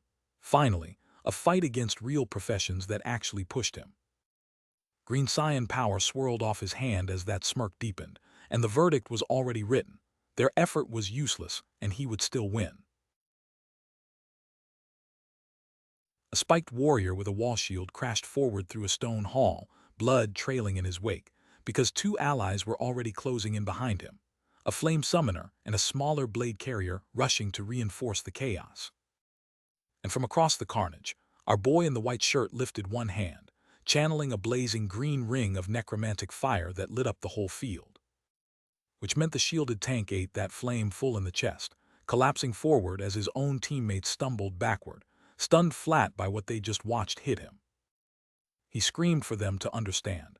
This fire wasn't burning flesh, it was reaching for his soul, and the realization in his voice was the worst kind of late.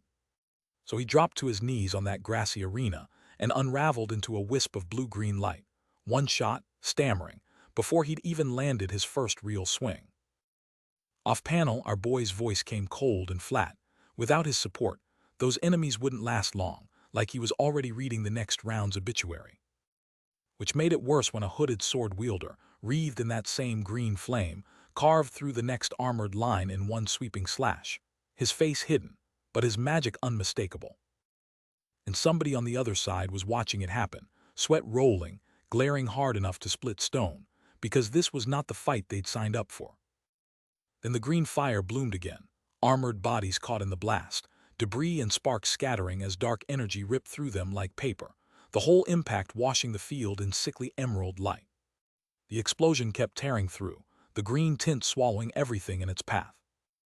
And when the glow faded, our boy stood at the center of it all, opponents collapsing around him in heaps. Round 4, his, announced clean. Which left two veteran spectators open-mouthed, one gasping that he'd actually pulled it off, the other muttering that one flame had just deleted a whole team of high-level pros, and yeah, terrifying was the right word. So in the packed arena, a dark-haired woman turned to her silver-haired companion, calling her sister Towsy, and asked the only question left in the room: could he actually take round 5? Her green eyes were tight, a sheen of sweat catching the light, because the answer mattered more than she wanted to admit out loud. And from the stands, a robed man and a pink-haired woman breathed the same thought. This was history being written, his name carved into the competition's record books whether round 5 went his way or not. Two scrolls materialized at Lin Moyu's feet, system-tagged and glowing, his reward for surviving round 4, but he had no eyes for loot right now. A nervous official stepped forward with the question every arena feared to ask: did the kid want round 5? His answer came fast, and his teal eyes carried nothing but certainty, yes, and without a breath of hesitation. The crowd lost it. Nobody in the stands had budgeted for this. The organizers never set a 5th-round difficulty this savage, and somehow the lowest-level combatant left standing had forced it into existence. A hooded figure in golden robes lifted above the stadium, voice booming across every seat. 3 minutes until round 5, and the whole arena held its breath while Lin Moyu stood below, watching the clock start ticking. The same announcer laid out the stakes: a high-level magical potion and a flashing high-level skill scroll, waiting at the end of this bloodbath for whoever was still breathing. Background chatter exploded. Both items were locked behind thrice-evolved professionals, unbuyable, unobtainable, the kind of gear that forged legends, and they were dangling in front of a kid who hadn't even hit his 2nd evolution yet. One side-profile stare said everything, those 2 specific rewards of all things, and he had never seen that coming. An enchanted skill scroll that guaranteed learning its spell on use, priceless, almost mythical, paired with a permanent attribute potion worth 20,000 points, the kind of loot that could rewrite a career if a body could just claim it. He looked down at the arena floor and let the math settle. This was the challenge match Bai Shen had called the most important one, and those rewards were about to be his, or he was about to die trying. The sky split open with a massive purple slash, then a blue streak screamed across the arena and slammed into a metal framework. Round 5 had arrived, and it came swinging. Steel screamed, framework buckled, and debris scattered across the sand like a warning shot. Whatever was coming through that entrance meant business. He looked down at the opposition filing in, and his expression cracked. Level 50 across the board, every single one a rare class professional, and not a single frontliner among them. This was a mage party, built to erase him from range. A level 50 Holy Knight took point with her shield raised, and behind her, a hooded Shillian elder watched with hidden eyes, already warning that his great skeleton army wouldn't survive what they had planned. A shadow mage and a flame mage flanked them. Control and damage, the textbook kill combo, and with the elder's buffs layered on top, they were calling themselves untouchable. Then the summoner stepped forward, a veiled elven summoner, a direct rival to his skeleton game with an extra skill nobody had finished describing, and an elemental mage ready to burn whatever was left. Round 5 was fully stacked, and the clock was already running. Even higher up, a silver-haired girl in black leaned toward her companion and questioned whether round 5 was overkill, because the boy below had already torn through 4 parties in a row. Lin Moyu stood still, cyan eyes glowing in the half-dark, and the math was brutal. 6 rare classes, all level 50, all built to break a necromancer, which meant the gloves were coming off right here in front of everyone. From the moment the match opened, the dark-haired shield warrior across the field felt the lie he had been handed. The briefing called this a level 27 target, and his own instincts screamed that the kid was something else entirely. But the enemy party didn't need their frontline alone. 6 robed casters linked up inside one multicolored formation, layering buffs so the mage ring would hit like a single, impossibly coordinated nuke. Lin Moyu answered first, a sweeping cyan wave rolling off his shoulders and crashing into the enemy skeleton horde like Judgment Day. And the enemy vanguard didn't flinch. A fierce warrior charged, swinging his purple blade through the bone tide, screaming for his squad to flatten every last skeleton standing. But Lin Moyu was already reaching for something bigger, that massive dark scythe, wreathed in sickly green fire, the weapon he had never once pulled in public. He raised the glowing scythe, haloed in green death, and the crowd finally understood. They were watching a skill they had never seen him touch before. Somewhere in the stands, a blond man with a crescent mark on his brow went pale. If the other side called down that creature, the whole arena could become collateral.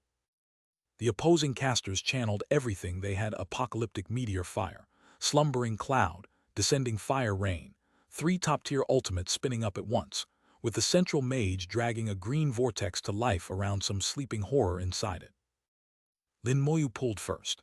A robed summoner ripped open a cold blue portal, and an enormous icy wolf head forced its way out, fangs bared, frost vortex swirling behind it like a frozen omen. Then a blinding white-blue blast tore across the field. Skill reset. Every cooldown wiped clean in an instant, his whole arsenal reloaded mid-fight. 3 armored summons, polearms raised, glowed bright against the light, because their AoE was back online too, and the next volley was already loading. The sky came apart. Apocalyptic meteors ripped downward through the smoke in blazing streaks, swallowing the arena in a sea of fire, so loud the stands shook with every impact. But through the inferno, a quiet dark-haired boy just watched, brown hair lit by the firestorm, not a muscle tensed, waiting for his turn. Until a massive scaled head tore out of the green vortex, maw-wide and hungry, and the slumbering cloud answered its master's call. Lin Moyu's final piece was on the board. And that blade finally woke up, both hands around the hilt, teal pouring off him like he'd uncorked whatever had been sleeping in his bloodline. Because what answered wasn't a spell. It was a titan, ribs wide as gates, green fire crawling up its bones, a skeletal horror that turned the whole arena into his shadow. Which meant Lin Moyu's scythe wasn't the biggest blade on the field anymore. The crowd lost it. That thing didn't walk, it erupted, and the instant someone connected it back to Lin Moyu's skeletons, the arena went from stunned to sacred silent. And then the rest of his army rolled out behind it, a tide of jagged claws and green glow eyes, pouring into the arena like the floor had opened on something worse. Even our boy looked up and called out like a man who just found the wrong boss at the wrong time, realizing this had to be the hell difficulty horror they'd only ever read about. Except the dungeon wasn't done introducing itself. A glowing colossal guardian answered the nightmare, white hair wild, spear the length of a truck, every inch of it screaming that the real exam had just started. So Lin Moyu did what Lin Moyu does, pointed the bone army forward, and let hell eat hell. Which kicked off the cavalry charge. Cyan trails cut through the smoke, every swing of that weapon a firework of intent aimed straight at the guardian's throat.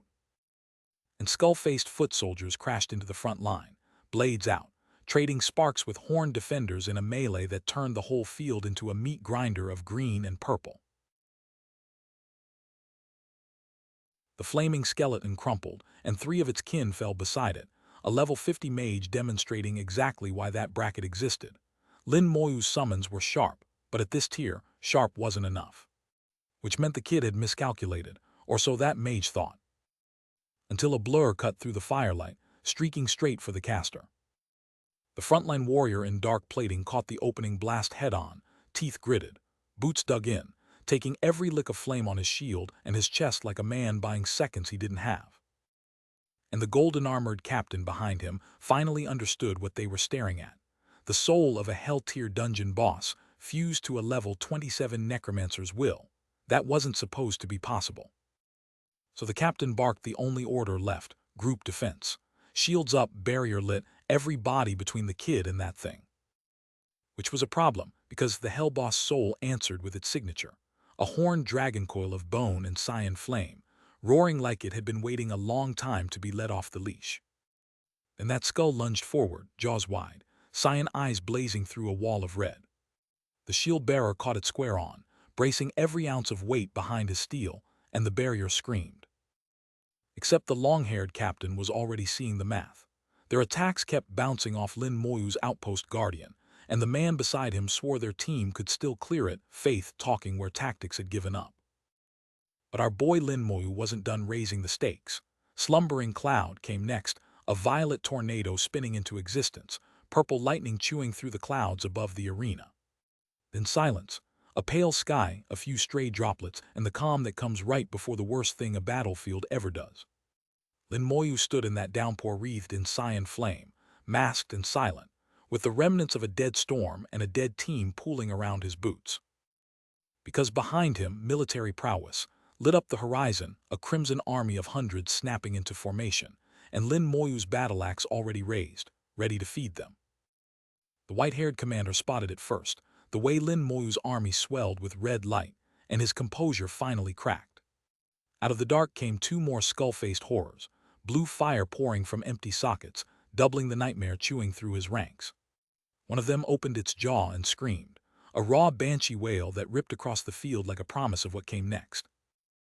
Even the dark-haired summoner on the opposing side flinched, sweat cutting down his temple, because the kid he was supposed to crush had just multiplied his worst problem. Lin Moyu answered with violence. A massive dark spiky mass plunged from the sky and cratered the ground, swallowing 3 mages whole in a bloom of ruin. The blast seared white and yellow across the entire arena. And in the eye of it our boy rose unharmed, cyan-veiled, a system chime blaring. Skill reset every dead soldier, every broken bone, ready to rise again. The female warrior at the front slammed her shield down and triggered group defense, a blazing barrier thrown up to hold the line, because if their formation broke now, they were finished. Lin Moyu's eyes narrowed. Their cooldowns were way too short for level 50 scrubs, so the beast had to die first. The dark-robed mages rallied behind their leader, who thrust a flaming fist forward and barked the order to ignore the summons and hit the summoner himself. Lin Moyu didn't flinch. Green bone lattice snapped around him, skeletal armor plating his body as fiery explosions hammered it from every side. It held, barely, but held was enough, and with spirit to spare, he could simply wear another the moment this one cracked. Except the next attack wasn't fire at all. Dark water began swirling at his feet, and he knew instantly who'd cast it. The Shadow Mage's swamp bloomed beneath him, turquoise-black tendrils flooding the ground and dragging everything down into the murk. Somewhere at the edge of the swamp, a foot sank ankle-deep into the muck, 1 step closer to vanishing. The white-coat swordsman hung suspended in teal miasma, blade drawn against a skeletal terror glowing with hellboss green. That blade came down like an executioner's verdict, the dark-armored skeleton carved through the swamp, catching some poor horned beast mid-lunge and hurling it across the field. And the L50 party's shock broke through, because every active skill, every control, every crowdlock they carried just bounced off him like rain off stone. So the white-horned summon beast committed fully, weapon raised, embers streaking green, driving a deathblow straight into the skeletal warrior's guard. The Holy Knight swung at the same instant, and together they unleashed a converging slash that cracked the air itself, sparks and shockwaves rippling across the field. Behind the barrier, a girl with long hair stared through the blast in pure disbelief, golden light flooding her vision. Except the cloaked summoner was already screaming the bad news too fast. The cooldowns couldn't cycle, and his wolf lay panting at his feet, spent.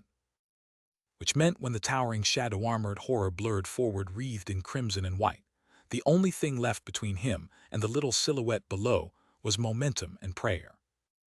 Through the falling debris, a veteran long-haired fighter reeled, because a L-50 Holy Knight's defensive shield had actually shattered. The cooldowns couldn't reset, and these skeletons hit like nothing round 5 had warned them for.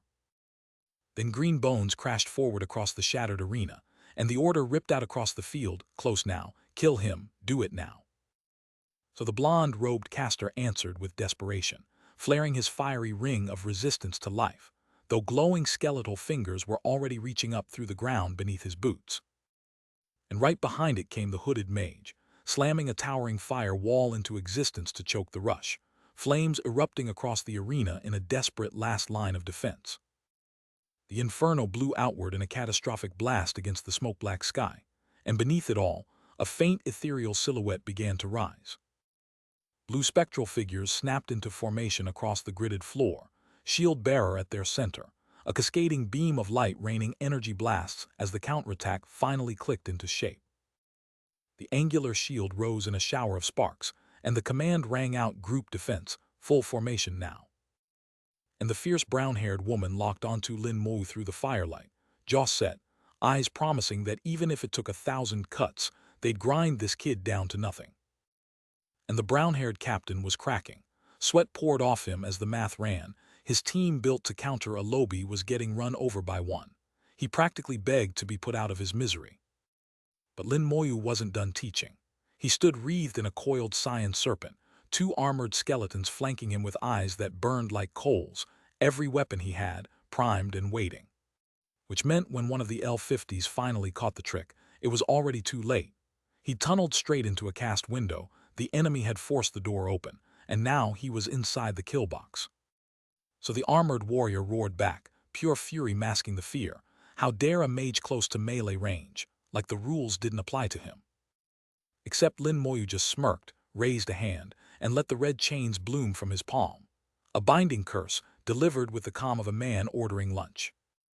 The chains snapped tight across his chest and arms, savage red links biting into flesh, and the curse took hold.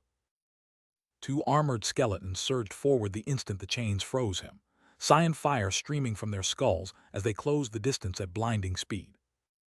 Both beasts launched at once, claws carving a massive diagonal slash through the field while rage strike lit up the notification, and a lone white-shirted figure stood pinned between them with nowhere to go. Lin Moyu extended one hand, green lightning crackling between his fingers against that eerie pinkish glow, eyes locked on his target as the verdict came down. Corpse explosion. An eye burned green in the dark, and the math was already ugly. A level 50 summon should have outlasted any normal caster, so what kind of monster had they actually been fighting? The answer landed in a single cataclysmic heartbeat, because our boy answered by detonating the entire ground beneath them. A pillar of crimson ruin punched skyward through shattered stone, wrapped in lightning that howled louder than any storm. Steel screamed through the air trailing red, something just got carved open. The blonde knight in dark armor looked down at the thin ribbon of blood streaking his chest and felt his soul leave his body, because whatever had just hit him wasn't a spell, it was a death sentence. Up above the railing, onlookers craned their necks into a dust cloud that had no business being that thick, 3 strangers caught in the same thought. Something down there had just detonated, and none of them signed up for the fallout. Below, the arena floor lay cracked and smoking, debris still settling like the place hadn't finished digesting whatever had hit it. Right in the middle of it, a dark-haired warrior in golden plate stood drenched in violent white energy, watching his shield come apart in front of him, 1 second whole, the next shredded like paper, and he hadn't even clocked the hit. His face told the rest of the story. Alone, sweating, realizing his squad was already gone. Out of the dust stepped something that wasn't built like any of them. A shadow wrapped in sickly green light, jagged aura curling off it like the air itself wanted to back away. And behind that thing, watching it all from a ridge of stacked skulls, was the dark-haired mage, that grim silhouette shouting what the arena survivors had already figured out the hard way. A scarred woman with blood running down her cheek grinned like she'd just been served a five-star meal, turning to face our boy mid-arena and tipping her hat to the power she'd just taken head-on. She called him the opponent she'd been waiting for, and meant every syllable, the kind of smile that said, "Let's go, kid." Thumbs up introductions and all names Shenzia, and she flat out told him a promising young fighter like him meant she could sleep easy about the future. Respect earned in blood. Then she launched, energy trailing off her like rocket exhaust, and round 5 officially started with their collision already locked in. Round 5 wasn't even cold before the gossip girls next to the arena were already celebrating, one all smiles in her green coat, the other throwing a fist in the air like she'd just won the lottery herself. Because down on that cracked arena floor, two figures had planted their stance hard enough to scatter dust across half the stadium, and every pair of eyes in the stands locked onto them. And that crowd went absolutely feral, because whatever they'd just witnessed, nobody in their right mind was calling it anything less than legendary. Then the sky itself filled with a long-haired elder in flowing dark robes, floating above the wreckage with a staff in one hand and a glowing vial in the other, magic constructs orbiting him like a personal constellation, and our boy in the white shirt looked up from the ruins he'd made, still breathing steady. A hooded figure watched from the shadows, red eyes cutting through the haze with the quiet satisfaction of someone who already knew how this ended. After the dust fully cleared, the kid bowed forward to a seated elder, a soft pink seal glimmering between them, and inside his head, one quiet question kept circling the drain. Was there really a round 6 waiting after all this? He bowed again, hands clasped, as a calm blue voice drifted down and simply called the match. Then that same mild voice called his name, and our boy turned back with a hard expression while his two girls stood quiet right behind him. Somewhere just outside the ring, the kid in white spotted a cloaked figure in golden armor with long black hair and asked politely if something was wrong, elder. A close-up made the answer plain. That hooded, golden-armored elder was Jin Peng, one of the 12 council members of the Shangxia Empire itself. The kid asked him again, voice steady, expression serious. Whatever had stunned Jin Peng, he wasn't letting it slide.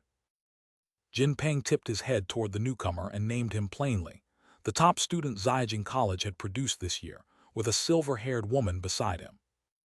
Then came the offer. The councilman smiled, gestured easy, and asked to take the mage-class kid under his wing as a student and personal disciple. A braided woman in the group went wide-eyed, because a councilman offering mentorship to a college kid was the kind of thing that just didn't happen, and the boy in question was Lin Moyu. Moyu bowed deep and polite, thanked him for the honor but turned it down clean. He already had a teacher, and that seat was taken. Jin Peng blinked, caught off guard, and let slip a surprised little "oh," because in his world, refusals didn't come from nobodies. But the moment the offer hung in the air, someone's device rang, loud enough to snap the whole arena back to attention. Because it wasn't just any call. A hooded figure in darkened gold robes reached for it, ready to see who dared interrupt a council member mid-recruitment. The hologram that bloomed out belonged to a stern, long-haired man who didn't waste a single word on pleasantries, straight to the accusation that Jin Peng was out poaching students again. And Jin Peng, one of the 12 council heavyweights, went pale as a sheet. He stammered out an apology because the caller was Lord Baishen, the man whose student he'd just tried to steal. Later, Lord Baishen pulled Moyu aside, made it clear the boy's info stayed top secret, and Moyu nodded his word on it. A long-haired figure flickered into the projection, all business and dead serious, and opened with a line that meant he already knew exactly why Moyu was calling. Bai Shen stood in the great arena and laid out the plan. Once the competition wrapped, he'd bring people over, and Moyu would meet Lord Meng face to face. Back in his room, Moyu tapped open the blue interface on his wrist to find a message from teacher, praising his work and pulling him home for a fresh assignment, to which he answered with a clean, obedient yes. And with that, the whole crew filed out through the long modern corridor. The white-haired girl, Moyu, the tall guy in the yellow coat, and the blonde kid bound for Shangxia Academy, home for the next round of chaos. Back at the academy, our boy locked himself away on his bed, sinking into a meditation so deep the dark element curled around him like smoke. And he tipped back a potion glowing pure starlight, the kind of bottle most mages would trade a year of salary for. The status window floated up and answered every question about why he had been steamrolling stronger opponents. Lin Moyu, the Empire's only necromancer, sitting at level 27, strength and agility stacked to 700 plus, and a spirit stat that read like a rounding error at 2900. And for the first time since the awakening, he could finally push his other stats past the cap, which meant the grind was just getting started. After 5 rounds of carnage, the kid sat down for tea with one of the 12 council members of the Shengxia Empire, served like royalty.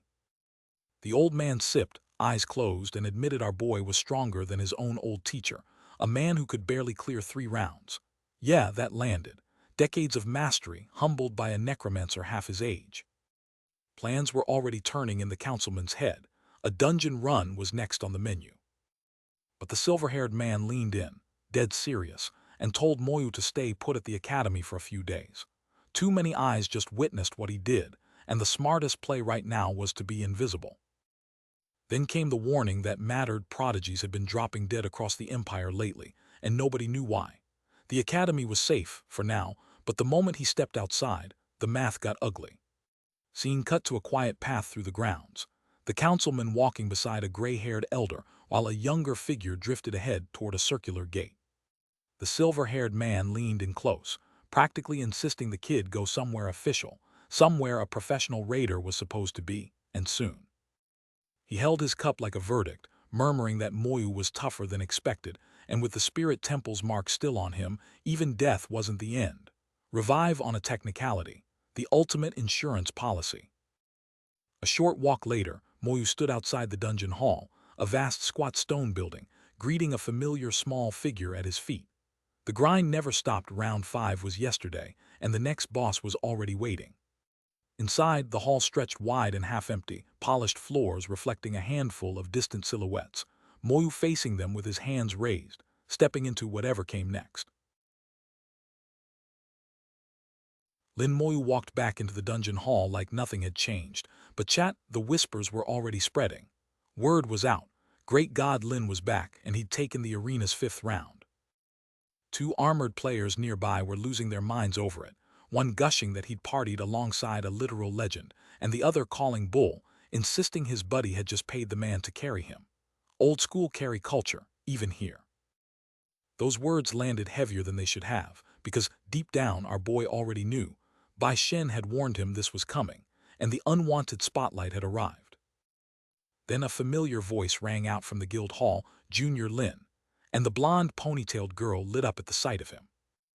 She struck a pose surrounded by red roses like she'd been waiting all day for this, then offered him her personal dungeon rex at a bargain price, practically begging him to pick her. He tossed her 100 points without a word, and that was enough to make her day. But our boy wasn't here to socialize. He was hunting something specific, and when he cracked open a hidden floor tile, a swirling purple vortex pulsed up at him like it had been waiting. Jagged stone edges glowed crimson around it, raw elemental force leaking through, exactly the kind of opening he needed. The system menu blinked into view. Fire God Palace, level 32 dungeon, normal or nightmare difficulty, open to anyone between levels 27 and 37. 500-point entry fee, 120-hour cooldown, and a current clear record sitting at 8 hours, 32 minutes. That clear time looked suspicious enough to make him pause, and the blonde girl confirmed it, smiling like she'd been waiting for him to ask. Nobody runs Fire God Palace because of that timer, she said, but it's one of the 5 elemental dungeons, and that changes the math. Now here's where it gets interesting. Most players know 4 elements: fire, water, wind, electric, the classic lineup. But there's a 5th, and the universe around him was already hinting at it. A blinding golden-white sphere erupted on screen, sacred and searing, the rare light element, confirmed existing alongside the other 4. 5 elemental fragments floated before him, crimson, blue, green, yellow shards glittering in the void, and each one dropped only from its matching dungeon. So our boy asked the obvious question, what happens if someone collects all 5? The girl just smiled and admitted she didn't know for sure, only that the reward was supposedly beyond imagination. He tilted his head, half curious, half casual. The rest of those elemental dungeons, Were they all under this one roof? Two were right here behind the counter, a level 37 water joint and a level 42 wind one, but both were locked behind level requirements he hadn't met yet. Fire and light. Those two were off-site, scattered across the country, solo runs only. He thanked her for the breakdown, and she waved it off like she hadn't just handed him a treasure map. One step onto cracked obsidian, and a burst of dark purple energy ripped outward, nightmare difficulty, chosen. The purple void swirled around him as the rectangular portal pulsed, waiting for confirmation. He reached out and committed.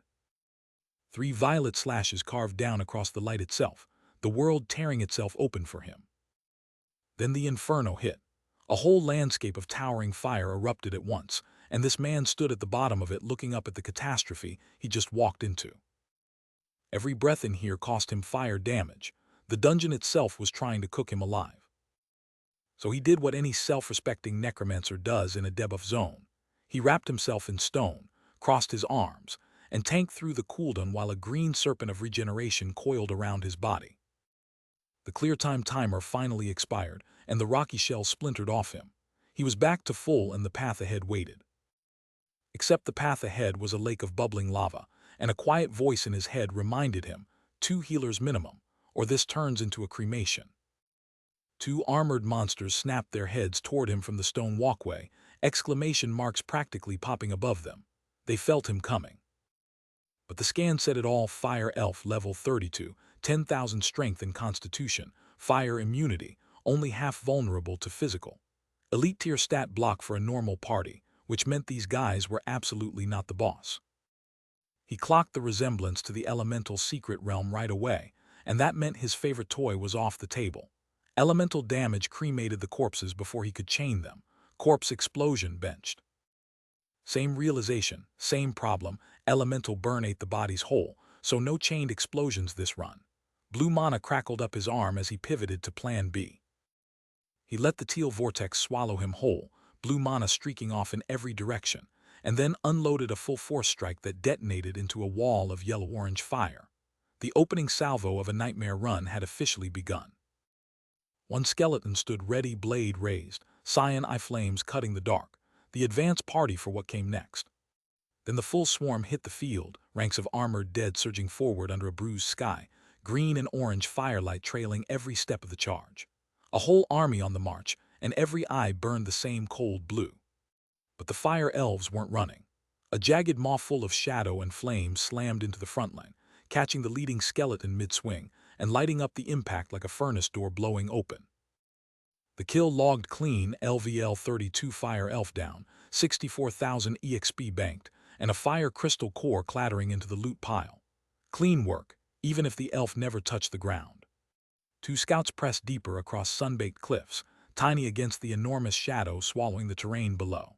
And the old problem resurfaced. No corpses meant corpse explosion stayed on the shelf, every elemental kill burning itself off the field before it could be useful.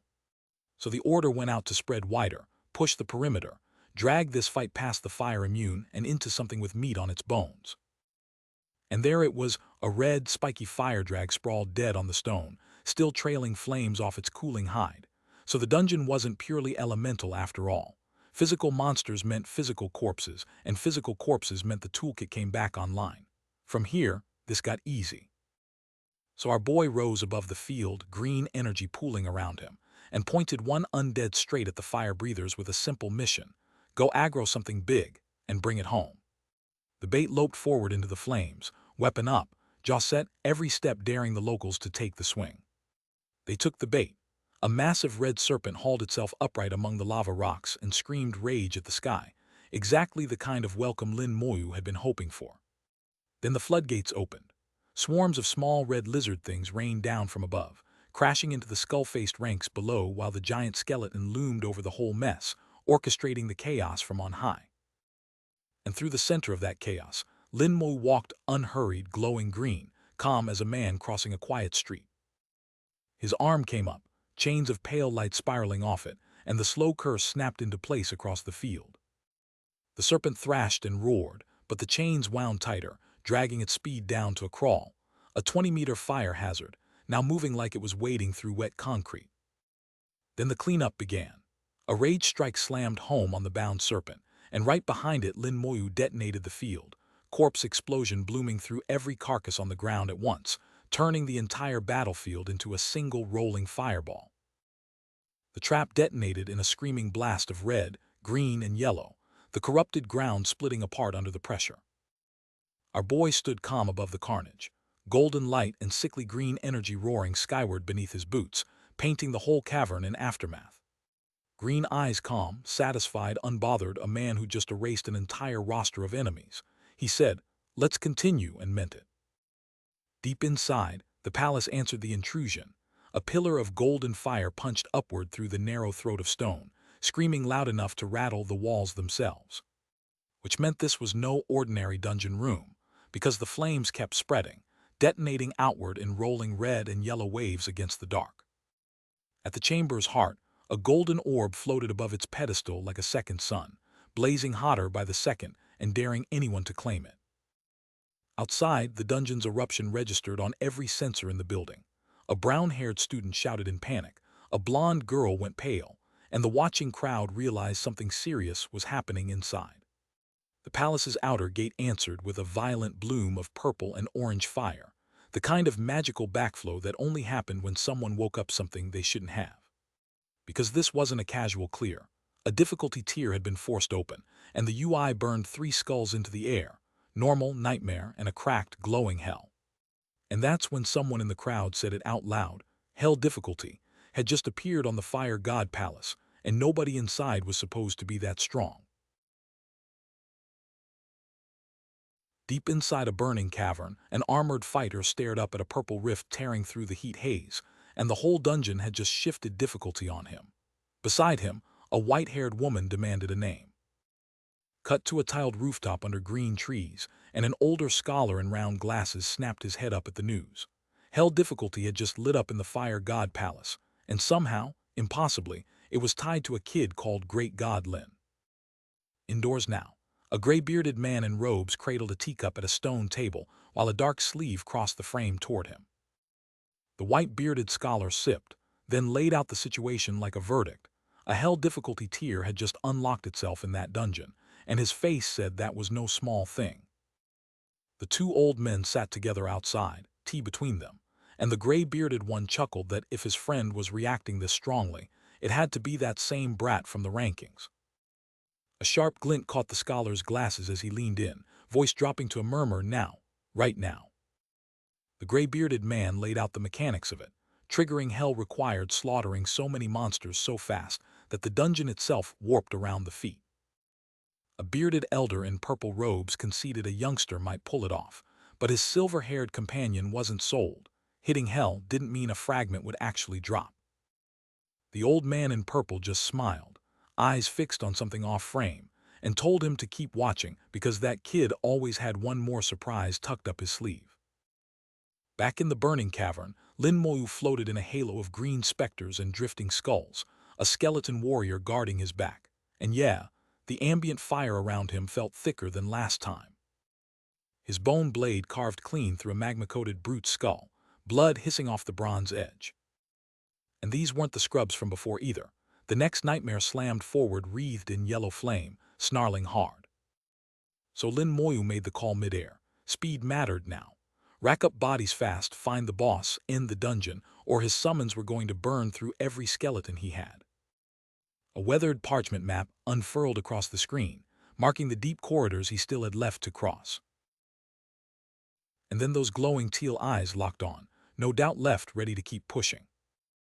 Deep in the burning corridors, our boy stood barefoot and unbothered, cyan energy spiraling around him like he owned the place, because at this point, he basically did. Which made the next sight a little hard to swallow. A massive altar dominated the chamber, all black iron and horn spikes, with a molten orb floating at its crown dripping fire like a wound that wouldn't clot. That orb twitched, snapped open like a single yellow eye, and the dungeon itself announced the bad news. Intruder detected, defense protocol engaged. Yeah, chat, that orb was not decorative. One wide eye, 1 second of pure unmasked panic. Because the response came fast. A rolling shockwave of pure heat tore across the hall, and out of the inferno the guard constructs themselves came charging, wreathed in flame, polearms leveled, zero hesitation. The status window burned across his vision. Fire God Palace Guard. Hell difficulty elite, level 35, with 16,000 strength and constitution, and a skill called Flame Sweep. Fire immunity on top of all that, so this thing couldn't be burned, couldn't be reasoned with, and probably couldn't be outrun either, wrapped in a towering suit of polearm-wielding armor. And one wasn't enough, because the Hell Chamber kept spitting them out, a squad of those armored titans marching through the flames straight at our boy. Which was around the point Lin Moyu started asking questions he really didn't want answered. When did this dungeon get reclassified, and what had he touched to flip the switch? Then the answer came in fire and bone, because the blast rolled through his front line and ate 2 skeleton warriors whole, blown apart mid-stride. Ash before they even hit the ground, proof that, whatever difficulty this was, his army was paying for it in pieces. Our boy stared down the wreckage with a sharp, cold focus, clocking what had just happened in a single read, another control skill, layered on top of the fire. Lin Moyu stood calm at the center of the inferno, dark scythe in hand, cyan magic spiraling up his frame as he gathered for another cast, because brute force alone wasn't gonna carve a path through this hell.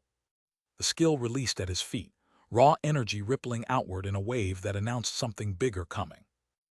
He lifted off the ground, scythe pointed down, voice low and cold as he reached deeper into his class, summoning an undead general, a higher-tier minion worth more than 100 fodder skeletons and the only kind of muscle that could swing with the boss. A massive armored figure answered the call, plunging scythe first into the chamber, trailing red and black death behind him, and the military strength readout ticked upward as a new general joined the skeleton line. 2 cloaked warriors with red glow eyes and empty grins fell into formation behind their new commander, ready to hit on order. Our boy Lin Moyu smiled at the sight of the fallen, because corpses meant this fight was already half won, and the rest was just inventory. With a cold breath, he gave the order, and a blade of cyan force ripped across the hall as the dead began to answer his call. But the Fire God Palace wasn't done. A pillar of molten fury hammered upward from deep within the fortress, pure annihilation aimed at every skeletal frame on the floor. 12 of his skeleton warriors dissolved into ash in a single strike. That blast came from a dark tower at the palace heart, its flaming crown igniting like a beacon wakening something ancient. He answered force with force, a fresh wave of spear-wielding skeletons surging through the explosion's edge, refusing to give the tower a second of peace.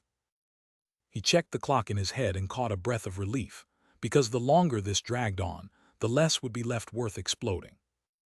Then the slow curse snapped into place, red chains whipping across the burning field. Armored guards froze mid-charge, wrapped and pinned by glowing links that pinned them right where they stood. And every pinned body became a bomb, corpse explosion tearing through the formation in a chain of red-black fury. The survivors staggered, still dragging chains through the smoke, broken but not yet finished. Moyu's expression didn't flinch. He ordered them to keep blowing, because mercy had never been on the table to begin with. Somewhere deep in the palace, a crimson detonation ripped through the dark, flames blown sideways from a single brutal impact, the kind of boom that leaves scorch marks on the ceiling of hell. Then the sky answered back. A volley of blade-shaped streaks screamed across the smoke, hammering into the rock around a cracked hexagonal gate, and whatever was on the other side had just announced it was done playing defense. Our boy stood at the threshold of a doorway that hadn't seen a living soul in centuries, blue mana curling off his shoulders like a second skin, staring up into the wound the palace had torn open for him. The fire element ran wilder here. Every breath tasted like ember, and he knew it, this floor wasn't built to be survived. Then the ground screamed.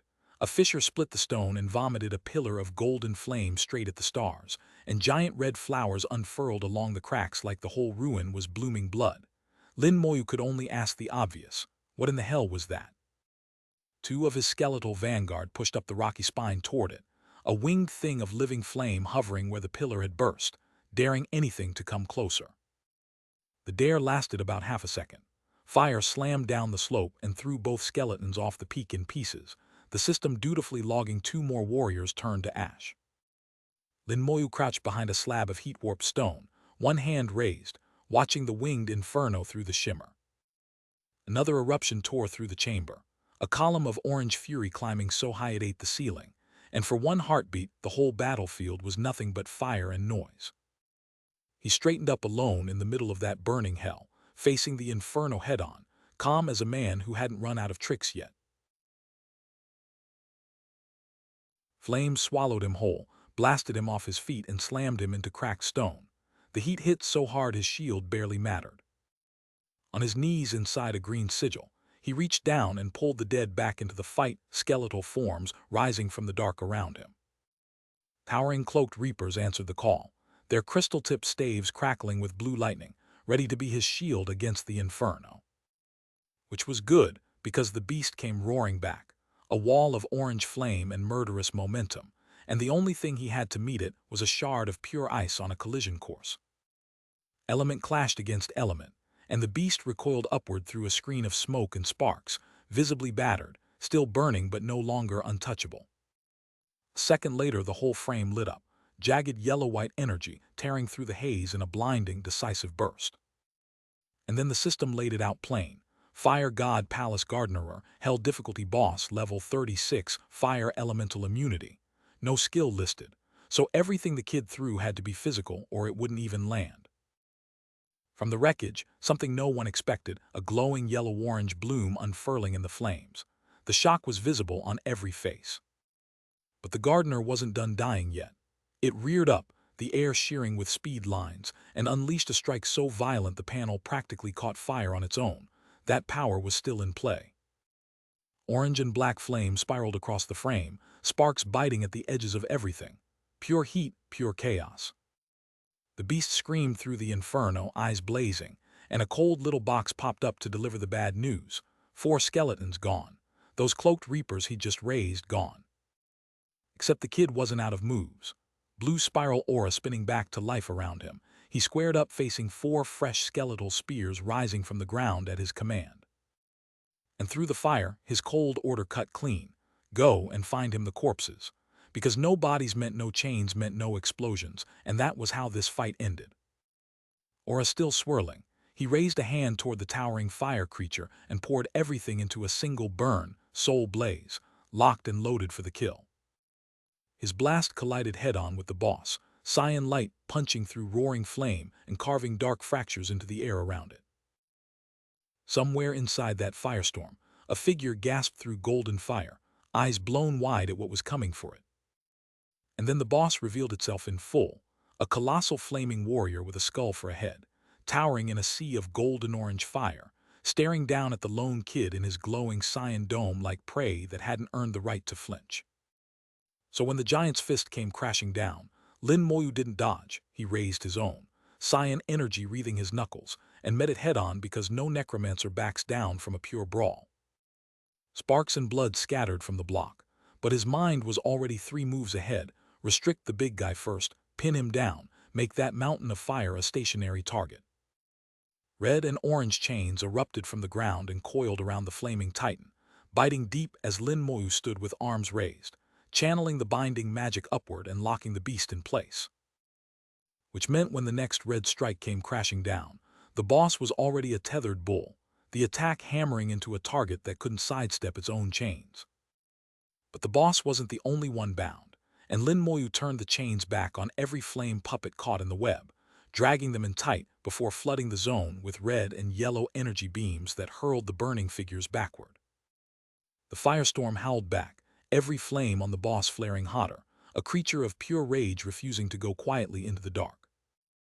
Which was exactly the mistake Lin Moyu had been waiting for, because the moment those flames committed, a dark-furred summon lunged straight through the burning air on the countercharge.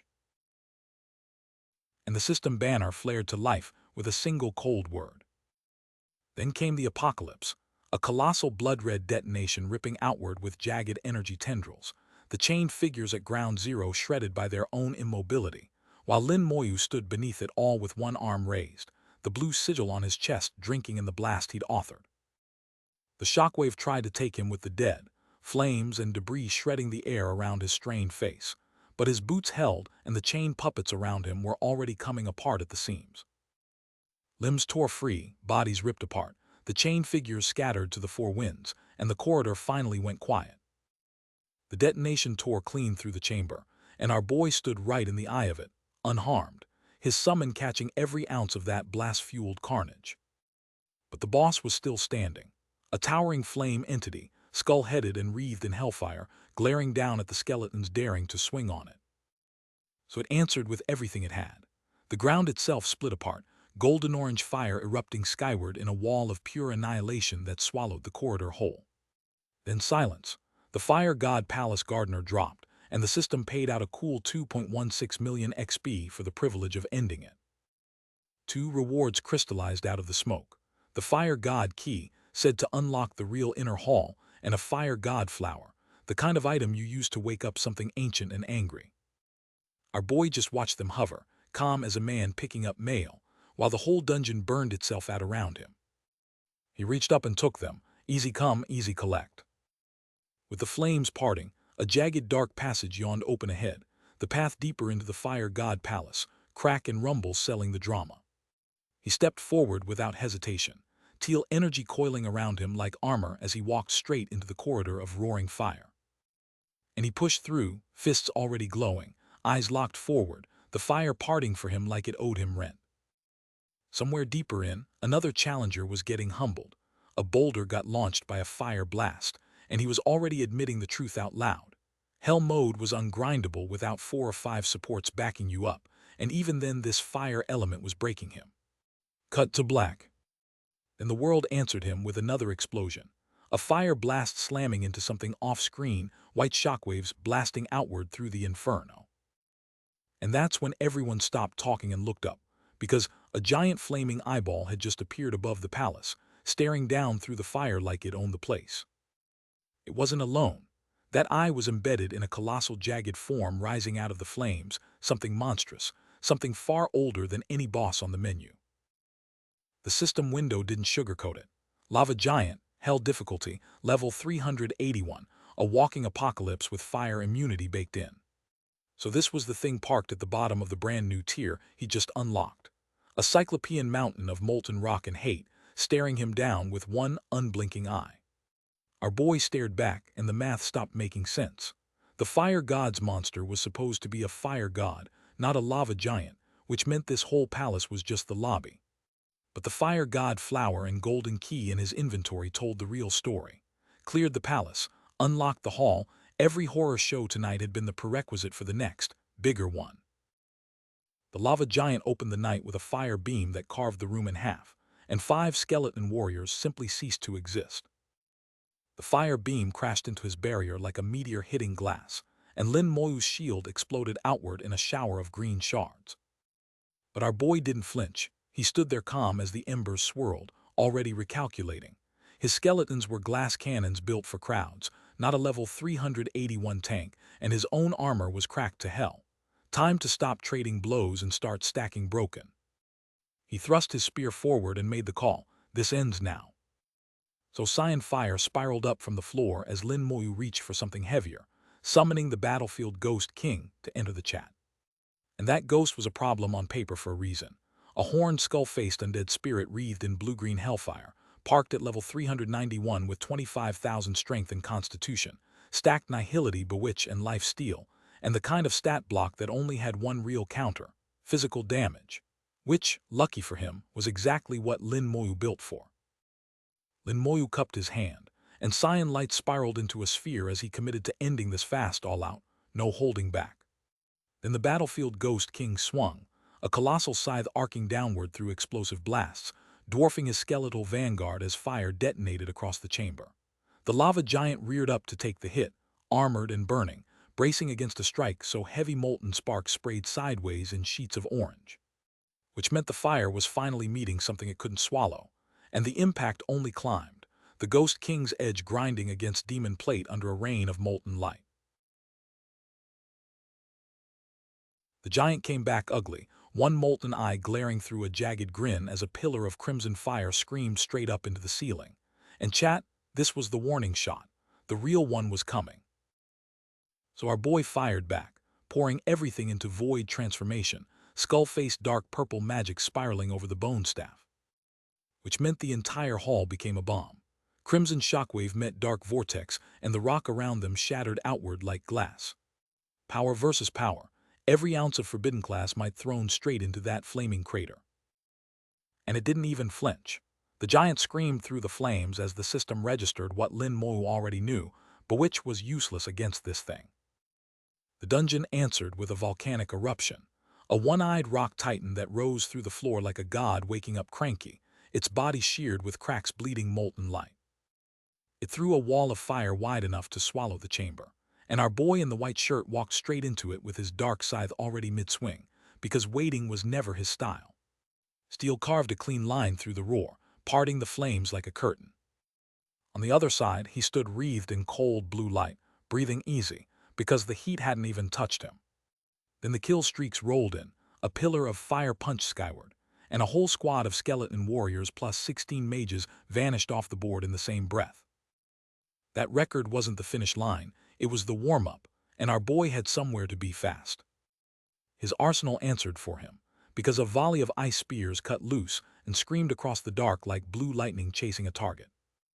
Each shard trailed its own little storm of crackling energy, streaking in low toward whatever poor thing stood at the other end.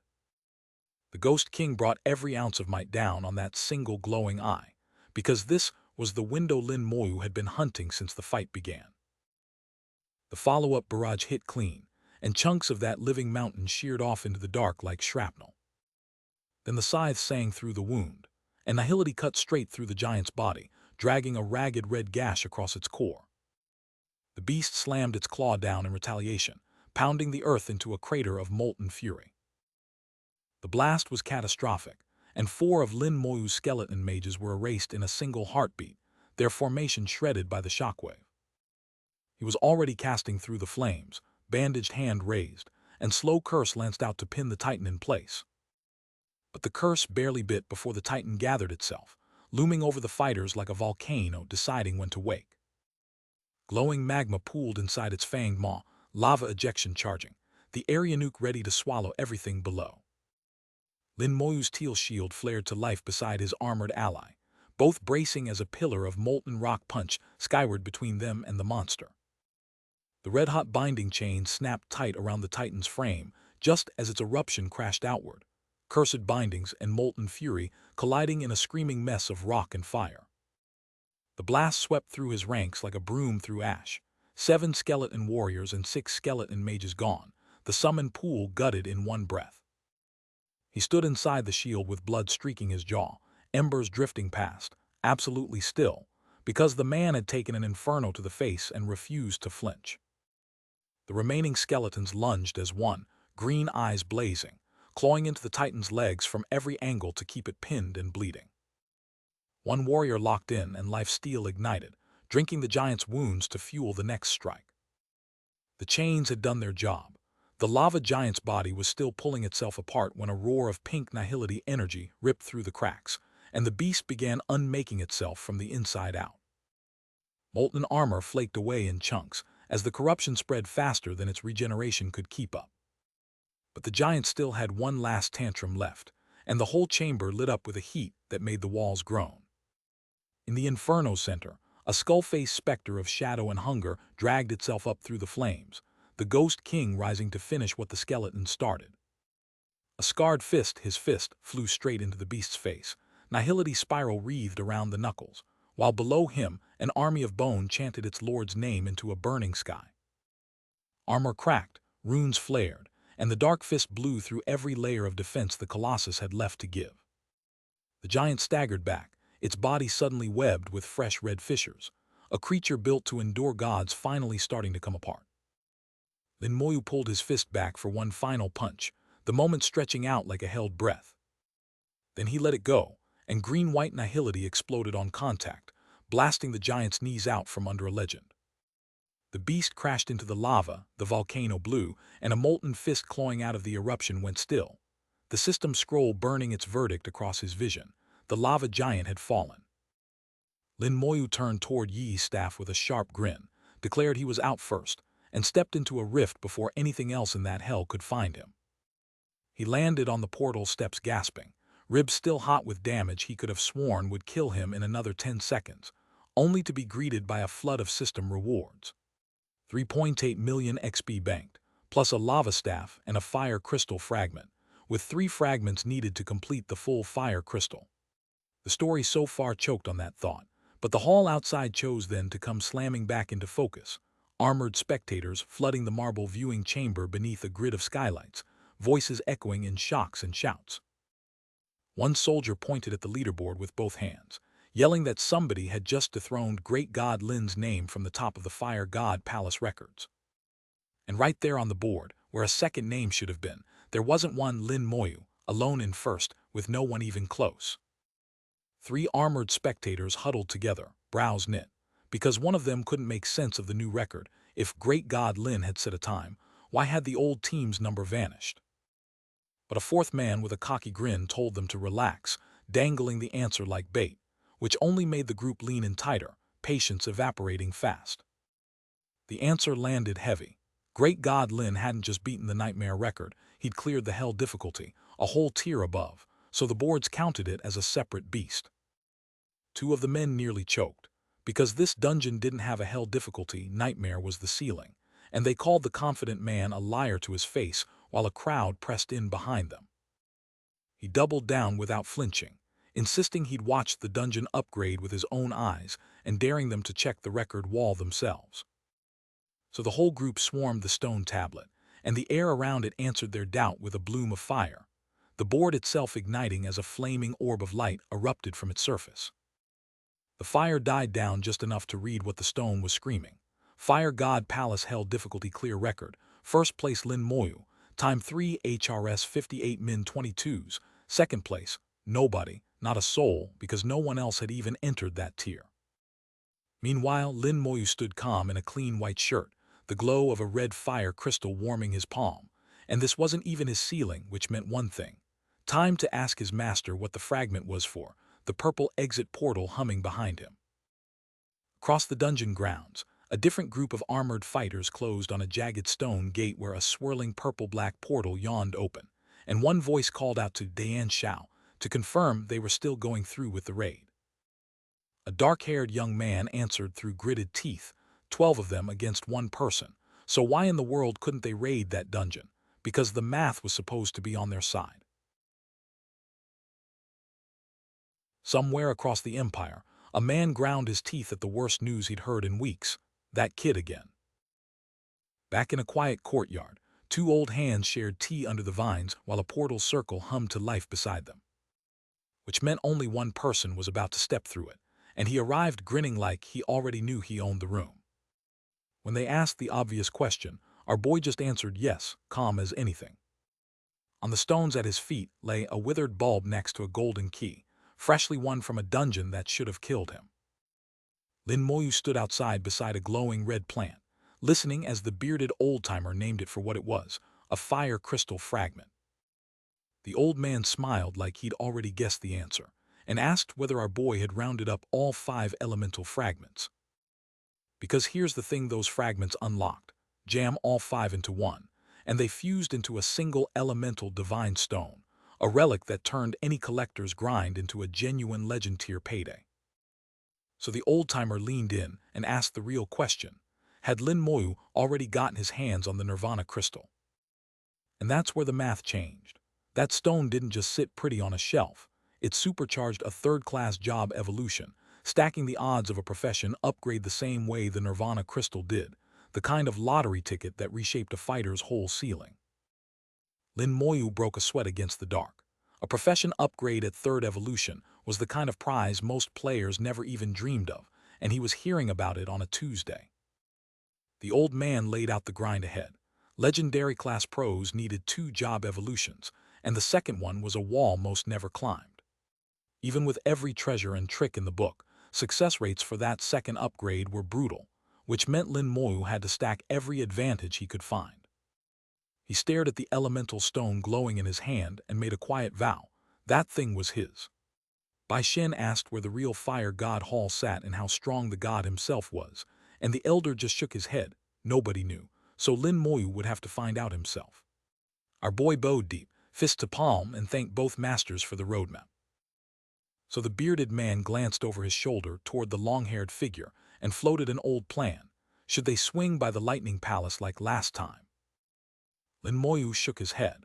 because the last time they'd gone chasing that sanctum was over a decade ago during the Great War with the Abyss Demon King, and the whole place had simply vanished the moment their battle ended. Which meant the Lightning Palace was still out there somewhere, buried under ice and old grudges, with its green crystal and its purple portal still waiting. But not yet, not until Lin Moyu had the strength to survive the search, and once he did, they'd let him loose. The long-haired man cut in with a different target entirely, calling the Holy Light Palace the most mysterious of the bunch, one he himself had never laid eyes on, and tossed in some disdain for a certain brat he'd clearly written off. But Lin Moyu wasn't waiting around for permission. He was already standing in the dungeon hall, portals shimmering behind him, ready to grind. Because this wasn't about him. Yi needed power and so did his sister, and if farming this dungeon got them both closer to that, he'd burn every run he had. The portal surged, hummed, and screamed. Whatever lived on the other side had been waiting. 2 raiders stumbled out wreathed in healing light, both still grimacing, 4 healers worth of prep, and the dungeon had laughed it off. One of them was sweating buckets, screaming that he'd done everything right and still got folded.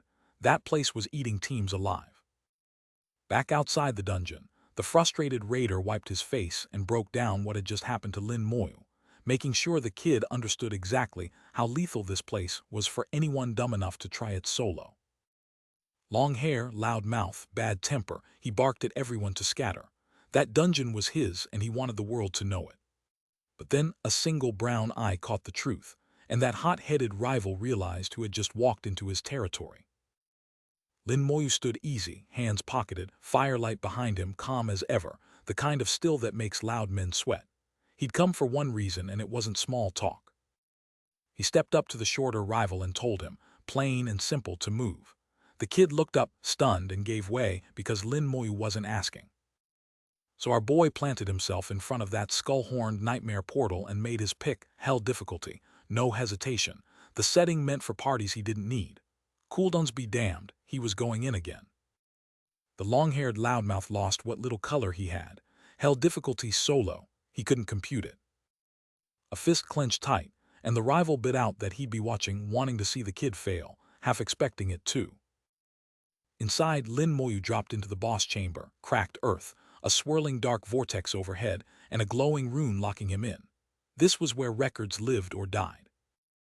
Cyan energy coiled around him as he surged forward, and his plan clicked into place. Let the skeletons do the rounding up, save his own time, clear the room in one sweep. 2 red-eyed guardians rose polearms before the dark temple, embers and shadow curling around them like a welcome mat for the dead. Lin Moyu raised a hand, cyan fire licking his fingers, and the summoning sigil lit. Skeletons materialized in the smoky dark, glowing eyes snapping on like headlights, and his order was simple: drag every monster in this place straight to him. Something jagged and dark shattered under the weight of the pull, blood-like splatter and sparks flying. The gathering had begun, and nothing in this dungeon was going to hide from it. His eyes glowed cyan, a quiet smirk on his profile, the calm before the cleanup. Blank frame, red banner up top, a breath of white before the next wave hit. And nobody in that cavern knew it yet, but the kid in the white top was about to make a monster regret waking up. Because the first thing that crawled out of the dark was a golem built to end careers. 1 eye, 1 job, and our boy standing right in its shadow. Which is when Lin Moyu did what Lin Moyu does. He planted his staff, breathed out, and waited for the thing to swing first. But the golem wasn't the real problem. Lurking behind it, grinning like he'd already won, was some horned creep weaving purple fiends into existence, the puppet master pulling every monster's strings.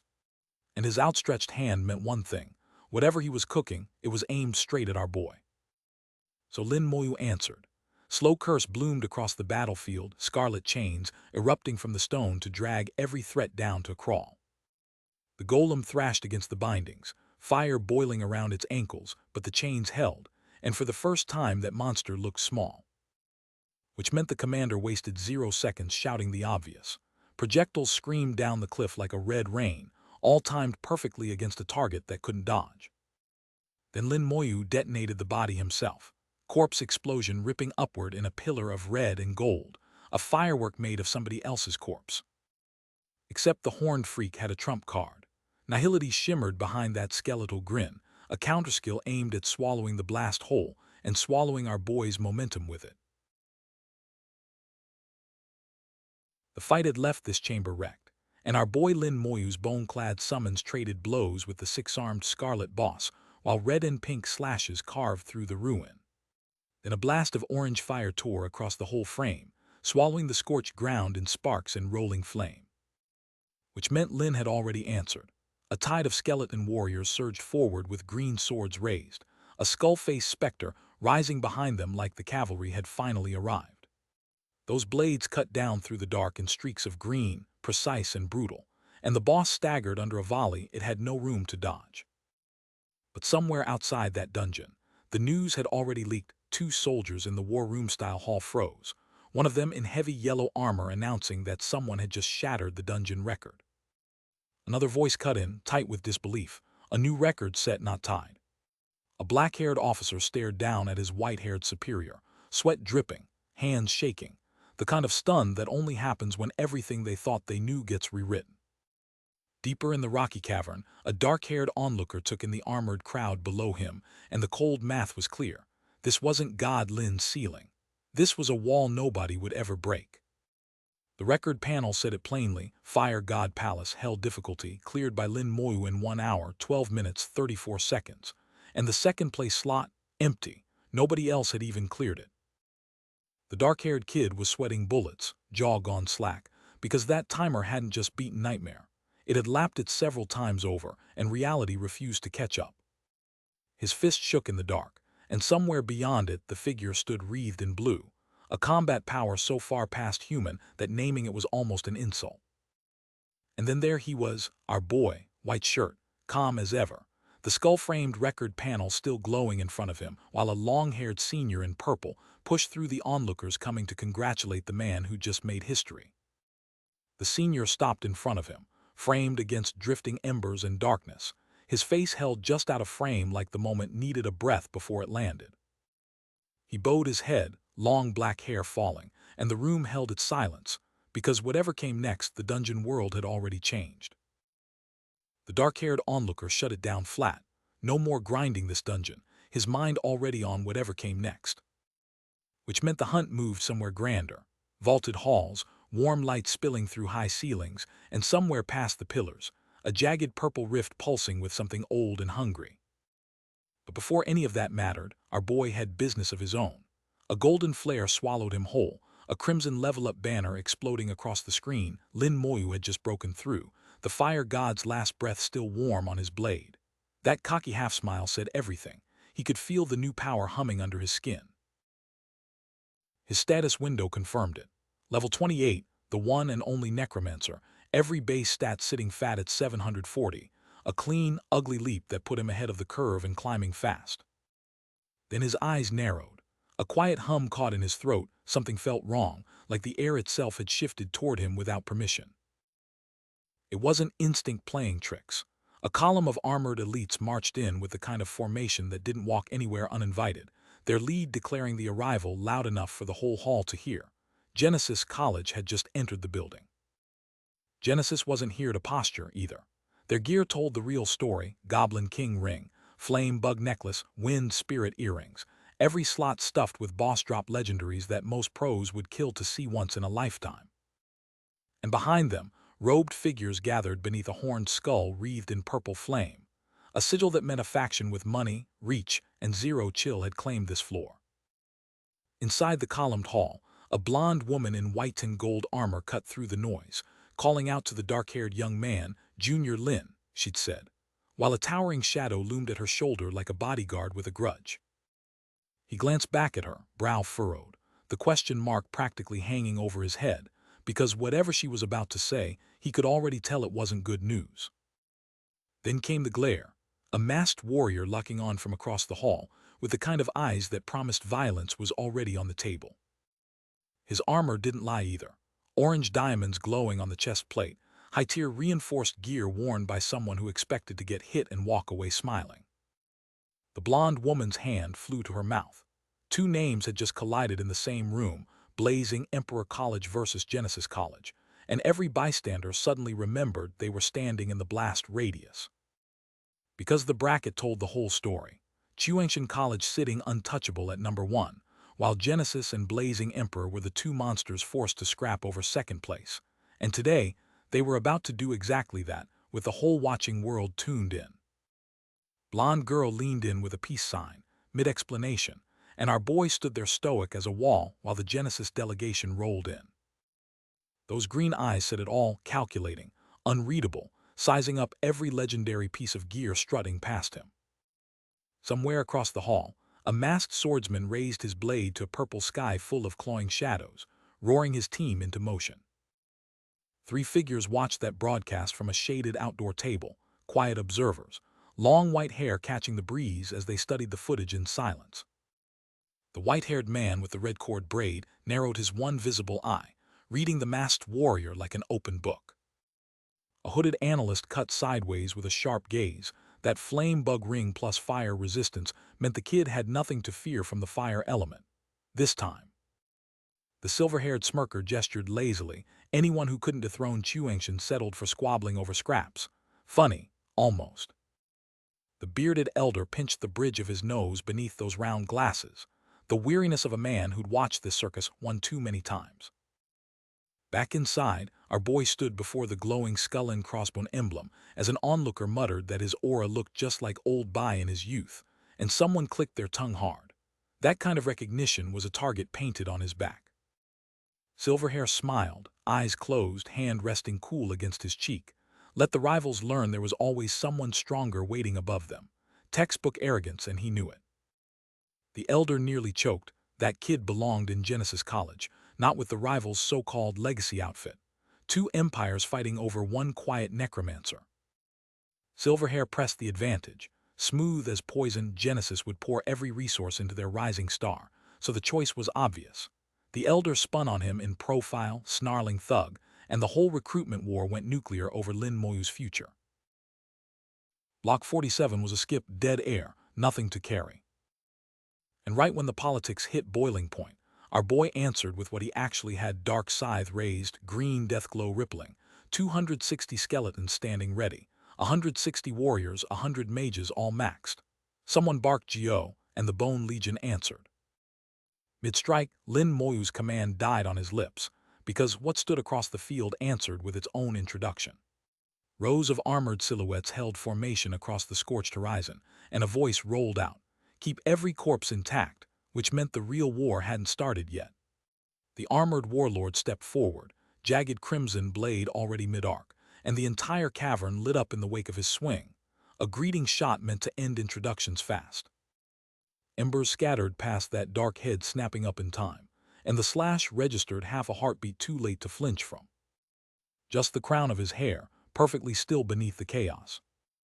Steel screamed through heated air, slicing the silence in half.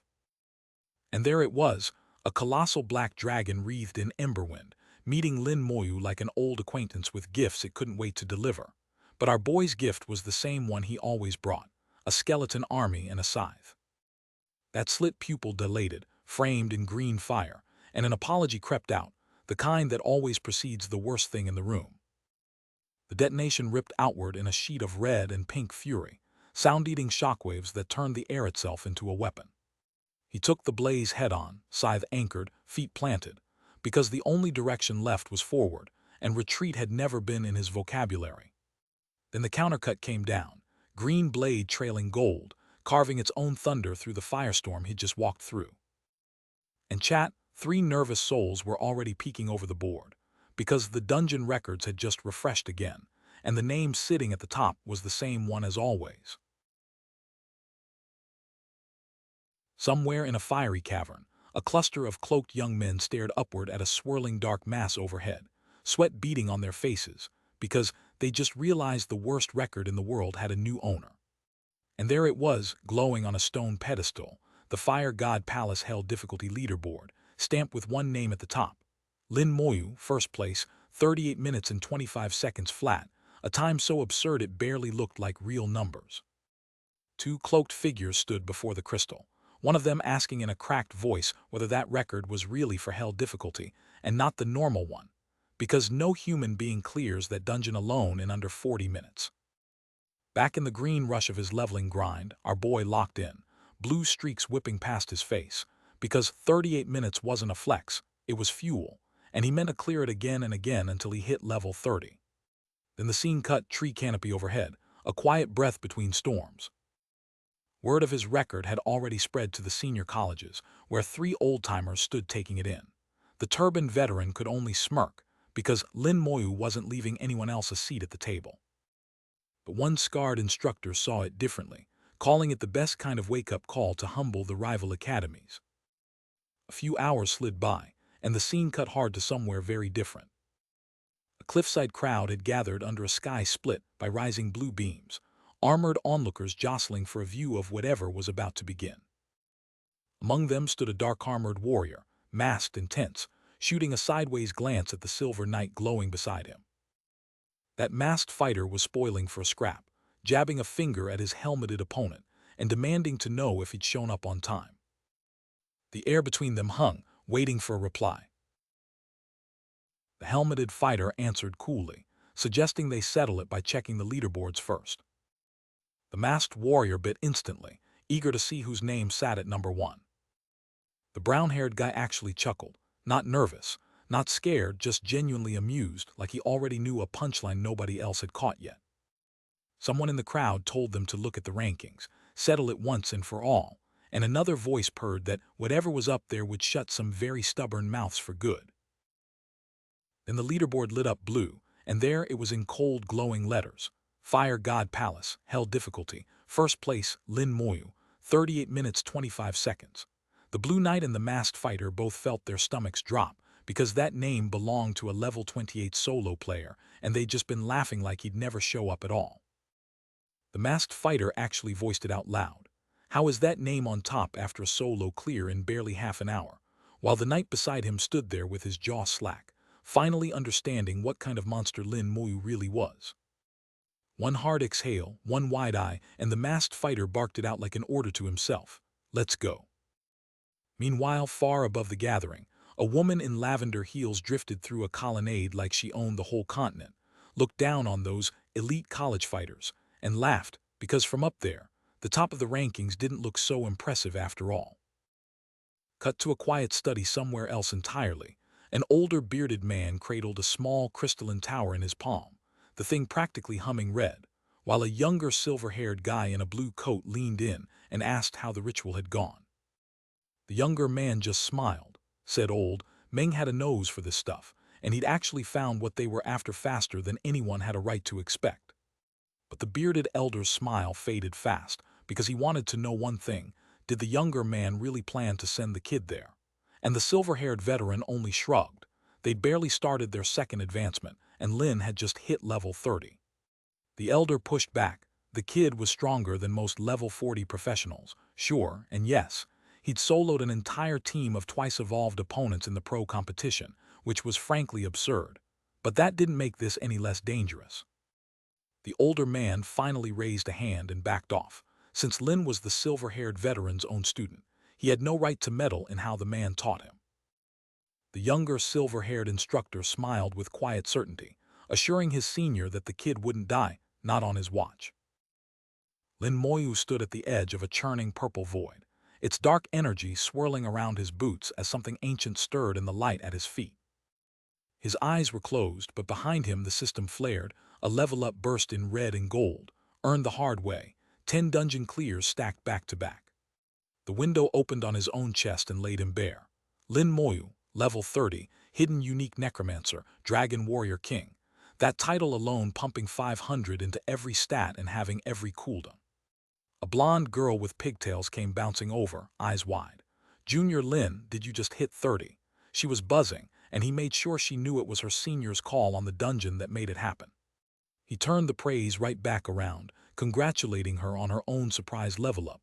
No shortcuts, just grind, then invited her to spit out whatever she was actually here to ask. Back on campus, the blonde senior finally dropped the pretense, clasping her hands together and asking our boy directly if he'd sell her one of those fire crystal fragments. Lin Moyu just smiled, like he'd seen this play coming from the first hello. So he handed the fragment over with no strings attached, telling her it was free, and watched the color drain from her face as the weight of what she'd just been offered hit her.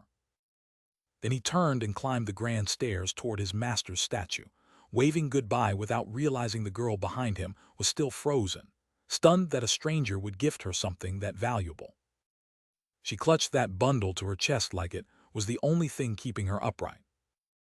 Out under the leafy trees, his sharp-featured, long-haired master asked the one question that mattered: had he hit level 30? And Lin gave a single quiet grunt that said everything. The old bearded instructor watched their numbers climb from 27 to 30 in under 2 days and told the kid he was pushing too hard, but the long-haired master wasn't having it. Because mercy for yourself was just mercy for your enemies later, and with a thin smile, he asked the kid how level 30 actually felt.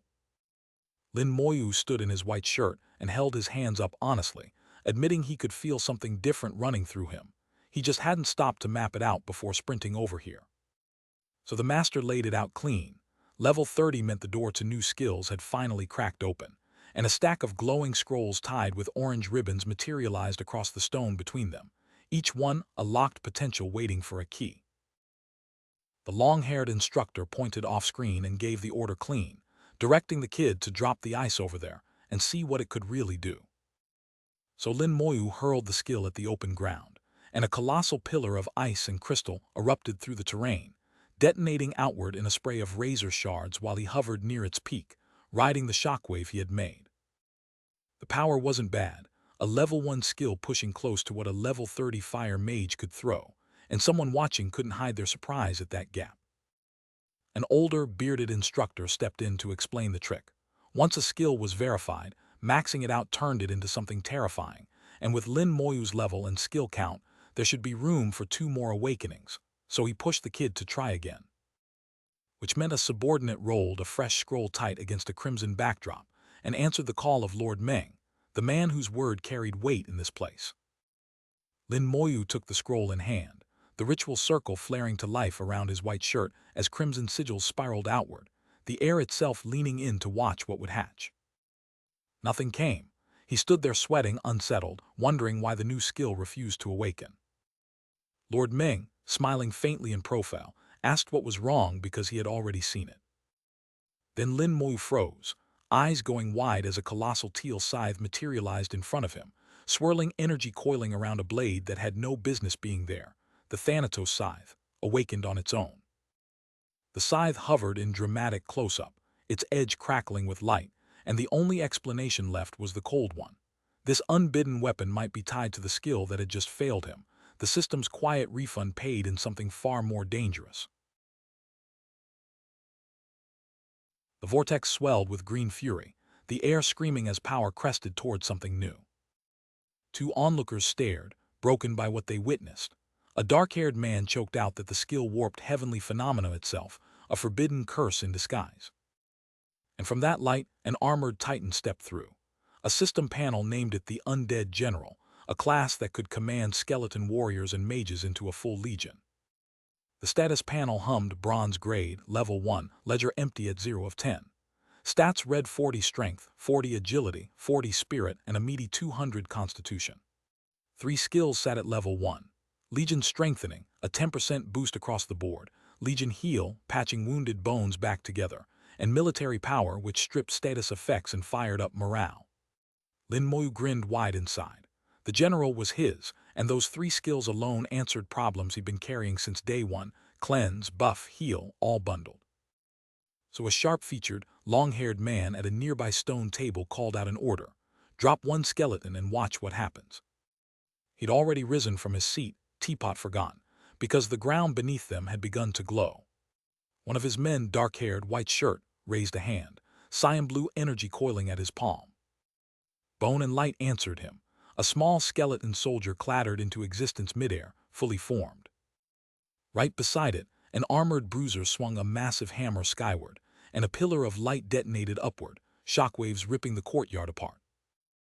Light bled across exposed bone as a healing wave rolled through the skeleton, knitting his ribs back together in a soft glow. The long-haired man stood arms folded, a quiet grin pulling at his mouth, and out of nowhere, an older voice snapped, "You brat," with all the warmth of a scolding grandfather. Lin Moyu's smile thinned at the edges. No boost from his talent this round, the stats were flat, but that just meant the only thing standing between him and a stronger Legion heal was time and a few more levels. A silver-haired elder sized up our boy and dropped the verdict cold. With summons like that coming, he'd be a one-man army before long. Training ground reveal in a few days, but the kid wasn't waiting around. He called the man master and booked it for Tyrant Desert, 2 skills begging to be maxed.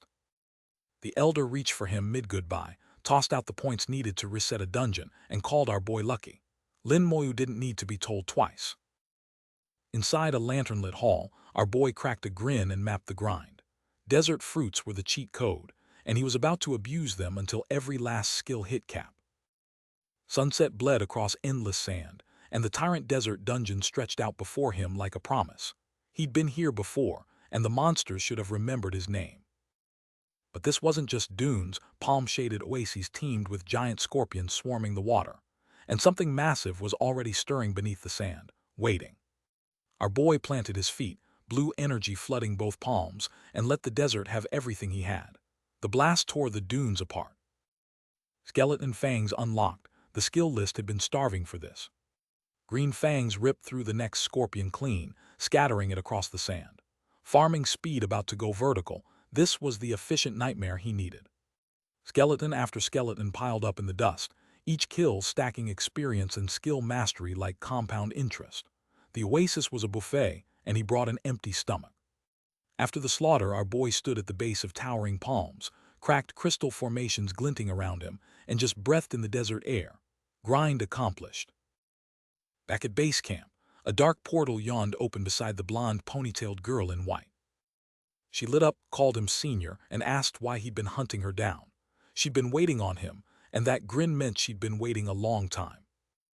A handful of glowing blue bottles traded hands with a sharp little clatter, fatigue potions, the kind that wiped exhaustion clean and let someone grind like the clock didn't exist. Lin Moyu stared up at the sky, those rare bottles cradled in his grip, because a fatigue-free potion was a cheat code for everything he had planned over the next few days. The blonde warrior turned on her heel, armor catching the sun as she promised to stop getting in his way, and our boy thanked her, calling her his big help senior, a tiny purple star still pinched between his fingers. The noise of the scene dissolved into open sky, green palms swaying against a blinding sun glare, the kind of tropical calm that always feels like the breath right before a boss drops. He bit into a round bun and chewed slow, something turning over behind his eyes while that bright beam climbed into the palm-shadowed sky above him. The next bite sat heavy on his tongue because his mind had already drifted to a silhouetted figure leaping through jagged ruins, a green rift tearing the world open behind it. He stood still in the open air, food in hand, face flat and unreadable, while looming right behind him a colossal white-armored figure blazed with cyan helmet light, the kind of presence that made everything else feel small. Because up close it was just raw force meeting raw force, a yellow-white surge slamming into a red-orange impact, debris shrieking outward in a collision that bent the frame. Then a tighter shot, Lin Moyu holding something round and gold near his face, jaw set because this was it, the last attempt, and he wasn't planning to fail it. Two-system windows flared to life. A gold-grade undead general sitting at 4,000 across the board with a 20,000 constitution tank and a legion of 0, paired with legion strengthening cranked to level 3. 30% more attack, speed, casting, defense across the whole roster, legion heal patching wounds, military power purging status effects below level 60. And behind the windows, a horned golden helm skeleton with a white mane and teal eyes stood ready, absolute unit energy. Close on that single glowing teal socket under the golden helm, teal magic curling off the armor like heat shimmer, because this skeleton was the centerpiece and Lin Moyu knew it. Then the gold skeleton warrior's sheet. Level 30, 15,000 across every stat, rage strike level 3 sitting at 400% of strength with a 10-minute cooldown, and our boy's voice rang out. His undead general had finally hit max level. That golden-armored skeleton squared its shoulders under a fresh swirl of teal aura, teal eyes locked and burning, every line of its frame promising violence on command. Next sheet up, a gold skeleton mage, level 30, spirit cranked to 20,000 while the rest sat at 4,000, and below the window a hooded caster with the same teal glow lifted its head like it already had a target. Just the edge of that hooded mage's robes, shadow and teal aura bleeding together, the calm before Lin Moyu sent his whole roster hunting. Lin Moyu stood wreathed in swirling dark green and black, his status panel blazing overhead. Level 30 unique necromancer, Dragon Warrior King title, every stat boosted, every cooldown halved, spirit at 4,000. Gold grade across the entire roster chat. That was a glow-up speedrun of the highest order. His summons list was maxed clean, 300 slots filled, 0 wasted. 190 skeleton warriors, 100 skeleton mages, 10 undead generals backing them up. Between the talent, the passives, and the buffs layered on top, strongest he'd ever been since turning professional full stop. So he shouldered the Thanatos scythe, sunlight catching that massive dark blade, and turned toward where his master waited. Time to go.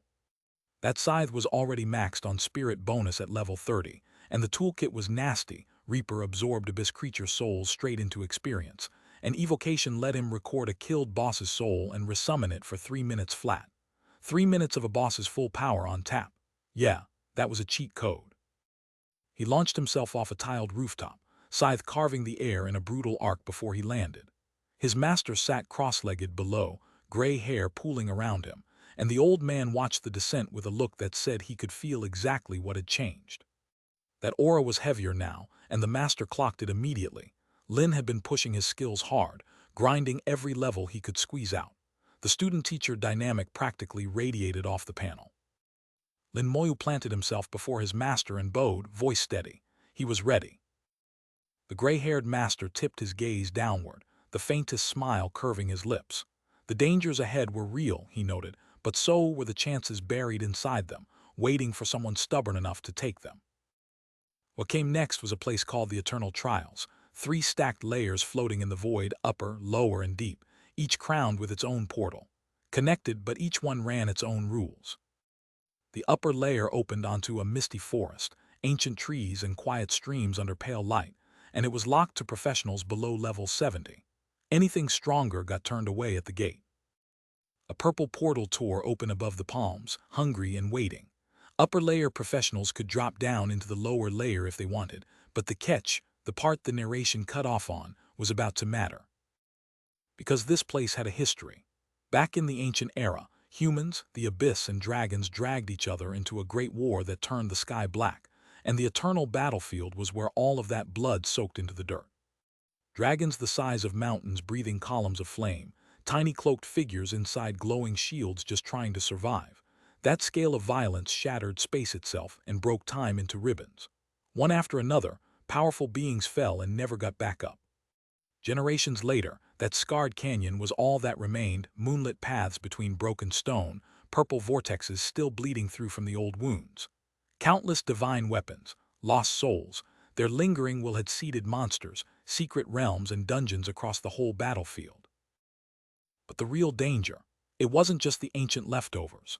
The abyss demons and the dragon warrior races were still active out here, running the place like it belonged to them, and that silver-maned drake with the calculating smirk made that very clear. A golden eye burned from the void, and the warning landed like a verdict. Humans had sold their own for scraps of power, and the cost was staring back at him. Lin Moyu's answer was calm, almost too calm, a quiet nod that said he'd heard every word and chosen to keep walking anyway, because backing down had never been his language. High above the rooftops, a voice cut through the quiet. Every last secret of the Eternal Trials had finally been laid bare. Clear the realm to the end, and divinity waited at the summit, the rarest currency any ascender could earn. That sliver of divinity alone could tip the scales on a profession evolution, and layered with the Nirvana crystal, the math climbed to a clean 99%. There was a catch worth chasing too. The demonic dragon hall spawned randomly on the upper layer, and its hell-clear reward was a dragon crystal that could force an awakening even on a twice-evolved talent. A scarred veteran leaned in close, advising him to gamble on the dragon crystal first and keep a mermaid's tear as his fallback. Our boy just nodded, he understood. The wild-haired man grinned, already reading the answer on Lin Moyu's face, and asked the only question left. Was he going in? Looking up with fresh fire in his eyes, our boy locked it in. He knew someone named Mo Yun had hunted a year for a nirvana crystal, so whatever divinity his master kept harping about had to be rarer still, and he was taking it. Back at the courtyard, a purple sigil screamed down from the heavens, crackling straight for him like fate had a delivery. Spread across the ground was his master's parting kit, escape talismans, a cooldown seal, a random teleportation tag, and a puppet charm. One shot at cheating death. Everything else was built for running.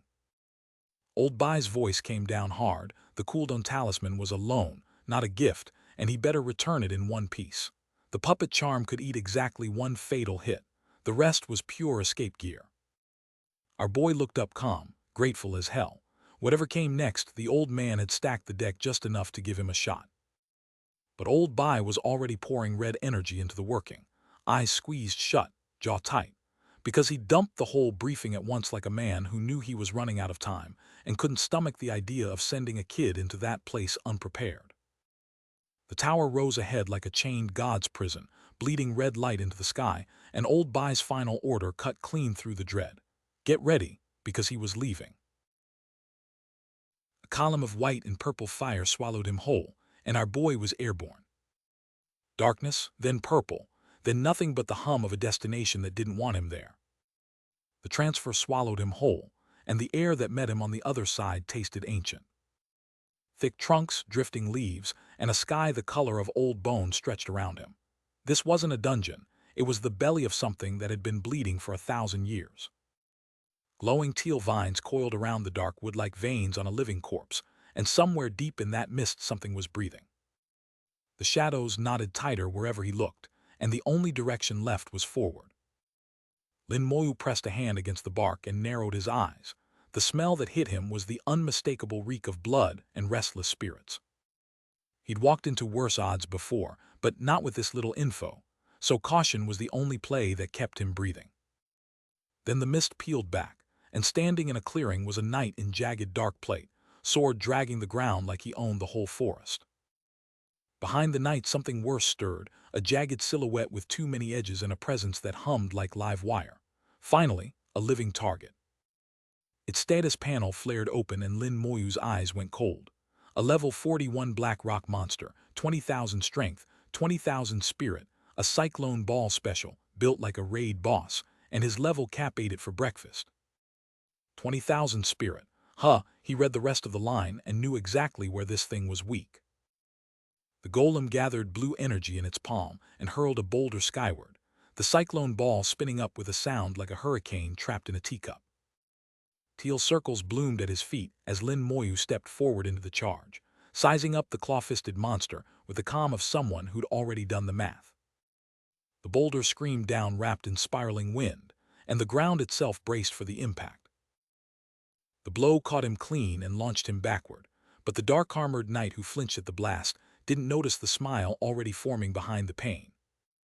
The black-haired kid thrust his palm out, and a swirling blue vortex answered him, unleashed on command. His armored swordsman closed on the stone titan, rage strike blazing overhead, blades raised for the kill. The monster's physical resistance made this a slog, not a stroll. But Lin Moyu wasn't done feeding the meter. A second blast ripped from his palm, skeleton fangs howling across the gap, to soften the giant up first. Steel came down in a red arc, crunching into jagged stone while debris sprayed wide, his warriors driving the killing wedge home. Then the final slash, crimson tearing through the dark like a signature. Red shrapnel burst across the void, and the system chimed. 1,000,000+ experience for a level 41 black rock monster, banked. He let the blue mana fade from his palm and sized the place up. Eternal Trials spawn sat around 40, give or take. Kai, his pulse barely shifted. A dark orb materialized above his head, cold and watching, and what it saw was a lone human, standing perfectly still in a graveyard of monsters. A spider-shaped horror loomed overhead, blades for legs and red lantern eyes, Abyss Knife Demon, level 42, 20,000 across the board with blade flurry and elemental resists baked in. The orb laughed at the fresh meat wandering where it shouldn't. Pale legs writhed and clicked in the dark, hungry and slow, while the orb cooed at the surprise of finding human flavor out here. A fanged mouth drooled wide. Tonight's special was a full-course human. Lin Moyu's green eye caught the light, ice gold, Unlucky trash, that was all this demon amounted to. The spider launched bladed legs scything through dead air. The orb jeering, was the little guy scared stupid yet? He turned his shoulder and let the slashing trail scream past him into empty forest, untouched. Impact, red radial lines tore the dark apart, one clean hit, all the answer the demon needed. The demon barely had time to process what hit it before glowing red chains snapped tight across its limbs, locking every bladed leg in place. Lin Moyu didn't even turn around, that was how little this thing mattered to him. A swirl of green gathered in his palm, cold and patient, while the spider demon hung suspended above, already a corpse that didn't know it yet. One detonation later and it was over. The abyss knife demon was red mist, and the system dumped another fat stack of experience and merit straight into his account. A golden crest flared into existence midair, the kind of reward that meant a new ability had just slotted into his kit.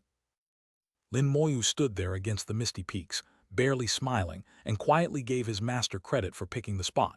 Because if the first mob this trial threw at him was this soft, the rest was going to be a buffet. Time folded, and somewhere far away, the world tilted into a new shape. Drops hit the canopy of a black jungle, and our boy stood still as blue-green light coiled around his frame, something inside him waking up before he even moved. His eyes snapped open. Above the tree line, a wound in the sky was tearing itself whiter, black, starless, wrong. The words fell out of him before his brain caught up, a space tunnel right on top of him. And out of that wound punched a horned lion in dark armor, purple energy screaming off his back, orange eyes blazing as he glanced over his shoulder and let the night know exactly who had arrived. The dragon race, live and kicking. Demons plummeted through that column of sickly light, and a whole crowd of monsters tipped their heads up to watch them fall. Lin Moyu's eyes narrowed. Otherworldly race, that was the old man's exact warning. Every one of them down here was meant to be his enemy. Two horned things spotted him first, and their reaction was pure, frothing rage at the sight of a human. The kill order came from the hooded commander behind them, delivered like a verdict. A dragon knight slammed down through the canopy, red energy rippling off its armor, level 44, stats that laughed at anything a normal human could field. Even the hooded floating behind it looked ready to carve. Two dragonkin with bat wings and red eyes dove out of the canopy, shrieking their disgust at humanity and calling this lone, level 30 trash, basically telling him to drop dead now and save them the trouble. Bro did not get the message. Our boy didn't flinch. White shirt, calm face, one hand extended, and out of his palm came a wide wave of glowing pink chains. The chains fanned outward in a clean spread, snapping through dark feathers and jungle foliage to wrap both dragonkin clean out of the air.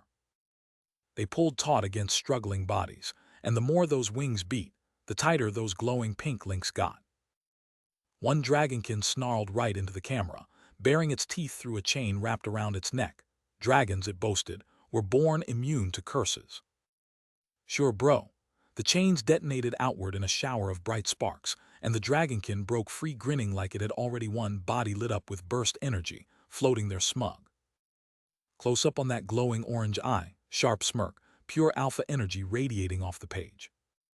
And then the world's most aggressive bicep flex, because this dragonkin had literally opened its mouth to swallow our boy whole, jaws wide enough to fit a man standing, swirling teal energy crackling at the teeth. Then everything slammed into motion, a blur of dissent and violence tearing across the dark. Dragonkin came screaming out of the storm sky, a full aerial assault diving toward the frozen forest below. Their commander was grinning through his fangs, already calling the kill, because dragons were hatched with scales, and Lin Moyu wasn't one of them. The first volley hit him square, green crystal shards, detonating across his body like glass shrapnel.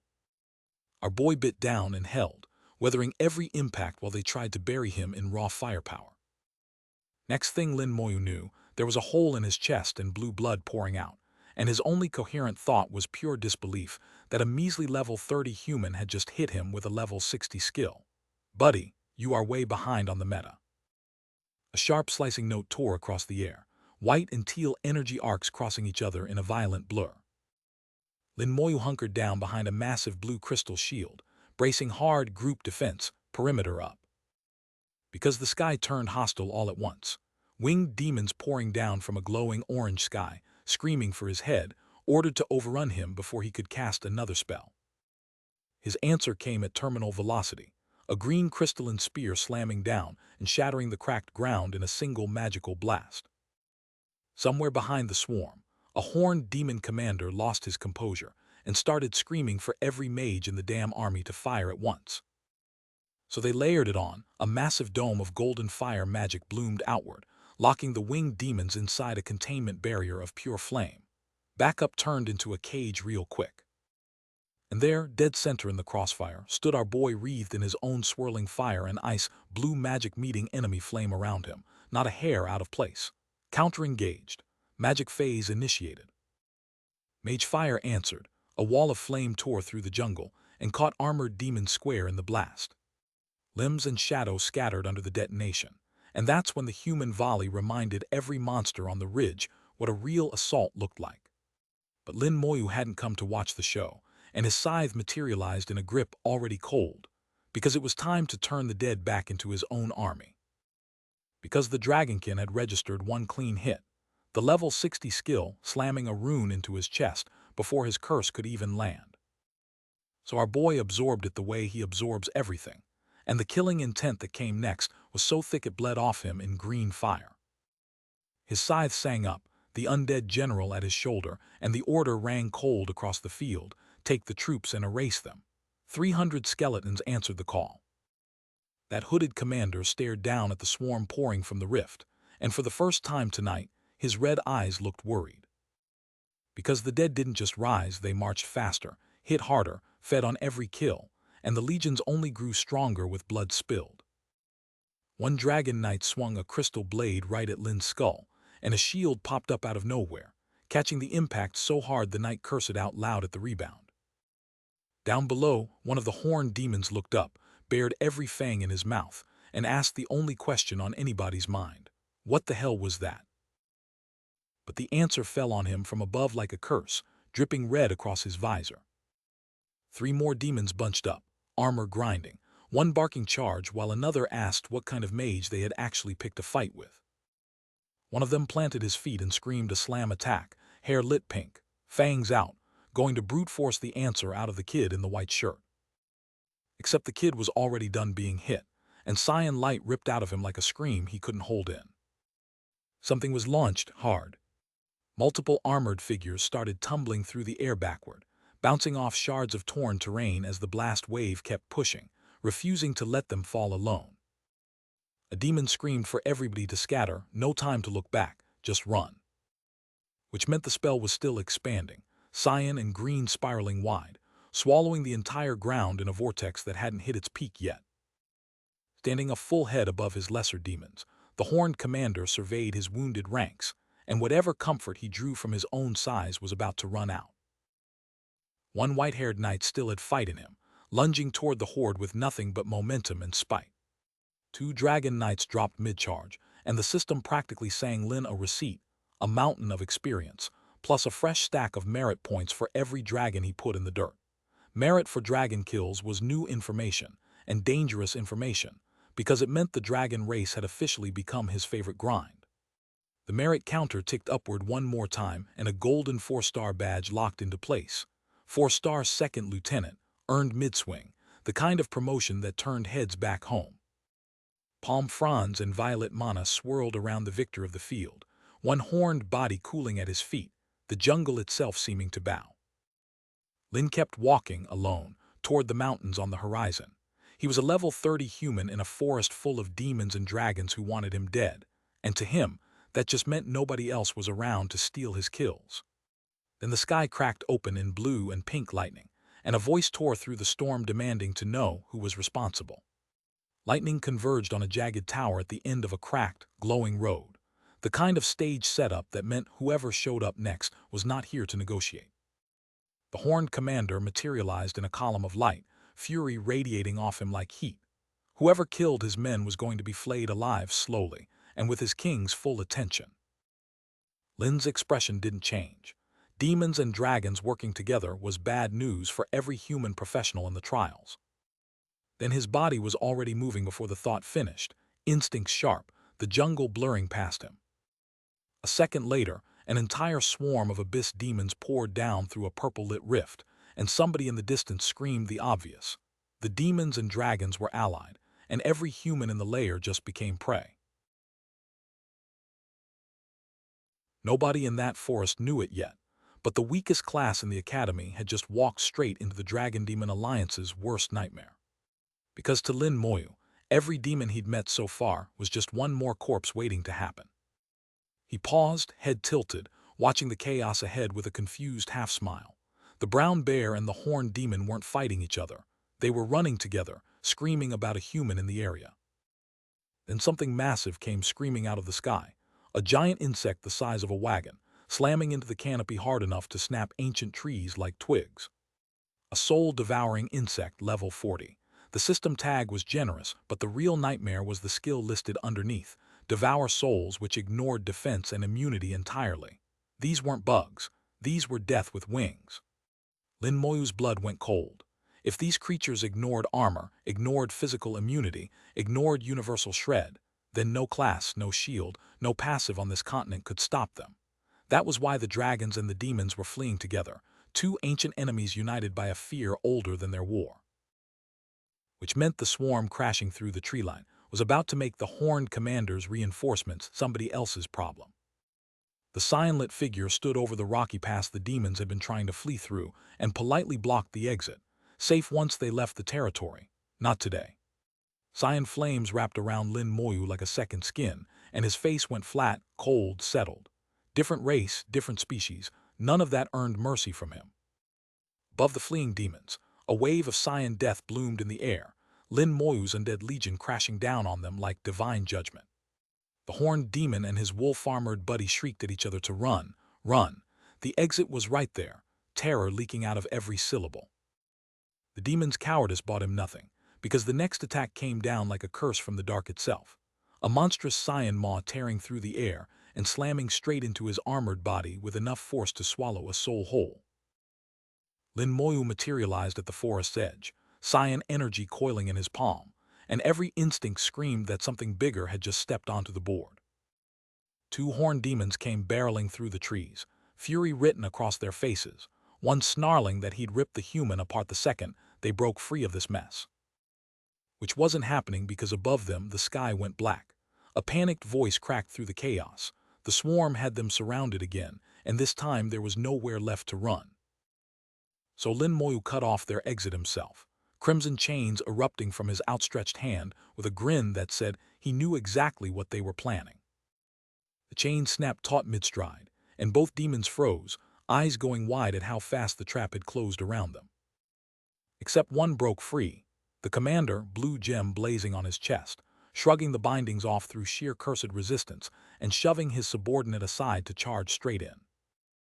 And came to a dead halt, sweat beating on his horns, every alarm in his body firing at once. Because behind the kid stood two golden-armored skeletons, not the fodder-rank bone spinners he'd been fighting, but something heavier, something that made the air itself hum. Those new summons belonged to the dark-armored human, and the realization hit the demons like a blade. They hadn't been chasing prey, they'd been herded into a kill box. So the horned commander lunged anyway, claws out, jaw unhinged in a roar, betting everything on speed before the trap finished closing. Steel met bone in a single blinding collision, one skeleton bracing the full force of that desperate charge without budging an inch. And from the tree line, a blue-skinned demon comrade lunged toward a human bystander, screaming to pay attention. Those weren't normal insects, they were soul devourers, and hesitation meant death for everyone breathing. The swarm filled the sky above them, a living purple roar of wings and chitin, every inch of retreat swallowed whole. The remaining demons broke into cursing, sweat-soaked panic, calling whoever orchestrated this a lunatic, begging to bolt, because the insects had sealed the circle and the clock was already 0. Because the demons thought they'd cornered him, our boy raised his hand and called a temporary undead legion into being, the system confirming the swarm into existence. Then the undead general swung her banner wide, and a crimson tide rolled over the bones below, strengthening every soldier in the field. Which meant when the general lifted her weapon overhead, the whole army drank that pink lightning and tightened its grip on the trap, because Lin Moyu wasn't defending, he was loading the gun. A breath between heartbeats, and the forest exhaled. Except the sky answered him first, a living storm of moth-like wings descending over the demons, hungry and glowing, sealing every exit the commanders had tried to keep open. So the demons grinned through the terror, one of them betting those summons couldn't survive a swarm that ate souls, and another swearing they'd drag a human to hell before they died out there. Lin Moyu's jaw tightened at the noise, cyan light curling off him like a coat he was about to wear into war. Which meant when the swarm crashed down, his undead line collided with the glowing spectral warrior, and the demons in one beautiful, ugly knot of steel, bone, and screaming wings. But something bigger was laughing in the dark behind them, a shadow with eyes like lanterns promising a human was already dead, and mocking him for thinking a little obstruction would save him. Our boy didn't flinch. A blue blade aura materialized at his back, the moths circling him like they sensed what they were about to lose. They lunged from every angle at once, slamming into his barrier in a frenzy of wings and chitin, and his aura swallowed every hit without so much as ruffling him. So he reached forward, lightning in his fingers, and the system chimed in. A level 40 soul-devouring insect, dead on the way down, 200,000 EXP closer to what he actually wanted. He almost laughed. The moths were giving pocket change EXP, but there were so many of them the loose change added up fast. And that's when the real boss checked in. A fat horned beetle variant screaming orders while the moths rallied to him like he owned every wing in the forest, basically a one-bug rally point.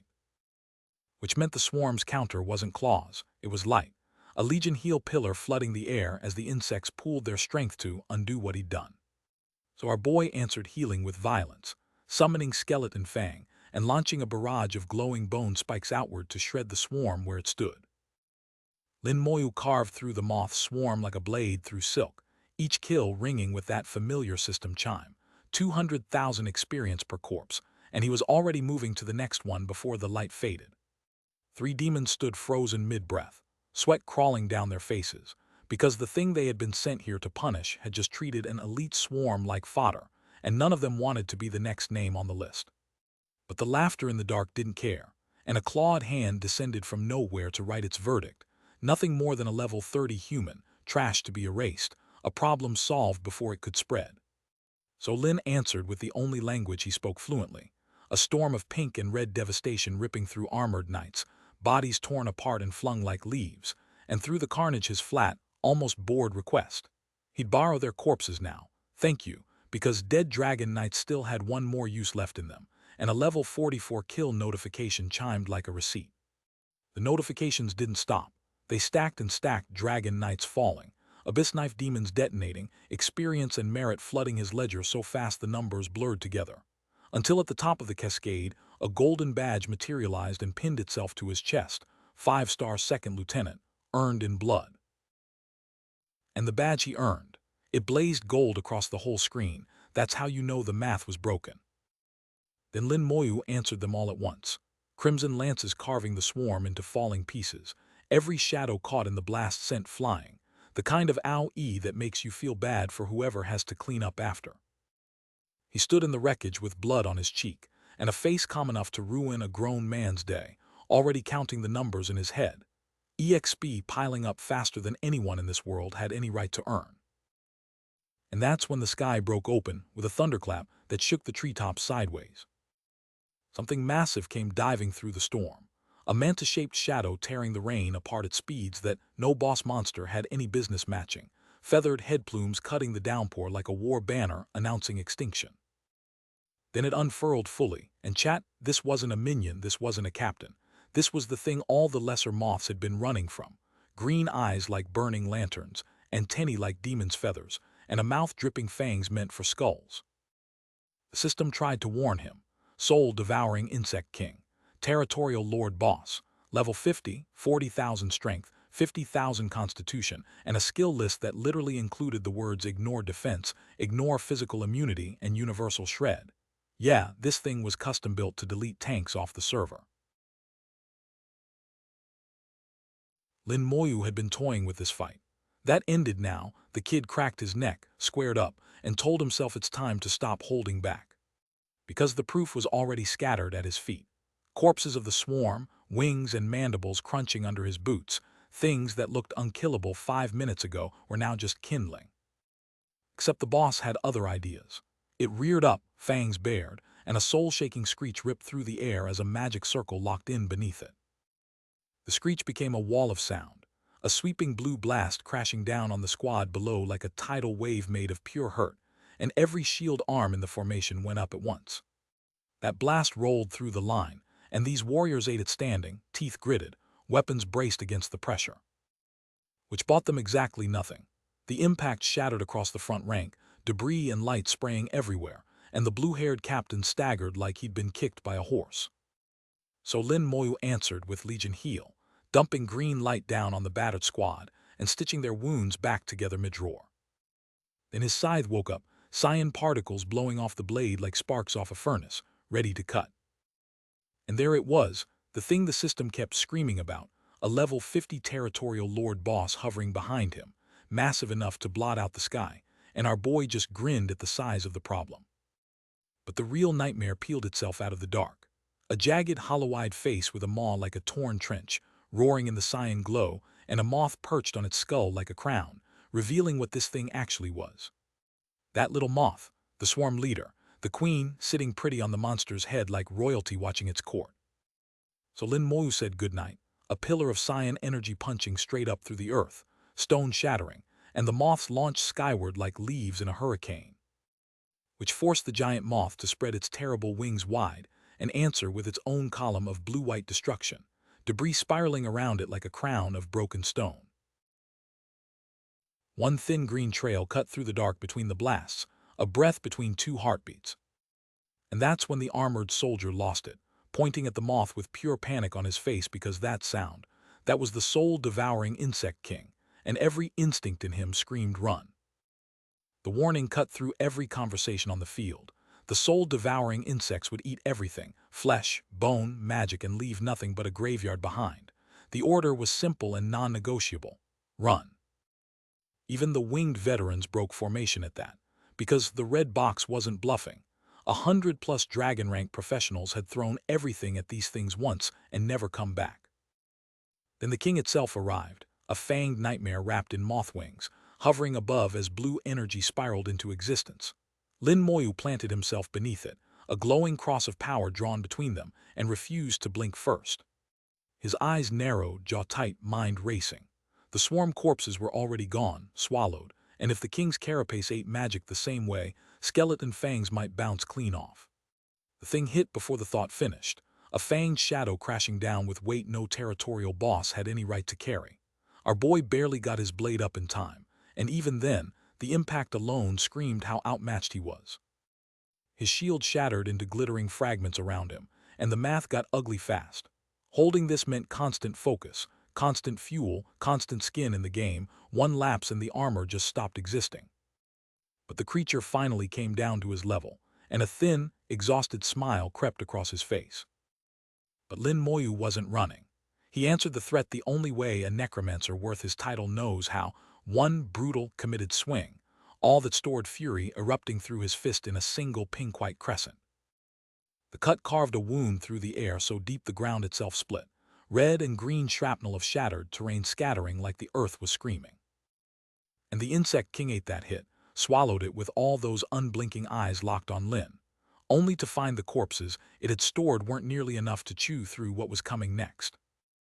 It reared back, every fang on display, roaring out a pulse of red and white energy like a beast bracing for one last counterpunch. Which meant when the system chimed Devour SOULS, and blue vortexes ripped open around the monster, Lin's counter was already mid-flight, a glowing blast tearing straight into the thing's spiraling portal. He stood his ground against an ocean of blue tentacles and spinning vortexes, raised one hand toward the horror, and let the cyan light do the talking. A translucent figure blinked into existence at his shoulder, blank eyes, hollow form, nothing human about it, and Lin went stiff, because even he hadn't expected that to answer him. Then the ghost drifted behind him and hovered there, ribbons of blue light curling off its shoulders like a shield made of the dead, a guardian summoned into the worst possible moment on purpose. The air itself shredded into ribbons of blue fury as raw necromantic force tore through the blood forest canopy, painting the dark canopy in the color of his will. Sweat beaded on Lin Moyu's brow, because without that skeleton armor shredding every pull the creature threw at him, he'd have been devoured on contact. And every single one of his skeletons was dead. That was the real cost of surviving this long, and the reason the kid looked rattled even now. Blue arcs lanced back across the pale sky, returning fire for fire as the duel refused to stay one-sided.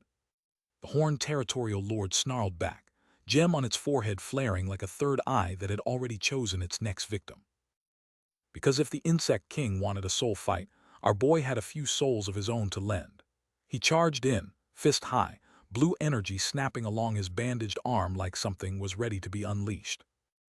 He threw that energy straight into the horned beast, and the thing buckled, a pillar of blue erupting upward through its body, as Lin stood below with one arm still extended, calm as someone placing a bookmark in a fight he'd already finished. The blue rings kept radiating outward from his feet, the attack still ringing like a bell that wouldn't stop. Then the armored giant with the polearm stepped in and brought it down in one sweeping blue arc that split the air wide open. What came back was a storm of black wind and fire, a tornado stuffed with embers, and something alive at its base that was only just starting to wake up. So the soldiers answered from below, spears punching up through the vortex, blue lightning running down every shaft, one red blade driving clean through the eye of the storm. 3 columns of violet energy came screaming down from above, and the dark-armored soldiers below braced themselves, because whatever was about to hit everything. Even our boy Lin was caught off guard. His face said it all, wide eyes, slack jaw, the whole starter package of a man watching his theory get proven in the worst possible way. And there it was, the real boss. A towering skeletal insect thing with a grin that no skull should legally be allowed to wear, tattered wings catching the air, and a status window that confirmed what every gut already knew. Soul-devouring insect king, second form, territorial lord boss, level 50. This wasn't the mid-boss anymore. This was the thing the mid-boss was afraid of. The insect king's second form came down with a clawed arm like a falling tree, and our boy braced beneath it in full spectral plating. Blue cracks webbed across the armor, and the beast's other claw swept in from the side to finish the job. Instead of crushing, the monster scooped up the little armored figure and held it up like a snack it couldn't quite figure out. Figured it out fast enough, those jaws closed, and a system chime announced one skeleton warrior gone in a single bite. It went back for seconds, and seconds turned into a feeding frenzy. 2 warriors gone, with another blue-lit figure still clamped in those claws. But Lin Moyu didn't run. He stared at a pink potion in his hand, and the math behind his eyes went cold. If the beast healed by eating his skeletons, then the whole fight was a tempo problem, and our boy had one solution.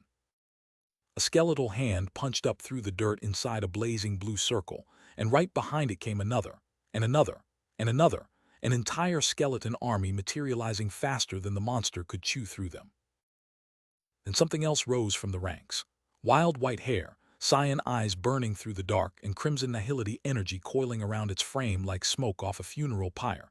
The L391 Battlefield Ghost King, fully awakened. Lin stood calm at the center of teal rings, dark spear in hand, debris spiraling around him like he was the eye of his own personal hurricane, and a massive magenta attack came tearing down from above to test whether that calm was earned or faked. Something ugly came crawling out of a purple rift, ribs showing, skin hanging in strips, a creature stitched together out of bad intentions and other people's nightmares.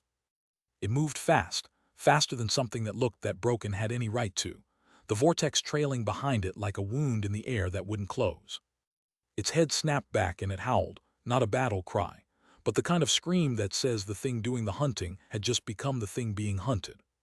Somewhere in that dark, vertical slice of battlefield, a shadow moved with purpose, rain or magic streaking past it in sheets, the whole frame shaking with the weight of whatever was about to land. 2 horned demons in the tree line watched, and for the first time since they crawled out of the abyss, they felt something close to regret. Their own kind was fighting the soul-devouring insect king and winning. "Is he not afraid of death?" one whispered, and the other said run, run as far as the jungle would let them. The sky itself went black with bodies, a screaming, writhing tide of bugs blotting out the light.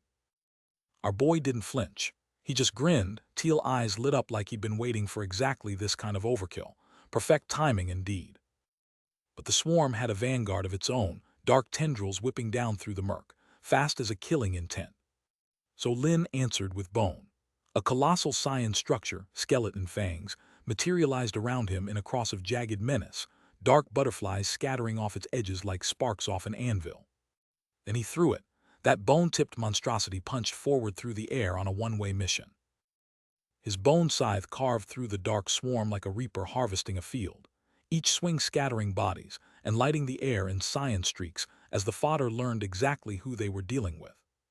Butterflies and moths shredded apart in his wake, so he planted his feet, let the cyan in his eyes flare to full, and green serpentine energy coiled around him like a promise. He'd been waiting for this moment. Every corpse on this field was a bomb with his name on it. Then he lit the match. A pink and red pillar of ruin screamed upward as the first charge detonated.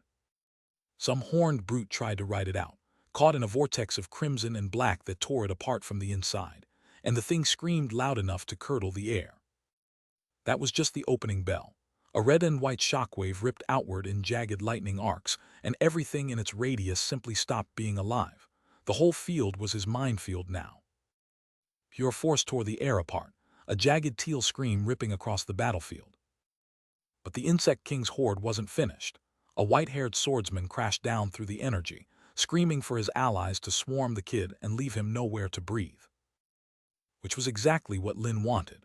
Crystalline shards detonated outward in a blinding, multicolored shockwave. Then the real counter hit. A massive horned demon burst forward wreathed in rainbow fire, and the two swordsmen bracing below barely held their ground against the shockwave roaring over them. A vertical cleave carved down in blue-black streaks, a finishing slash aimed straight at the earth itself. And through the blast stood Lin, calm at the center of a swirling blue dome, a ring of gold-armored enemies closing in around him on cracked stone. But his answer to being surrounded was to summon something bigger, a towering blue spectral construct erupting upward with tendrils of teal fury at its base. Back in the tree line, two figures crouched under the rain as a green beam split the sky. One asked if his companion had heard the Insect King shrieking, and the other grimly confirmed those cries sounded like agony. A third piped up with the bright idea of rushing the king to steal its drops, only to get shut down. Stop daydreaming. The priority was getting out alive. Then inside another cavern, a young man in white hurled swirling cyan blades forward, while armored allies held the line behind him, the salvo cutting the dark with onomatopoeia screams. But through a jagged portal edge, a colossal horned silhouette was already looming, something terrible waiting to step through. It came as a nightmare, a shadowy maw yawning open above the armored ranks, one massive red claw sweeping down as they scrambled to raise their weapons. The jaws unhinged wide over a single blade wielder, dark teeth framing a void that swallowed the light around him. And the cost was logged cold, 5 skeleton warriors gone. But Lin's response was instant. An eye-like cyan spiral detonated center screen, magic arcing outward in a single resolving blast. Then his face in profile, jaw tight, eyes locked on the wound. The thing was running, and his agility said that wasn't acceptable. The chain snapped taut around the Insect King's carapace, and crimson sigils crawled across its shell like a living disease. Because the slow curse had landed clean, every twitch of those massive jaws cost the boss double the effort. It thrashed anyway, jaws wide and screaming into the canopy, because a cornered territorial lord doesn't know how to die quiet. Lin Moyu stood his ground with that teal scythe resting easy on his shoulder, and the towering robe-wrapped specter behind him answered the roar with nothing but silence. A smirk split his face, cyan energy curling at his collar, and he let the boss hear exactly what came next. The onlookers couldn't stand the weight. Armored swordsmen launched themselves from the trees in a coordinated dive, betting everything on one desperate strike. Back on the field, the Insect King's silhouette loomed against the light, a towering, spiked disaster wreathed in dark tendrils and bleeding red chains, ominous as a final boss has any right to be. But the system had other plans. A notification flashed across the haze, soul-devouring Insect King defeated. 5 million EXP plus a soul-devouring dagger, a soul-devouring ring, and 5 soul crystals. The kill was confirmed. And the loot read like a cheat code. A platinum-grade dagger, assassin-only, packing plus 2,500 to every stat, an 80% amp on assassin skills, and a bonus devour soul attached. The ring stacked another 1,000 stats and cut spirit drain by a fifth. The soul crystals, permanent, repeatable, plus 1,000 spirit a pop, no cap. Stack them forever, every use plus 1,000 spirit, no ceiling in sight. Our boy's eyes went wide with barely contained greed. His spirit reserves could barely scrape one undead general together, and this haul had been tailor-made for exactly that hole. Our boy stood his ground before the gathering shadow, scythe tight in both hands, and tipped his hat to the insect king. That boss had fed him the levels he needed, and the loot to match. His hand shot forward, power flooding through him as he reached for the fallen king, an evocation, binding a defeated soul into a servant forever. And it worked. From a cyclone of blue-green light, a skeletal figure clawed its way back into existence, wearing the insect king like a borrowed mask. His reward glowed in his hands, 3 tailored drops, and his first instinct was to make this boss his. Evocation triggered, teal vortex swirling, and then the system slapped him back, target level too high. So our boy cracked his neck, wound up the scythe, and tried again, because giving up was never really in this man's vocabulary. This time the vortex held. Inside it, the insect king's second form materialized, a monstrous armored shell at level 50, 60,000 strength behind every claw. It stood wreathed in teal flame, jagged plating and murder built into every joint. The boss reborn, darker and heavier than before. Except the form flickered, and the system spat back its verdict again, summon failed. His spirit pool wasn't deep enough to pin this thing down. He watched the teal glow fade around his fingers, uncertain whether this second form could ever fold back into the first. Lin turned toward that dark cavern behind him, scythe still in hand, and the question hit him cold. Was this whole world a nest? Was that hole the insect king's lair? His eyes narrowed. The thing was running straight toward their position. And there he stood, alone in the wreckage, ribbons of cyan energy wrapped around him like the world hadn't decided what to do with him yet. Which is when the sky cracked open. A column of white light punched through the dark, debris ripping past. Something massive had just arrived on the field.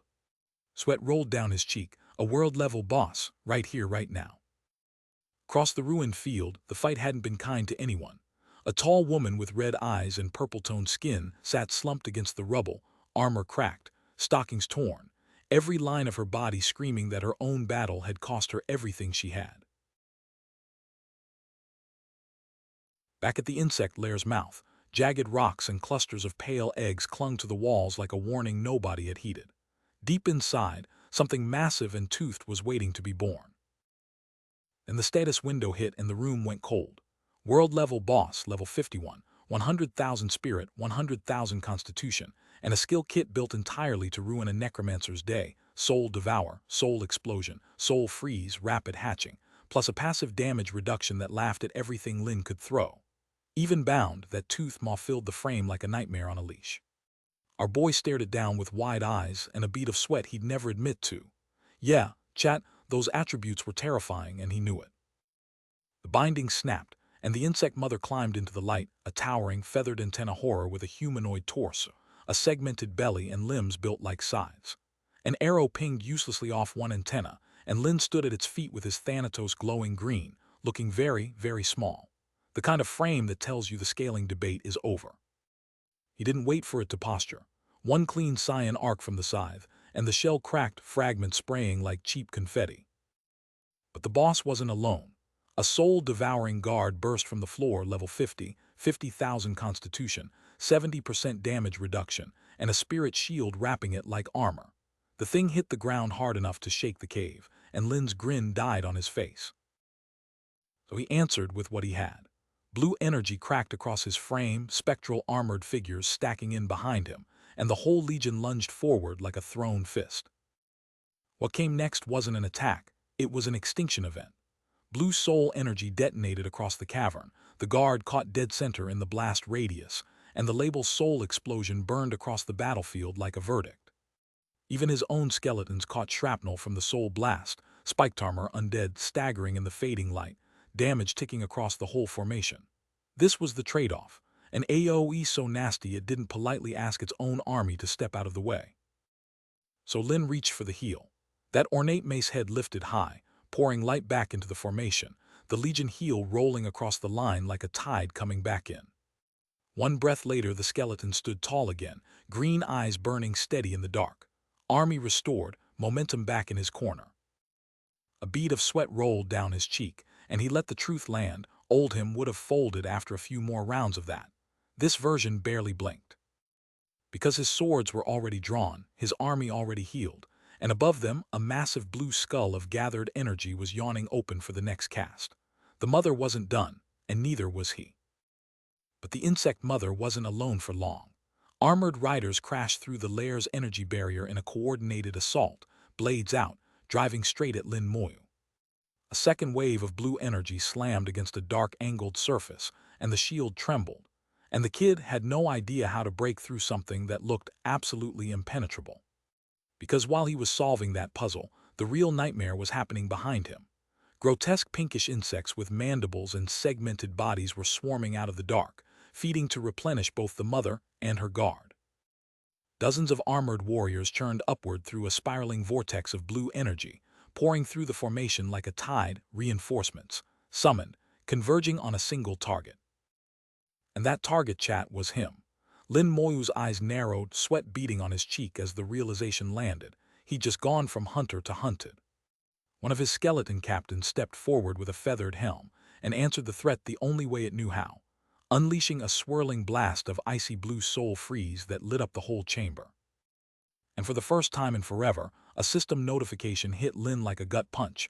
One skeleton warrior destroyed. He stared at the fading text in flat disbelief. Because the enemy wasn't stopping at one. A bandaged skeletal hand reached down as dark armor exploded in a burst of blue ice, crystalline shards scattering across the dark. His front line was getting chewed up.